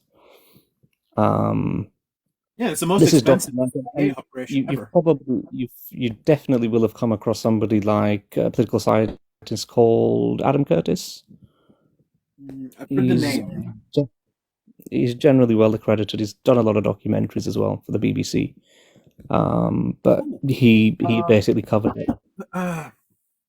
Can you name one? I think I know who you're. His name is Adam Curtis, and he's famous for making a series that covered this whole conflict. It's called The Power of Nightmares, and he discusses this neoconservative movement and this extremist Ikhwan Islamic movement that rose up around the same time. I'm Said Qutb. thinking he's the same person who did a series I just saw last year with my ex that she really liked, but I can't look it up. Oh well. I need two phones. Talking. Hypernormalization is like one of my favorites, I think. What was that? What I said hypernormalization is one of my favorites. I'm not sure. Oh, you know, it sort of starts about how there were these like activist movements and how they, as time progressed, they sort of thought that there's no point in protesting anymore, and we can just do, individualistic art to counter a response to the oppressive regimes that are in power. And he talks. I mean, it's quite a well made. But if you're ever in need of those in the States, my YouTube channel actually has all of his docs. I've got all of them on. Can't get it out of my head, or can't get you out of my head. Yes, can't get you out of my head. Yeah, that's a brilliant one as well. That's really good. Really deep. It is the same. I thought that was the same person. He has a really interesting style. He does. Yeah, I finally remembered it. I'd associated it with the ELO song to remember the title of it, but it finally occurred to me. Okay, cool. Yeah, I thought it was the same person. Yeah, so I do know him. Yeah. But he actually spoke about how in geopolitics there isn't always a black and white situation. There's always areas of grey. Yet the narrative in the neocons, and again, this was echoed. The emotive language was used by Netanyahu, who said that this is a war between the children of light against the children of darkness. Because right? that's useful. So, it pushes a sense of fear and terror. You know, if you can absolutely. Focus on that irrational terror, there's a few good histories in the room about the political uses of fear and fear as a weapon. Fear is a powerful psychological motivator, and if you can harness that politically, it's a way of maintaining power. People like Bibi love it for exactly that reason. I mean, what are your thoughts on, you're probably aware of this, there's a coin that was minted with Donald Trump's head on one side, and he's the chief rabbi of Ukraine have declared him to be one of the messiahs, or the minor messiahs, before the final one comes. I mean, it's really loopy stuff, but it's all official. Well, even the base of the third temple, I mean, that was the other question I wanted to ask you before you leave. You're probably aware that they've also got the plan for the third temple on the Temple Mount. They've built something the state has repeatedly foiled attempts to damage the Haram. So not the state, but there are individuals. There are definitely extremist groups. The Chabadist, the Chabad Lubavitch movement, which is the same group that I believe Netanyahu is affiliated to. And not so long ago, it was generally perceived as a conspiracy theory, the Greater Israel Project. And there is the Oded Yinon plan in 1982, the Zionist plan for the Middle East. Because it was so very public. It was always stated very direct. But generally, when anybody would try to discuss it, it would get slammed in our faces and say, "Oh, you're just a conspiracy theorist." Because throughout my college life, this is what I normally get. Read them. I mean, I know. I mean, people from the 19th century to the present have talked about massively expanded boundaries. This is why the conquest of the West Bank is inevitable. Yeah, it's. I mean, it's a worrying sign. Generally speaking, America talks about Iran as the biggest threat to the collective Middle East yet.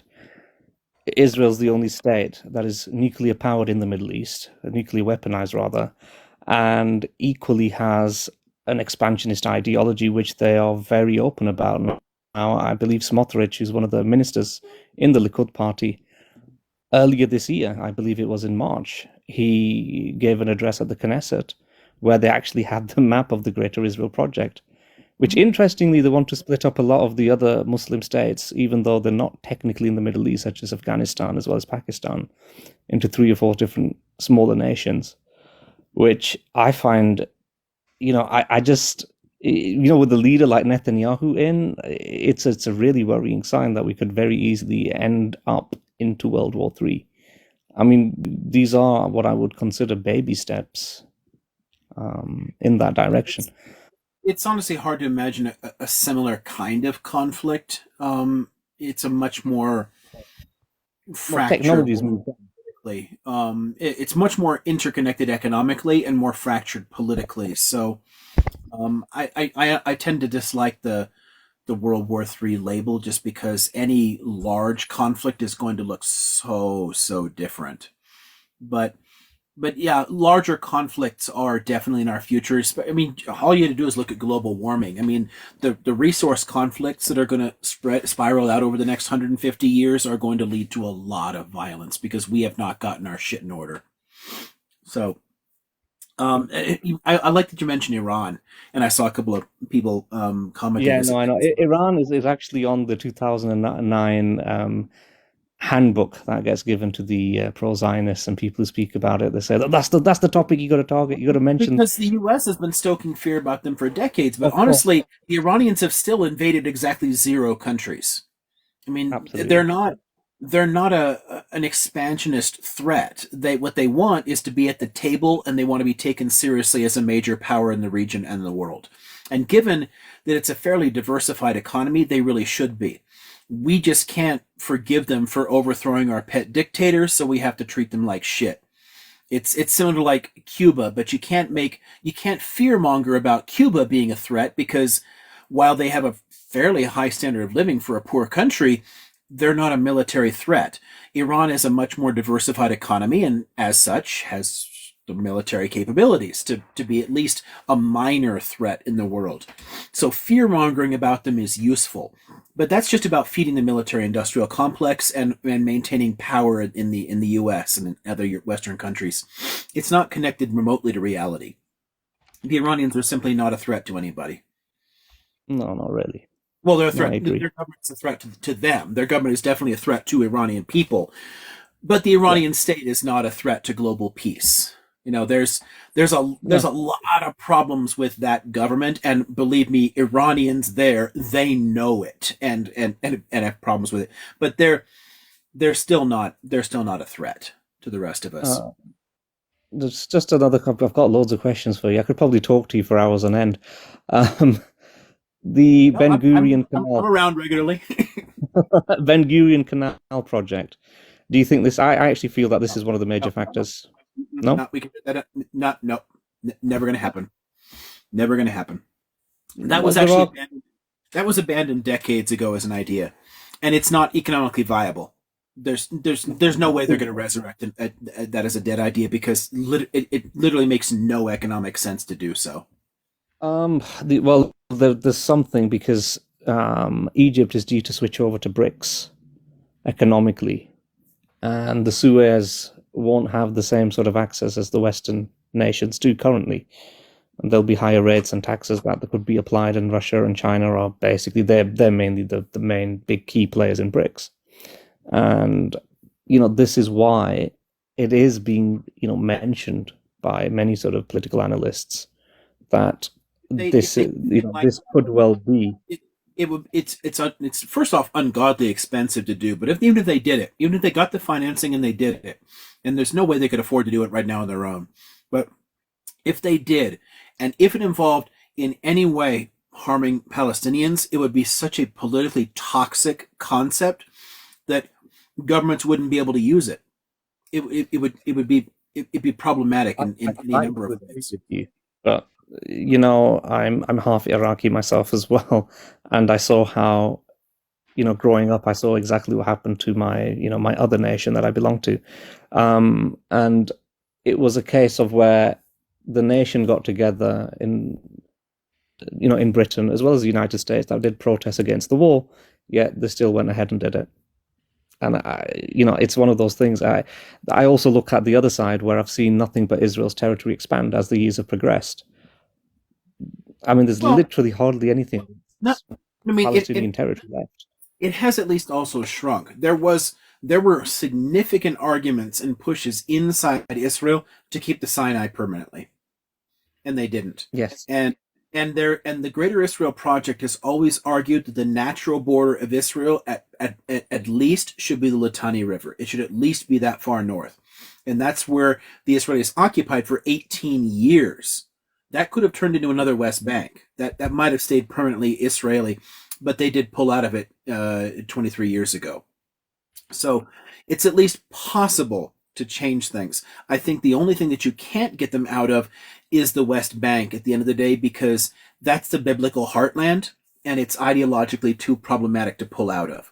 You could probably get them to compromise on almost anything else. I don't think that realistically, the amount of problems it would create for them to take more territory in the Arab world with more Arabs living on it, and the fact that they can't exactly unalive millions of people, I don't think that they're going to expand again. I don't see any possibility of it. But I also don't see any possibility they'll ever leave the West Bank at all. So that we're stuck with. We got to find some way to deal with the government there, because they cannot pull out of it. We have more guests on the panel. I don't want to take all of your time. If anybody else wants to add or don't mind me. This is fun. Before we go too far, and I don't know if is John Kelly still there, because I saw a question go by a while back that I didn't. Yes, I think he was asking whether or not you'd be interested in a Palestinian citizen group. I believe it was. I'm trying to see some kind if of I can find it. Yeah, but I didn't know what that. I don't know what that means. So but I saw the question go by, the same question go by twice. So I wanted to at least give the opportunity to kind of like clarify that, or if somebody wants to, if somebody's able to ask him directly if he can't come up. Yes. But I don't know what that is. I will do that. So if he's not able to come up, then I'll find a way to DM him and maybe bring it up in the next session. Would it be possible? I mean, Hadri, would you be up for moderating for a bit, and I'll just be away for about 30 minutes? Is that okay? Yeah, that's fine. I don't mind doing that. Would you be happy to do that? I don't know if I'll. 30 more minutes is probably about as far as I'll go. Well, or at least, but maybe by about 1 o'clock. So like maybe 40 minutes at most. But then at that point I should go to sleep. Sure. Yeah. So would it be possible to moderate Hadri, and then he can help out? Because I just need to take care of something for about 30 minutes. Sure. Yes, he's willing to do so. Let's hop over here. And where was that at? He's generally well behaved, so I think he's a safe bet. Yeah, it always takes me a minute to remember where things are. I believe. Still Did you find it? Yep. Perfect. Okay. I think it was Moon next, and then Maslia. Maslia, would you mind muting until it gets your turn? I don't know if Moon is Maslia there. has been waiting for a while. Okay, perfect. Maslia, do you want to go first, and then we'll go to Moon after that? It's okay. He can go first if he's been waiting. Perfect. All right. Thank you. Everyone's so polite. I love it. Yeah. Maslia, are you there? Ms. Leo, are you there? Moon, I think it's over to you. Oh no, he's off. He's there. He's there. Okay, go ahead. It's my turn? I'm confused. Hi. Yes, it is. Go for it. Hi. Thank you for having me again. I'm Palestinian living in Germany, and I came to the life when you were talking about Palestinian, the concerns that the Palestinian, the longer they live outside, the less ties to their homeland and for the right of return. From my experience and from every Palestinian I knew in the diaspora, this is not the case. Most of the Palestinian living in refugees camp in Syria or Jordan or Lebanon, they live in a Palestinian camp where everything is 100% Palestinian. Mhm. They keep the culture, they keep the heritage, proudness, and the longer they are outside of Palestine, the stronger their ties to their homeland. We are taught generation after generation about what our grandparents went through and how it is unfair, and that we're living in a refugee camp solely because of the Nakba. Now, I know that many of or most of the Palestinian political party has never asked for the right of return or not hard enough. I know even each group has asked only for Gaza and West Bank, which will make it difficult for someone like me to go back to Tabariya. I understand. I had the privilege to meet Ilan Bebe in Germany 2 weeks ago, and I asked him also the same question. He told me it's a very, very complex. It has geographical, political complex. It's something that not as easy as we can hope to, but it is the responsibility of the Palestinian to ask for the right of return. My question is, from your perspective, do you see any possibility for the Palestinian to return to their homeland? Because 100% all of them want to return one day, and we are a million all around the world. I just want to hear your perspective on that. Sure. First on the question of assimilation, what I was saying about that is if this drags on for another 100 or 200 years, because the kind of energy that we see today would be difficult to sustain long term, but it's possible. So, knowing that it's possible, I would be hopeful that it would. But you're right in that Palestinian nationalism and a national identity actually became stronger in the diaspora because of the pain of the Nakba. It created a kind of a shared national myth and trauma that you can kind of like rally around, a sense of identity. I don't mean myth in the sense of fake, but I mean myth in the sense of like a belief system, something to hold on to as an ideal that created a common foundation for a durable national identity. 200 years from that, it's hard to say, but I'm hopeful that no matter what happens, that it survives. Just knowing what I know of Palestinian culture, I want it to survive. I have a lot of beautiful memories of spending time in Palestinian homes. The question of the right of return, Elon is right. It's difficult, but it's not impossible. And I think the key for me would be you have to first deal with some basic ecological and environmental factors. It's a relatively small country. It's already too populated for the resources that exist there because it's a semi-arid territory. But that's not impossible to deal with. What it would require is things like a full conversion to renewable energy and then massive desalination projects because there's not enough water. Israel already steals a third of its water out of West Bank aquifers. This is one reason they could never give it up. They need the water from it. But that's not necessary. If you can find a way to do desalination in a way that's less harmful and produce tons of water, then it's possible. There's still plenty of open land, especially since Israelis love living in fairly compact ways. I often marveled just hiking through the country that there'd be this wide open spaces. There's nothing around there but just gorgeous landscape. And then there's a little tiny village and it has a freaking skyscraper apartment building in it, even though it's a tiny, tiny little building. Like coming from California where everyone just spreads the hell out like a giant freaking disease covering the land. It's sort of remarkable that people would choose to live close together and have that sense of little community. But it does mean that there's a lot of open space still where people could come back and could settle in and you could actually situate people there. But that would require a complete political transformation. It would require a one-state solution that that removes all of the restrictions, because Israel as it exists will never tolerate it. Israel is an ethnocracy. Israel cannot allow them to come there. As it is, it doesn't want the Palestinians that it has. It wants to get rid of all of those. Because it conceives of itself as a Jewish democracy that must have a Jewish ethnic majority, it can't tolerate it. To me, the question is largely artificial, and it's honestly harmful. If people could reconceive of Zionism in a sense that, well, we need a country where Jews are constitutionally protected and have a right to live and recognize their heritage, okay, you can do that with a formal constitution that says, okay, Yom Kippur is a national holiday, this is a refuge for Jews, Jews can come and live here, but then removes every other possible restriction on other people and says it's also a democracy of all of its people. And then you can also have a Palestinian right of return.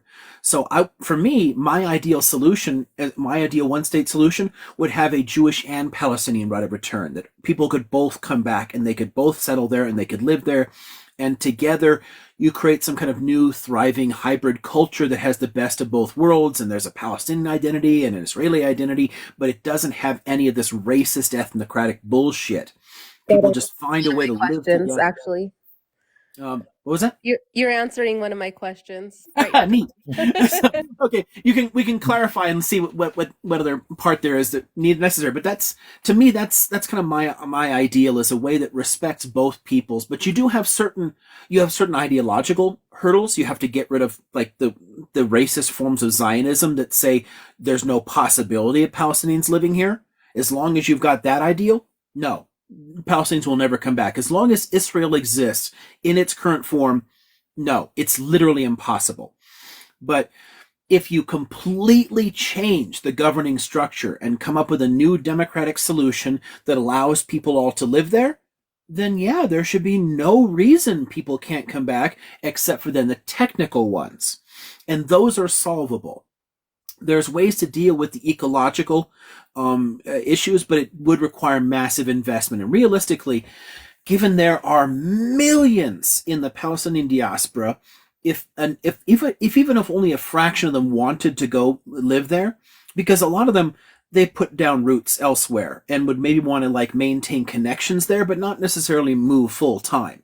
But even if a fraction of them came back, you're still dealing with a huge population move all at once for a historically disadvantaged community as well. And the Palestinian areas, not only in the territories, but in 48 Israel, are really underfunded and underdeveloped. You would need a kind of Marshall Plan for Palestinians with billions pumped in to build the area up. If you can do that, if you can bring in the cash necessary to build up a functioning economy and infrastructure, and then solve things like energy and water production, then yeah, the land, there's definitely enough physical real estate, just not enough natural resources. We got to solve that problem too. So the simplest answer to your question is you have to deal with an ideological concern and then like a technical environmental one, but it is definitely possible to do, and it's one that I really hope happens. Thank you. I like that you pointed the real issue with the Zionists. I know from the Palestinian side that there were not much political fight for the right of return. I heard once that someone said maybe we can do a kind of union like Europe Union, where Palestinian has the right to go to Israel, Israel has the right to go to Palestine, but yeah, to different countries. Is it something you think possible? It's probably easier for people to pull off in some ways, but I don't know. I think that the problems on the Israeli side, if you do a two-state solution, here's ultimately the problem with a two-state solution at the end of the day. And this is true of whether you're talking about like some kind of confederational, supranational kind of links, or like two completely separate states, or even the demilitarized, rump of a state that people have talked about at times, all of them have the same basic problem, and that is Zionism. Because Zionism cannot conceive of giving up the biblical heartland. Most of where Israel is not biblically relevant. It's not really part of their history. Most of the important historical sites, they're all in the frickin' West Bank. So how do you back away from that? If you don't fundamentally change the way Israel thinks of itself, I don't think it can imagine a two-state solution. And if you can change the way that it thinks of itself, then what's the point of a two-state solution? Why bother? The only reason people ever propose it is as a way of getting to peace without fundamentally changing Israel. But it's not possible to divide that land without fundamentally changing Israel. So to me, it's a waste of time to pursue it. It's the wrong solution. Thank you. Thank you. I see what you're saying. So, like, you're pretty much saying, like, you have to change both sides, and both people have the right to the land because both people are currently living on the land. So they've got to make some kind of solution because you can't have a two-state because, they're just going to keep on going the way they've been going for the last 75 years, right? I mean, the settlers are never going to give it up. I mean, if Israel, even if you got a government in Israel that was willing to do it, and I can't imagine one. Even the left the Labor Party never wanted to let that land go. So even if you could do that, it would immediately lead to a civil war inside Israel. Because there's 500,000 armed settlers in there, and a lot of them are ideologically committed to that land, and they have a lot of supporters on the other side of the Green Line who would also engage in T attacks. I can't imagine them being able to do it. There's a lot of people that for them to give up that land is tantamount to telling God, don't bother sending the Messiah, we don't want redemption. They ideologically, they need to keep that. So yeah, you're stuck. Yeah, and then that answers my question as well because I was gonna ask you like about a solution. Do you think because I am I became pro-Palestinian since October 7th. At first, I was horrified about of course I feel bad about what happened on the October 7th and what they when they say do you condemn everything? And yeah, I condemn any innocent civilian life that has been lost during this time. Of course, I condemn this. From the outside looking in, I'm from America, by the way. I live in California. Neighbors. Yeah, yeah.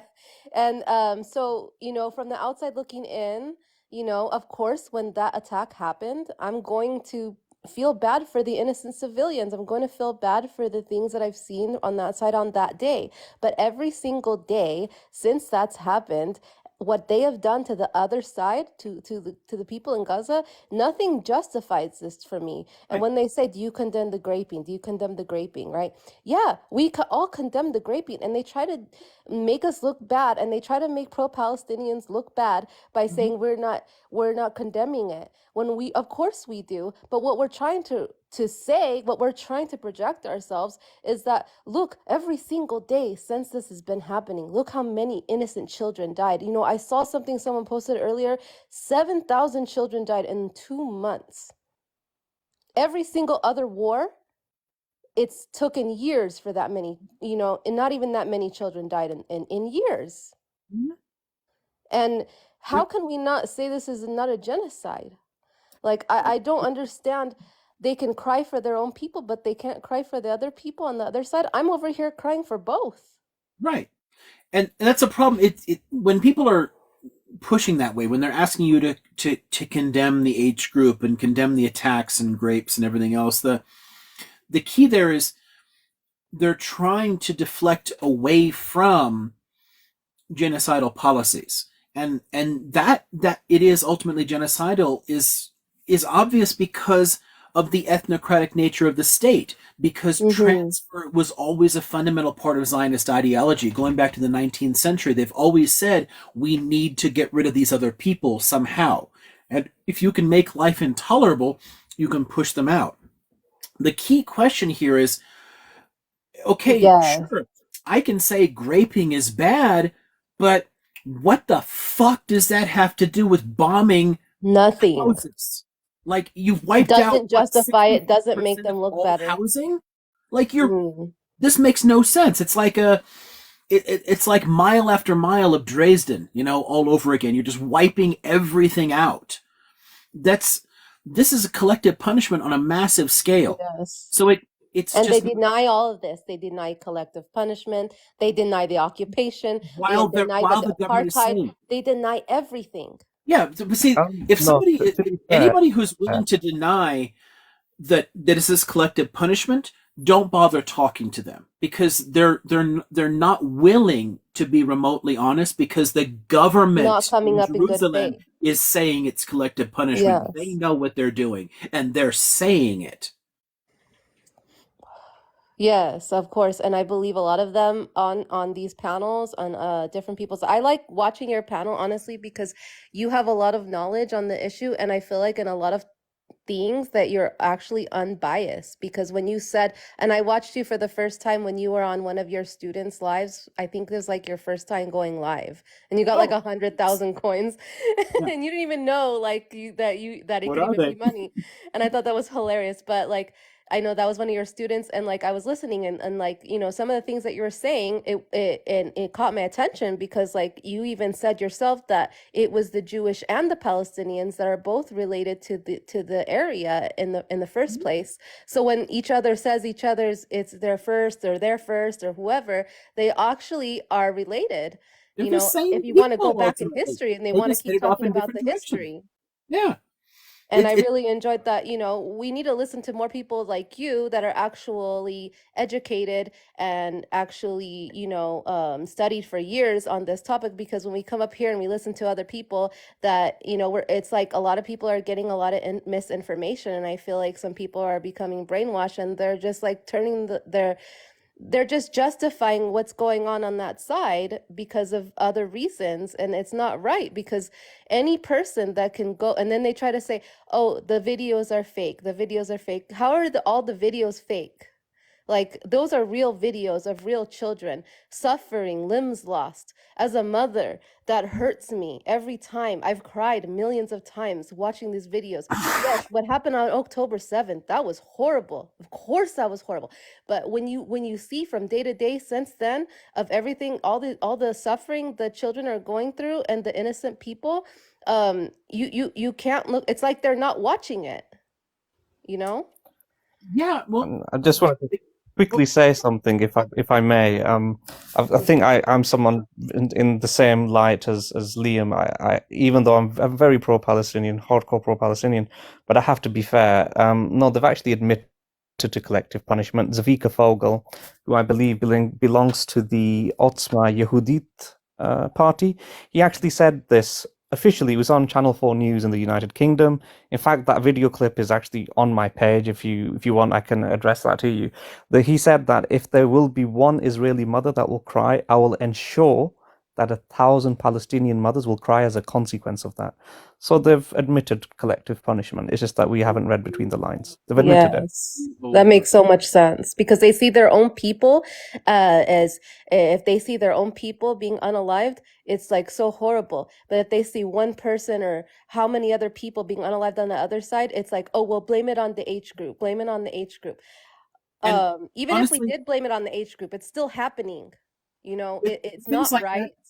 that, the problem here with a lot of the people on there, and thanks for the kind words for what I'm trying to do here, because Yes.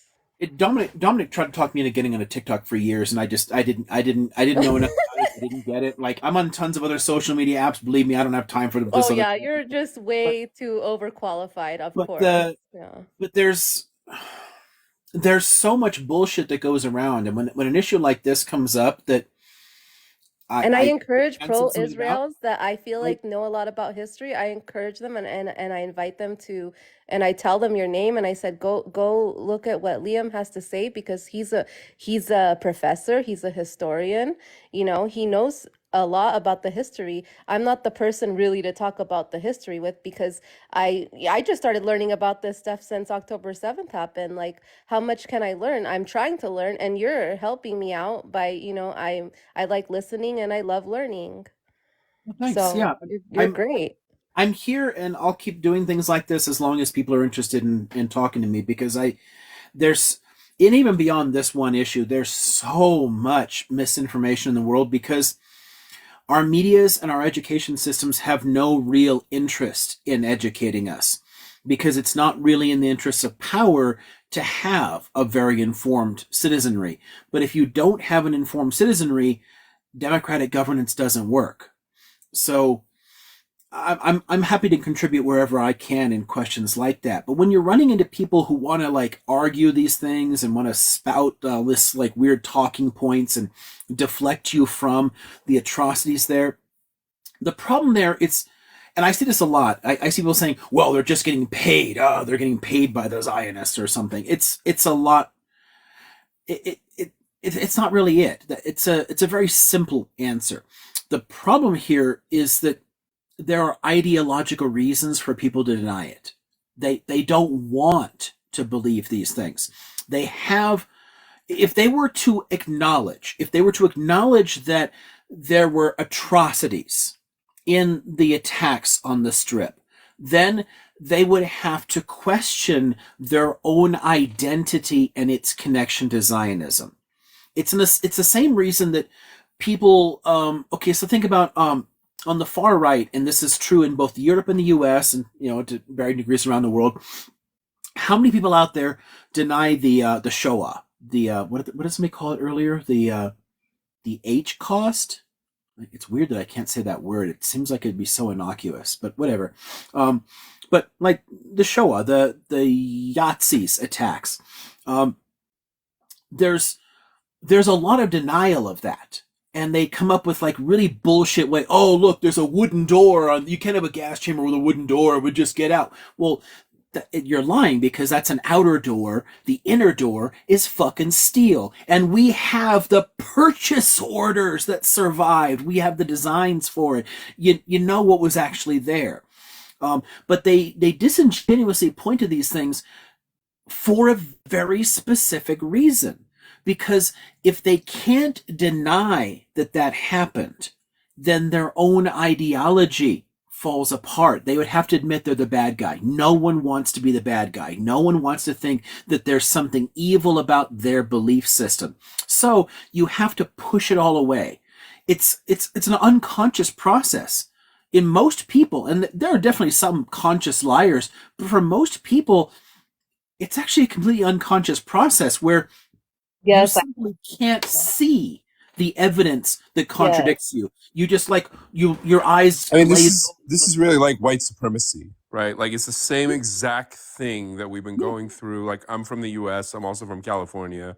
When we deal with anti-racism and the realities of almost 500 years of enslavement, and the fact that this system is still alive and people resist it because accepting it means I have to change. I can't do the same things, and it's People don't want to change. exactly the same thing So they refuse to see Zionism. systemic racism. Yeah, they're like, what? Well, we gave equality in the '60s. It's all over. Like, no, you did not. People too is to study systemic racism. That's why the whole BLM movement was when people were saying all lives matter, and I was thinking, well, yeah, all lives do matter, but you have to study the systemic racism and why that came to be, and it's almost like the same thing. I mean, realistically, the reason BLM exists is because all lives don't matter in our current system. They're trying to say, hey, all lives do matter, which means you have to respect our lives too. And when someone responds like, well, all lives matter, what they're doing is they're saying, I don't want to change. I don't want to make Black Lives Matter. I don't want to admit that there's a lot of really deeply entrenched, fucked up things in my society Exactly. that have to change. So I'm like biracial. just So push it away. I'm white, and I'm Hispanic, and I'm Filipino, mostly Filipino. So I'm kind of like half and half. I grew up, my mom and my stepdad, my mom is half white, half Hispanic, and then my stepdad was white. So I grew up very white, actually. So I grew up very Republican. My family was Republican, and I never really experienced, any really racism because Yeah, because I grew up, all my whole family was pretty white, and so and they were all Republican, and I didn't really experience, the racism, but my cousins and my Filipino side would always tell me, like, that they experience it. And my sister, she's from the Philippines, and she would tell me how she experiences it, and I had to, understand that it does exist, and we have to understand why it exists, and that is why all lives don't matter, and that's why other ethnicities do matter, because they are oppressed, even Mexicans, even Asians, even anybody of a minority does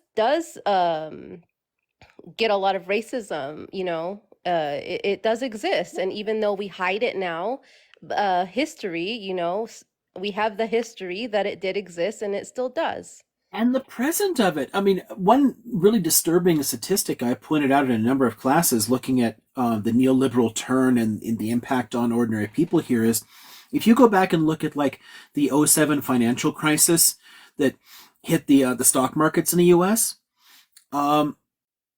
we keep talking as if there's been an economic recovery and everything is all back in hunky-dory. Well, no, the corporations have recovered and a lot of white Americans have recovered, but Black and Hispanic Americans still have less wealth than they had before the crash in '07. Yes, and we have to ask ourselves why. And then people that don't understand, it's because they didn't grow up that way, so they don't understand it. You just have to. Exactly. It's People ahead of you are further behind, and which means your wealth is more fragile. It's riskier. So when they invested and it crashed, they had less to build back from. There's the past is alive because there are a lot of long-term consequences. So even if certain things have changed, certain laws have changed, granted, there's a lot of things that are still fucked up. I mean, our drug laws were intentionally written to be racist. But the more important thing is the long-term consequences. Things like the redlining and properties during the Great Depression, or the way the GI Bill worked. Black veterans came back and tried to use the GI Bill to buy a house and whatever, like, because it allows you to buy a house. And everyone's like, oh gosh, sorry, there's just nothing available. Sorry. Almost none of their loan requests were approved. And here, it's legally required with the GI Bill, but they were turned down over and over and over again, only approved in areas that no white person wanted to live in. Oh, you can get a house on the other side of the tracks that no one wants to live in. So and sundown towns still exist, which people deny actually are a real thing. Yeah, and white people deny they're a real thing because white people are not affected. Right, it's exactly, and we keep denying the long-term consequences of this.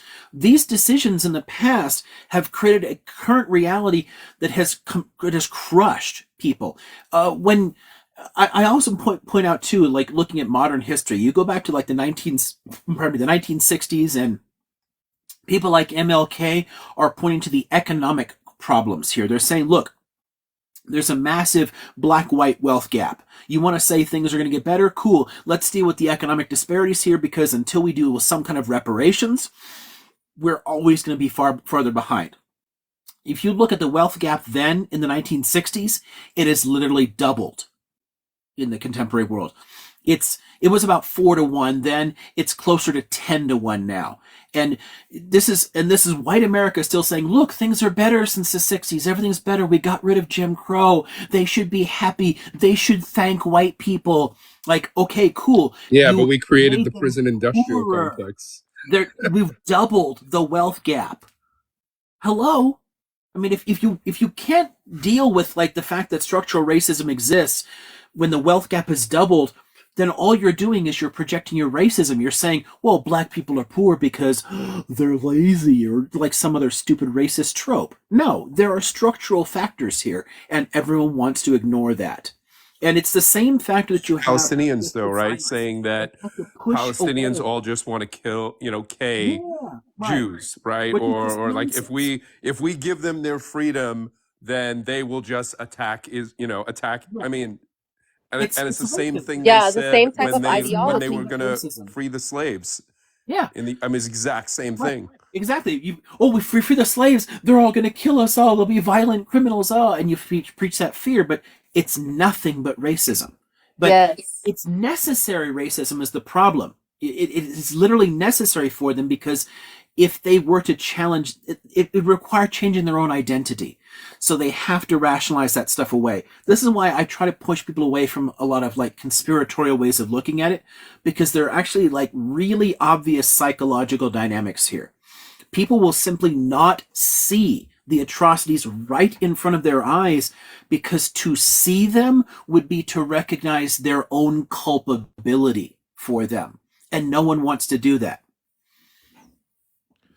I have a quick question, if that's okay. Yeah, sure. Oh, okay. Sorry, I don't know how the order was working. Okay, go ahead. Wouldn't that be? I think we went from Hayden something to Yes, so Moon. Hadri Moon has gone. So I think it's Maha. Well, I like Glenn and Maha Mads. I can't read that. I let them both in at the same time. So Okay.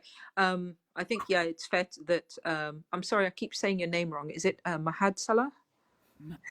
It's just Mods. You can call me Mods. Mad. Okay, Mads. We'll go to you and then to Glenn. Okay, thank you.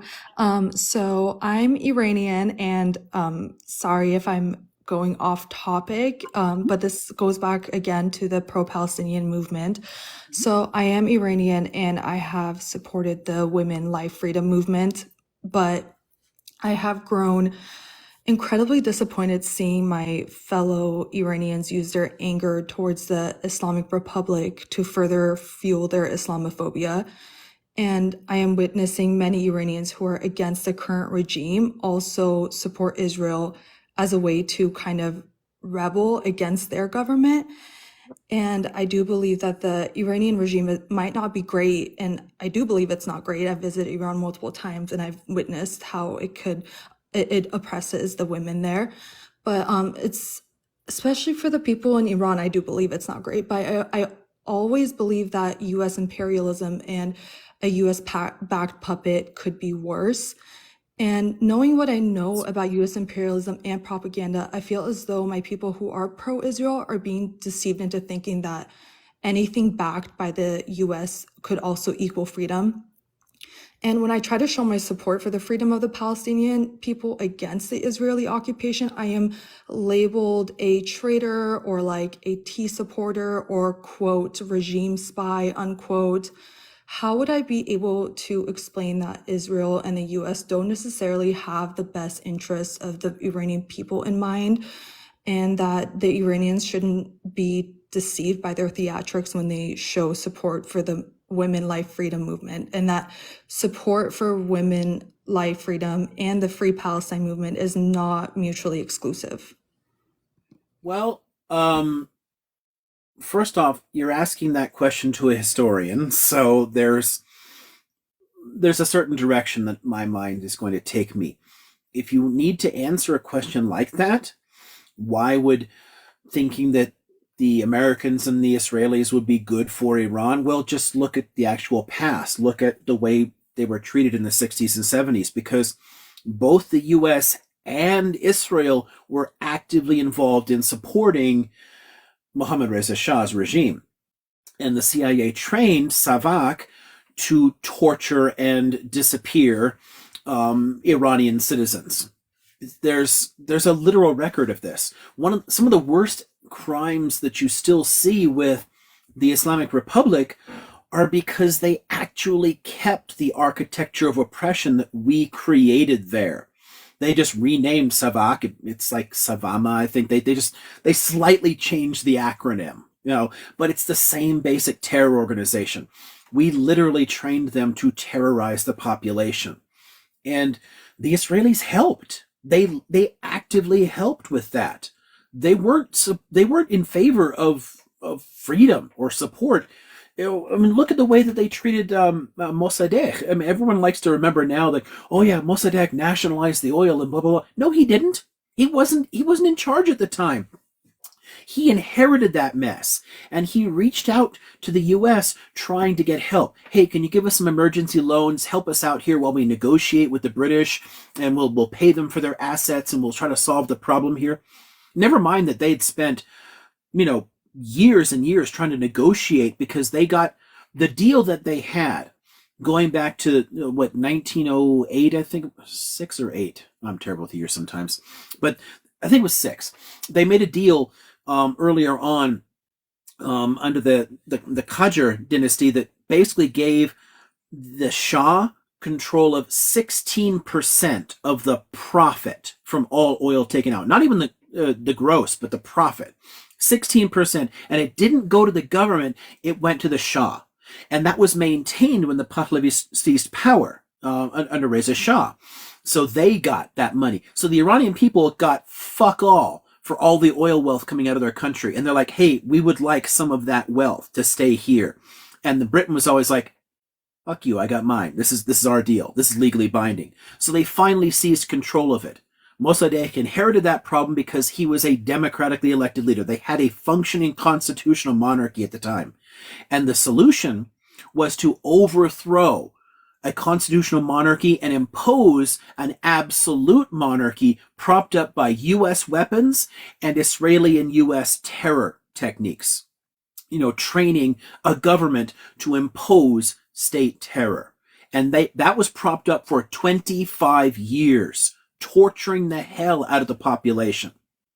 These two countries were deeply involved in doing that. They did not care about freedom for Iranians. They did not care about civil rights for Iranians. They actually destroyed civil rights for Iranians by imposing an absolute monarchy. And the reason the U.S. still doesn't get along with Iran, which is endlessly sad because realistically, culturally, and economically, we have more in common with the Iranians than we have with most of the Arab world, which is it's just bizarre that we have this artificial separation here.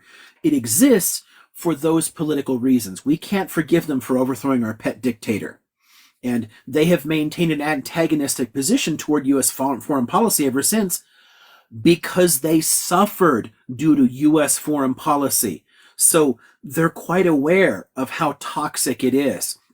And unlike a lot of other powers in the world that have suffered under U.S. foreign policy, they're not willing to set it aside and just play the game politically. They're still willing to stand there and say, no, fuck off. And that is something that we can't tolerate.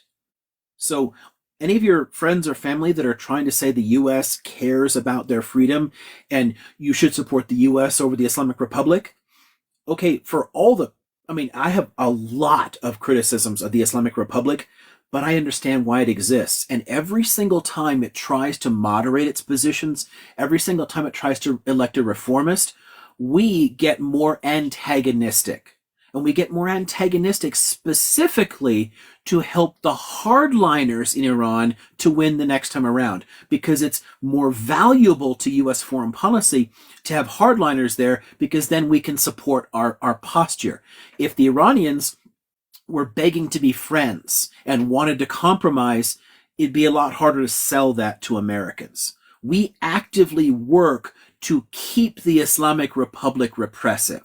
That, I think, is a really good argument against the people that are bringing up this point too in your life, is that we are actively trying to make the Islamic Republic worse. It's been a significant plank in U.S. foreign policy for decades, and there's a lot of documents released on this showing that that's what we do. Hello.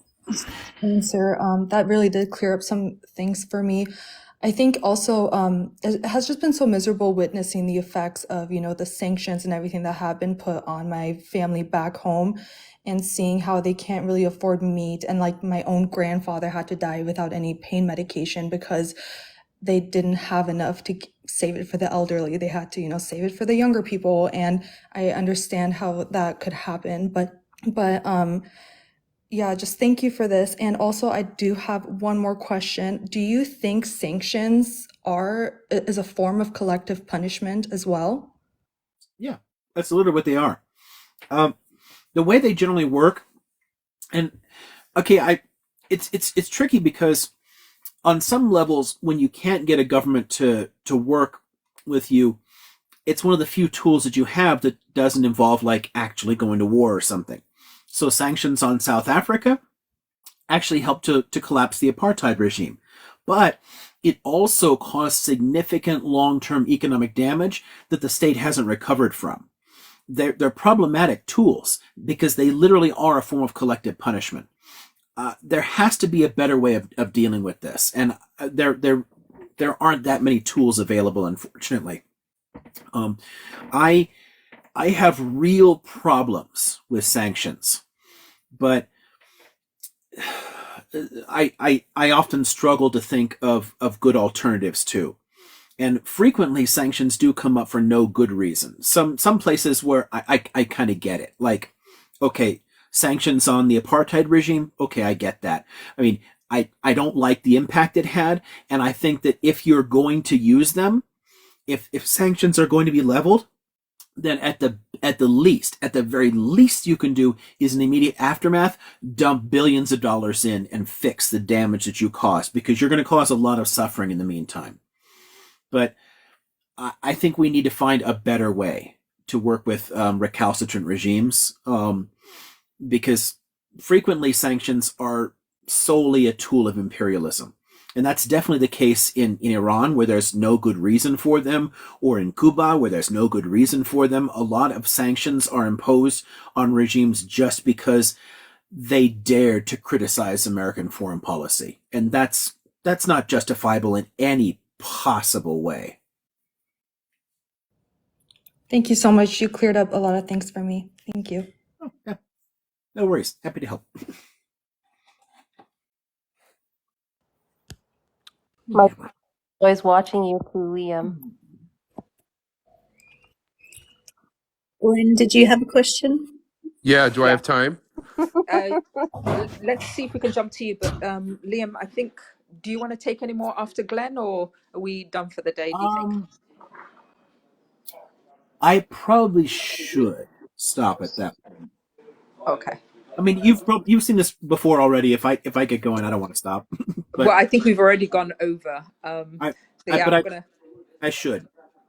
Okay, but I think you mentioned that you might possibly come back during the week. So oh yeah, for there's sure. still a long list of questions that we've got Yeah, to go no. through. This is honestly, I have a ton of not only work outside but a ton of grading to do because I've got finals for all my classes. But I need to mentally unwind in some way, and this is actually kind of relaxing. It's honestly a nice alternative to just sitting on the sofa. So this I might do this a lot in the evenings. We'll definitely take it if you're willing to do the live. So absolutely. Okay, Glenn, your question. Thanks so much. Liam, first, I just want to thank you for the content you've been creating. Your post about, it is a genocide. Well, it resulted with me breaking off with my best friend that I've known for 40 years, but it wasn't because of the post. The post, I've been going back and forth with people, trying to, convince them like this is a G-side. And your post was just really helpful in just making it very clear this is not a debate. And it's so heartbreaking seeing how people continue to deny what is going on, and can have allowed themselves to dehumanize Palestinians so much that they can look at bodies and everything else, and they can just like blame the H group and feel good about it. Or they can be like, it's so sad that the H group did this, and have no accountability, responsibility, whatever. But that's not my question. But I did want to thank you. And I've been broadcasting your content wide on my LinkedIn and other places. So I appreciate you for what you're doing. I think it's so critical. My question is, so you talked about the one state solution, which up until recently, I wasn't really as educated about that, but the more I learn about it, the more it seems like a really equitable solution. But regardless of which way, I'm curious, how do you see moving forward? So there's like which options, but then and I know that's like a big thing, so it might be too much to bring it this late.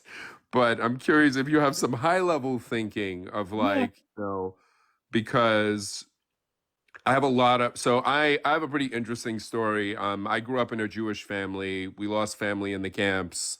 I converted to Islam when I was 19 years old, which has been a pretty amazing and very interesting experience. So I'm very caught in between both worlds. I have a lot of Palestinian friends, a lot of Muslim Arab friends. I have a lot of family and friends and coworkers from, who are Israeli, who are Zionist. But I'm just curious, like, what do you see as a possible path forward? Yeah, Realizing you're not the political leader and all of that, but you have deep insights, which you've shared on on this call. yeah. There's it's always how I end my Israel-Palestine class. That I do this every fall, and then at the end of the term, we get to a discussion and we have to like walk through different possibilities, and everyone gets to share like, okay, so you're world dictator for the day. How do you solve this problem? And it's always interesting to see where it kind of lands by the end of the class, because what I do in that course is I provide a ton of context and readings, and oftentimes the readings directly contradict each other, which is the point. It introduces them to tons of different arguments, and it lets them work through the material on their own and think, what do I think about this? What sense can I make of it? By the end of it, a lot of people tend to favor various forms of one state options. Somebody mentioned earlier a kind of like mini EU sort of thing where they're like linked together but still separate. And that was one of the proposals put forward on last week in the end of that class. And it's the problem with a lot of them is that you have to balance the potential to do something versus what would actually be the best solution in the long run. You're stuck with like short-term versus long-term thinking. And a lot of people tend to favor, two-state options or some other issue there because they think it would be easier. Realistically, it's not much easier. Even if you impose it by force, it wouldn't be much easier to accomplish. But it's also bad for both populations, because peoples on both sides want to be able to live in different parts of the country, and they want to be able to go to sites in different parts of the country and see it and feel connected to that. And that's not going to change anytime soon. And as long as you don't change the attitudes, if you were to put like a Palestinian and an Israeli government, and they're both antagonistic, and they both don't have to review their own ideals, they don't have to set aside their biases, they're going to keep preaching that the other person screwed them in some way. Like the Israelis were like, oh, you kept us from having control of all of the biblical heartland, and the Palestinians were like, you kept us from going home, and people would never be happy about it, and it would just keep that hate going over and over and over again. If you were to bring people together, the hatreds would last for generations still, but they could eventually go away, because if as long as you provide some kind of justice, some kind of restitution for past crimes, as long as you have a good system in place there, over time hatreds will fade, and you'll actually have something that could be stable, permanent. I mean, we see that in South Africa, right? Like in the long run, it's still difficult, especially since white people still own most things in South Africa, but it has the possibility of getting better. At least there's a chance of that working out. And in the and I tend to think in long terms. That comes from being a historian. I like to think in terms of the longue durée. How would this play out? What would be the best long term? And if you get a system like that where over time the distrust fades away and new generations begin to forgive each other, the key here then is that you could end up with the best of both societies, because there are, for all the, this is a hard one for some pro-Palestinian people to want to feel, but for all the horrifying aspects of Israeli political ideology, there are some beautiful things in its popular culture, things that it's done that are genuinely interesting and admirable.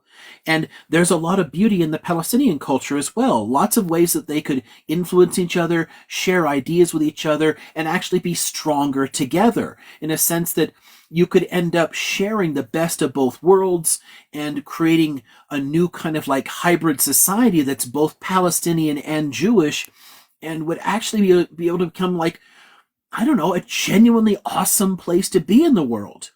So for me, there's only one possible solution, and that is some kind Again, of realized, I state. guess, in the current situation, right? Like where we have the current, we have the current leadership, for example, of Israel that, and the far right and what they're pushing on. And you have, of course, you have the H group and the current situation in Palestine. And we know that the accords didn't work out. It couldn't. Are They you were imagining a reimagined like accord process, but one that's improved and better, and that it needs outside, like how does it move forward, I guess? Yeah, that's the next thing I needed to get to, is that like the hows of it, right? And that's what gets much more complicated. And I can only give you a couple of points here, because we could be talking for hours about this one topic here. But the thing about the previous peace process stuff, the first thing, and this is especially true for Americans, and I really want to unfuck as many American brains on this topic as I can. The Oslo Accords did exactly what they were intended to do. They actually worked. They worked because they were a scam. They were designed to neuter Palestinian power and entrench permanent Israeli sovereignty. All they were doing was they were trying to outsource some responsibility for policing and municipal stuff to some Palestinian quislings that would work for them. That's all they were intended to do. Israel at no point ever envisioned a sovereign Palestinian state. Not then, not at the Camp David Accords, not at the Annapolis process. At no other point has any Israeli government ever been willing to accept a sovereign Palestinian state. It has never come up, ever. And people who keep saying that Palestinians keep like turning it down, they're either lying or they're deeply ignorant about what the Israelis actually said, Of because course, they were yeah. quite Yeah. clear about what they were doing. So the Oslo Accords are not a model. And Yeah. even like, even the Madrid process, under H.W. Bush was better in the sense that they were able to put pressure on Israel, and it's actually the last, Bush Sr. is the last U.S. president willing to threaten sanctions against Israel. So I disagree with him on almost everything. I actually have some respect for that.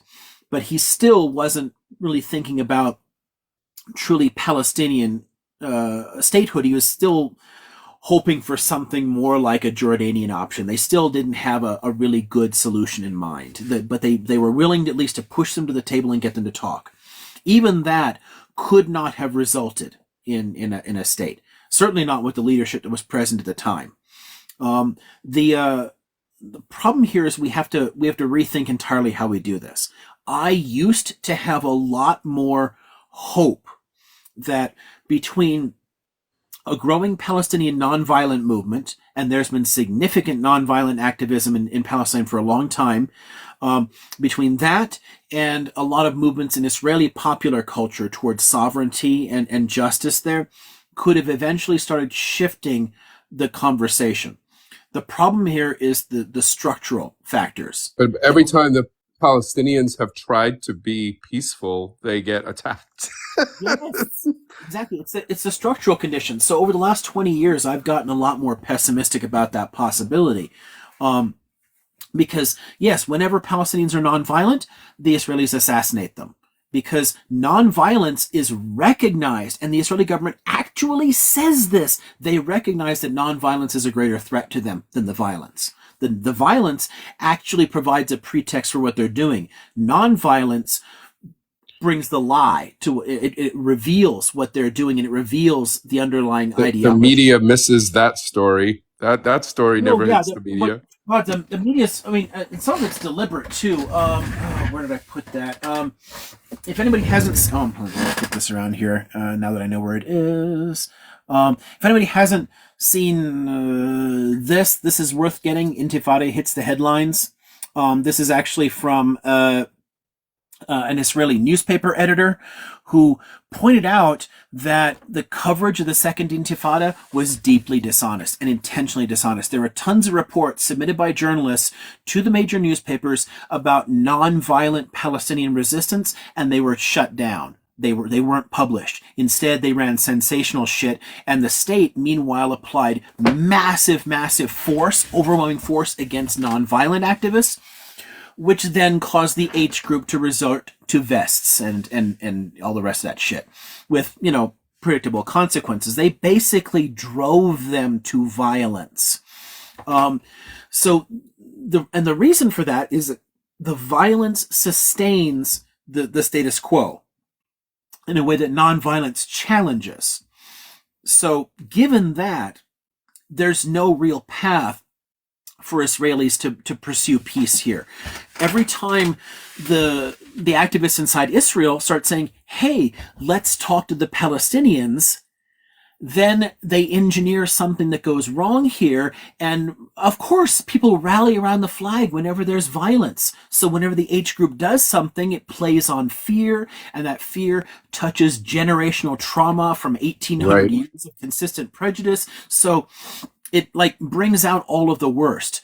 And I don't see any hope of them changing it. So what has to happen is something externally, which means at this point we have two possible answers for this.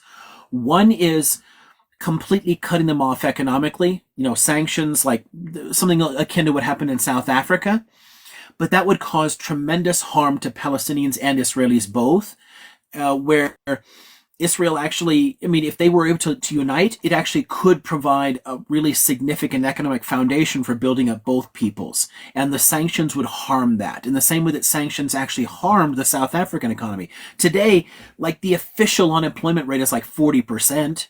It's fucked. It's going to take ages to recover. And the sanctions made that worse, not better. And they would have a similar effect in Israel-Palestine. So I don't like the idea, but that's one possible solution. To if you break the economy, you can force a kind of negotiation, but it would also require diplomatic pressure. It would require great powers forcing them to sit at the table the way H.W. Bush tried at Madrid. So massive sanctions, and then get them to the table to negotiate a new type of state. The other is military intervention. The 40% is South Africa. Somebody's asking. And I don't see that happening either. If any other power other than the U.S. intervened, the U.S. would attack them at this point. And for the U.S. to intervene or to tolerate an intervention would require massive change here. So the simplest answer I can give you is to solve the situation in Israel-Palestine, fix American political culture. If we can address Christian Zionism here, and if we can address the deep ideological connections that we have to the settler colonialism there, if we can change the way we think about it here, then there's a possibility of one or the other of those two options to addressing it. But unless you fix the problem in the U.S., neither of those can happen. And I don't see any other realistic issue. And you're true about somebody saying about the UK. Yeah, a lot of other countries are equally problematic here. But honestly, if the US was in favor of significant problems here, the UK wouldn't stand in our way. The UK would roll over as they usually do for the US. Well, thank you for sharing your insight there. It's somewhat bleak in thinking about that's a huge undertaking. It is bleak. But I'm telling you, I was a lot more optimistic 25 years ago than I am now. It's gotten impossible for me to sustain a belief in some more positive path. I don't see this changing. I honestly see this situation getting consistently worse. And I think that what we're seeing today will be worse in a couple of years than it is today. I don't see any chance that isn't the case. We have to do a lot of changing, here in order to avert that future. Well, thank you so much, Liam, and I really appreciate it. And I'm going to try to join more of yours, more of these in the future. But this is definitely the best live I've been on. So thank you so much. Well, thanks. I appreciate that. Thanks again, everybody, and Liam. Yeah, I think that's the questions done for today. Glenn, I think maybe one of your videos might have come on my FYP, if I remember correctly, because I remember this. I don't know if you recorded a TikTok with Yeah, regards to the difficulty you were having. recording. I've been recording a lot about my background and also a lot of pro-Palestinian content, which also got me restricted on LinkedIn recently. But that seems to be a popular thing happening right now. Yep. I mean, I'm on account warning here, and and I'm shadow banned on Twitter, and I'm shadow banned on Facebook. Whoops. Yeah, I think if you don't have at least one shadow ban, then you're probably not doing your job properly. So That's we how I all think have to be about it. shadow banned once, I think. Yeah. Yeah, Yeah. Very awesome. valid point. Thanks What's the name again, of your and cat, yeah. Liam? I just wanted to ask. Sorry. What's the name of your cat? This one is Minerva. Or Minerva. Minerva. Oh, okay. Oh, Minerva. that's an interesting name. It's got sort of Baconian elements. Well, it's the Roman war I'm goddess, pretty sure. and she's Yeah, I bilingual in know. Latin. It's one that Francis Bacon heavily referenced. But yes. I always tend to use some like historical or cultural name, and it's always like in a language that I want to practice. I gathered. I So gathered. my recently deceased cat was Moshe. My dog is Amira. And the other cat is Socrates. Yeah, I was just about to say that. I was going to say, I bet you've got a cat called Socrates. Yeah. My cat's name is just Allie. Okay. Alley cat. Yeah. That works. So simple. Yeah, all the critters end up like. I mean, she responds better to Latin than she does to English. And I love watching your cats too, because I'm a recent cat owner. I just rescued my cat, and she was a kitten, and I've never had a cat before, and I'm 37 now, and I've always wanted a cat, and they're just so different compared to dogs, you know. Oh yeah, Like psychologically they have nothing in common. And yeah. oftentimes I find the problems that people have with cats are people who think that cats aren't loyal and they're not affectionate. I'm like, dude, you don't know how to talk to No. cats. I mean, Yeah, cats it's are different. astonishingly loyal. I mean, you have to respect their psychology and treat them like cats, not dogs. Yes, exactly. I've learned that. Yeah, it's I love rescues. I love. I mean, she came off the streets of Lake Elsinore. Oh. And Moshe, the one who's now in the backyard buried. But Moshe came off Oh. of Terminal Island in the port of L.A. Yeah. It's literally a harbor feral. Socrates was adopted. I mean, a family had taken him in. They adopted him off the street, but then their kid was allergic, so I took him off their hands. But I Oh. don't. Oh I mean, yeah, it's always the dogs are best to go ahead and rescue them because there's so many cats that need a home, and right. it's so cute though. What kind of cat is that? Ball of fluff. Fluff? I mean, I don't know. I I guess think she'd be it's like classified as an American or a British long hair. yeah. She's I think probably so. just It's like definitely long hair. yeah. Somebody said earlier I saw going by in the chat that she looked like a big cat. She's actually like I think she's just under 8 pounds. She's tiny, but she's very fluffy. Just fluffy, yeah, very fluffy. She's all hair and muscle. Aw. Okay, well, I enjoyed your live, and I'm gonna try to come back on Friday. And I just want to let you know you're doing a great job, and to keep going. And I love, joining and listening and learning. So, Oh, thanks. I'll be back on before Friday. Okay, all right. I'll look I out wish for I you. had you as I my don't need to history keep the teacher. Friday schedule right now because it's still winter break. So I'll probably be back tomorrow or the next day. Okay, sounds good. Thanks very much. Thanks, Bye. everyone. Thanks Just a some lot. housekeeping. Yeah, if you could, if you're not already following Liam, then yeah, hit the follow before he closes the live, and yeah, you'll be notified when he's next on. One other thing as well, I mean, a lot of questions are also covered in some of the videos he posts on his TikTok, so worth having a look at that and sharing it if you think others might be interested. But otherwise, until next time. Thanks, Liam. Thank you, Liam, for having us. It's been a pleasure. Thank you. It's Thank you. appreciated. See y'all again sometime. Okay, off.